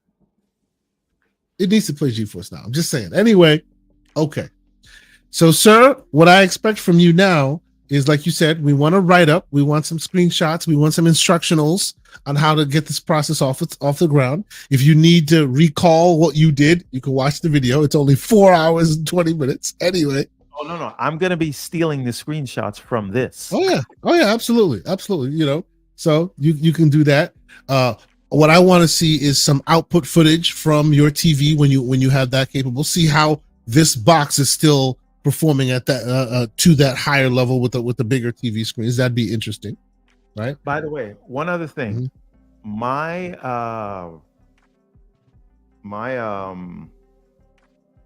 the camera didn't cut out once.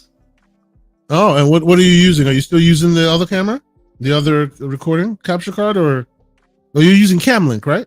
I'm using Camlink, but that gave problems Saturday. I think I know what it is. I have a light right behind the camera, and I think that was heating it up. And because I have the overhead lights on, that light is off. Okay. And so I think that light was just too close to the camera, making it hot. Okay. Victor says the Steam Deck is not seamless either. It's close, but you still need to do some messing around, and not all the games are supported. I will agree with you on that, Victor, but it's kind of unfair there because you're talking about like years of games. Some games that were built before even controller support was a thing. Like, for example, I'm always the one trying to play Star Wars. What's the name of the Jedi Survivor or no, not Jedi Survivor. I'm talking about old Star Wars game with the stormtroopers. It's not Battlefront. You're basically playing an FPS but with stormtroopers. I forget the name of the game. Battlefront. No, it is not. It is not Star Wars Battlefront. I can actually let me see. What is the name of this thing? Star Wars FPS with stormtroopers. I mean, I have it in my library. I just haven't played it in a minute. But he's saying it's Battlefront. It's not Battlefront. It's not Battlefront. Not Dark Forces, not Battlefront. Republic Commander. That's the one. Republic Commander. That's exactly what it is. Thank you so much. It's a great game. The problem is it doesn't play well on a portrait display because it always automatically goes to portrait because it's not a modern game, and it also has no controller support. Ooh. Right? Yes. So it's like it's stuck in that place, but whenever you try to play it, you get all those issues. You know what I mean? Check the Twitter DM. Okay. The inner circle. Okay. What are we doing right now? So Twitter. Oh my God, you son of a bitch. What the hell, bro? That's sweet. That is fantastic. This mother effer clipped me. All right. He got me going like Thank you. Yeah, that's right. Shut this down. Anyway, I think we're good. Thank you all so much for checking us out.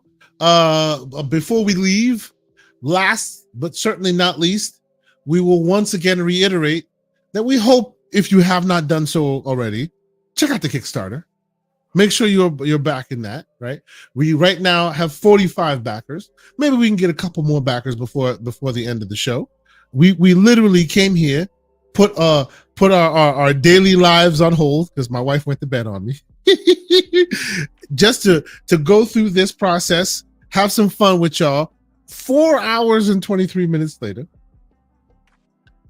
we set it up. The man showed you how possible it is. You can literally come use this video as your barometer and kind of tutorialize your way through the process. It's not that hard. You saw it. You know, the Everborn saga was able to accomplish it. And not too hard. What was important for us is to not hide any of it, right? No, it's all right there. Now, I did my CEG setup with the Xbox controller, turning on the TV and starting up into big picture mode. And I was accused by our friend of the show, Doc Dark, of hiding some of the ugly middle of it. And he does that. He shows you every piece of it and tells you every problem he ran into, even when it's his fault. But he does that, and that's important. And you weren't trying to show people that it was your fault. Yeah. Well, I had a lot of stuff I had to figure out on the way, but the point is, with this stream, I wanted to show you guys the whole thing, which is why I had to invest in a capture card and an overhead unboxing cam and do all that, so that you guys could see every piece of it. So we spent a couple of hours. We had some fun, but now this thing is set up and it's going to work as seamlessly, relatively, as a Steam Deck would connected to your TV. And so I hope you guys found this useful. It was fun for me. I didn't know how this was going to turn out, but however it turned out, the whole point was to share it with you guys. So thank you for rocking with us, man. We got 220 people in here. I wonder how many of these 220 people will check out the Kickstarter campaign. Can we get the link to the Kickstarter campaign in the Twitter stream? Because I know they're rocking with us too. Thank you all so much for being here. You know, if you have an opportunity to, man. Oh yeah, my bad. I'm literally like just like sharing. It's been a long day, bro. Calm down. It's been a long day. What's with you? All right, look, man. But in the live stream itself. Yeah. Wait, hold on. So go back to the thing. So Legendary Yobi, I want to show you something. What thing? The Kickstarter. Okay, one moment, please. Kickstarter campaign, and there we are. All right, so scroll down to where you see the pages. All right, so well, as a matter of fact, go back up. Let's just look at the cover page, right? Right there. You see those two characters at the top on the cover page? The fire guy and the fire starter and the woods whisperer. Yes, those are backers of the original campaign, Legendary Yobi. They made it on the cover, but it's not just there. They are the whole point in chapter 2 of Ariel's Adventure is the village is attacked, and the attackers of the village are people that supported the Everborn tier in the first campaign for Ariel's Adventure. So if you scroll down, I want Yobi to understand what we're doing with this thing. So keep going. All right, we're almost there. Keep going. Here, right here. Look at this. These are people that backed the original campaign. That guy with the fire right there, that fire starter, that is Pixelbit G. He backed the first campaign. The guy that's next to him is Ken Mari. He backed the first campaign, right? Look at so it's not a walk-on roll. Like, we really try to do you justice, and we work with you on the character design. We take care of the story part of it. But that's why these slots are limited. There's only 5 slots of this because we can only do that for max 5 people. And I'll show you something else. If you know Gamer MD, he supported the wrong thing. Hold on, I gotta switch cameras here. He supported the first the Immortal tier, and I can't show it to you because we only printed one. You get your own 1-of-1 cover, right? So not only will your character show up later, but you will have your own cover that comes signed, and you will be the only one with that. So when we do get to that $1 billion IP one day, you'll be the one with that. So yeah, that is his character. Now, if that's the case, will you get royalties for your likeness being used? No, just But I mean, I'm just saying. I'm getting the lawyers ready right now. You know what it is. But here's another thing. This is just so you know that you're reading every Everborn book starts with that Everborn seal, right? If you don't got that seal, you're not legit. It's the first page of every book.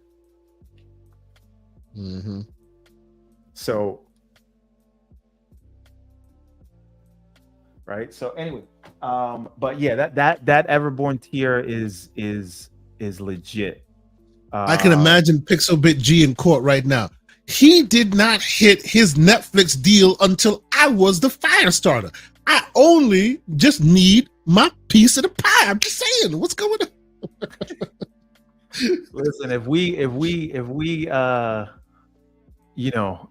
take like the company public, we're gonna do one of those use WeFunder and do one of those private investment rounds where the community will have the first access to invest in the company. But we are a long way from there. The man, as you can tell, he's thought about it at least. He's got some ideas, you know. There's blueprints that have been laid out for these things. We've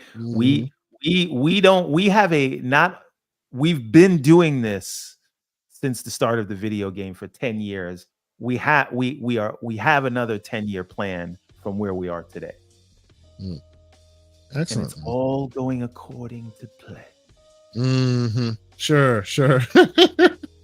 All right, well, we done here because I am tired. I spent my whole work day working, and then I came here and did this for the last 4 hours, almost 5 hours, and I also streamed for an hour. So my ass is killing me. Let's get out of here, bro. All right. Thank you, everybody, so much for rocking with us. You know what I'm gonna go do right now, right? I'm gonna go to Amazon and see if I can find me a mini PC that I'm gonna set up. I have a few of them, but none of them are as powerful as I need them to be. So that's what I would inspire some tomfoolery. Ouroboros, man, a snake eating its own tail. It is what it is. We good. Listen, I could I think that we captured Pixel's character so well. Let me show him one more thing. I just want to show him one last thing. Okay. You guys are gonna enjoy this. These are all the secret files. Well, we don't have anything shared yet, so you're gonna have to share it. What you sharing? Right. Okay. Let me get my screen share going. Present. Oh, damn. Now we got the CEG logo on the gamingcircle.com. Like, what are we doing right now? Let's go.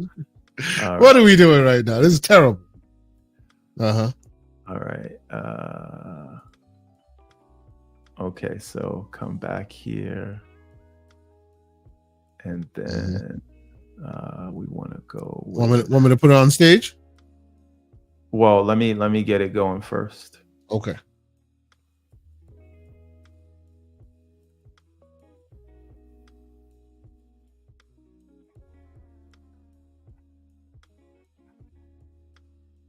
All right.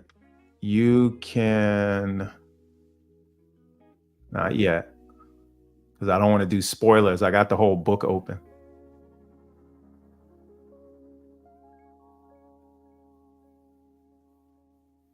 All right, let's bring it up.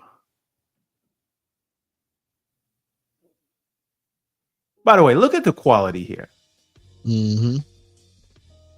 So his name is Demetrius in the his character's name is Demetrius. So he says, "Gentlemen, class is in session. Lesson 1: fire does not destroy; it purifies. And this place is filthy." So let's. What can we? All right. Where are we?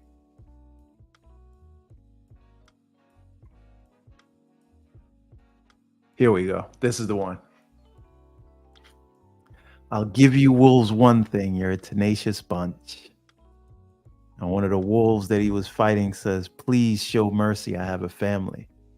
Ah, a family, eh? I'll be sure to send my condolences.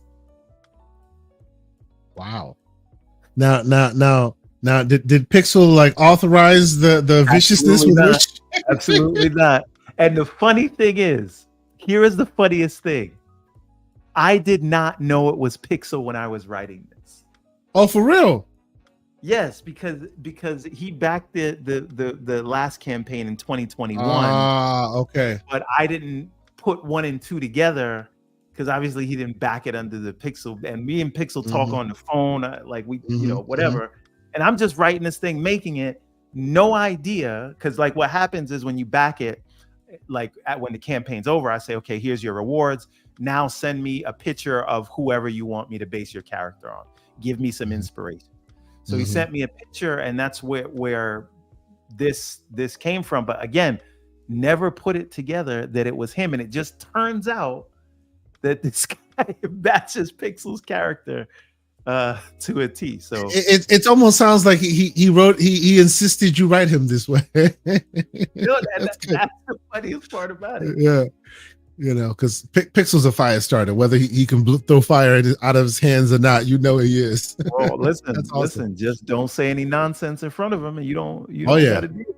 Oh yeah, don't start nothing, won't be nothing. That is his motto. Absolutely. If don't start nothing, won't be nothing was a person, it would be. Oh yeah. It would be in the dictionary term. Absolutely. I'm gonna stop the screen share because I'm giving away too much already. But I wanted to show people. So it is. I get it. Like it is an expensive tier, but it is. We do put a lot into it, and we try to immortalize you in this world and this new mythology that we're creating. So, that's why the slots are limited. That's why it costs what it does, because we really put a lot of work in terms of the design. We really try to do everyone that shows us that level of support. We try to show them. We try to respect that and give them something that was worthy of their belief in us. So I think it shows. Absolutely. Yep. It's all good. I just want to know. I want to know who else. Now, by the way, Hargeet is going to be one of the characters in one of the upcoming books. I was wondering if I should do a battle between Hargeet's character and Pixel's character. We'll see. You are asking for it, sir. You are asking for it. What? Okay, I'll just be there with the popcorn when they actually take it to the DMs. When are you gonna listen? Slow-mo, if you're listening, just support the Everborn tier because I wanna put a character against Slow-mo. But yeah, that may be the only way we ever get to see his face. Right. So here's the thing: it doesn't have to be you either. Like some people just said they wanted a certain name as a character and they became a wolf. Okay. Right? You can there was a guy, right? He didn't want to be in it, but he wanted to make his kid a character. Oh, that's nice. That's awesome. Right? That's awesome. And that's great. And so that's the thing. It could be anybody you want. You want to do it as like a Christmas gift or whatever.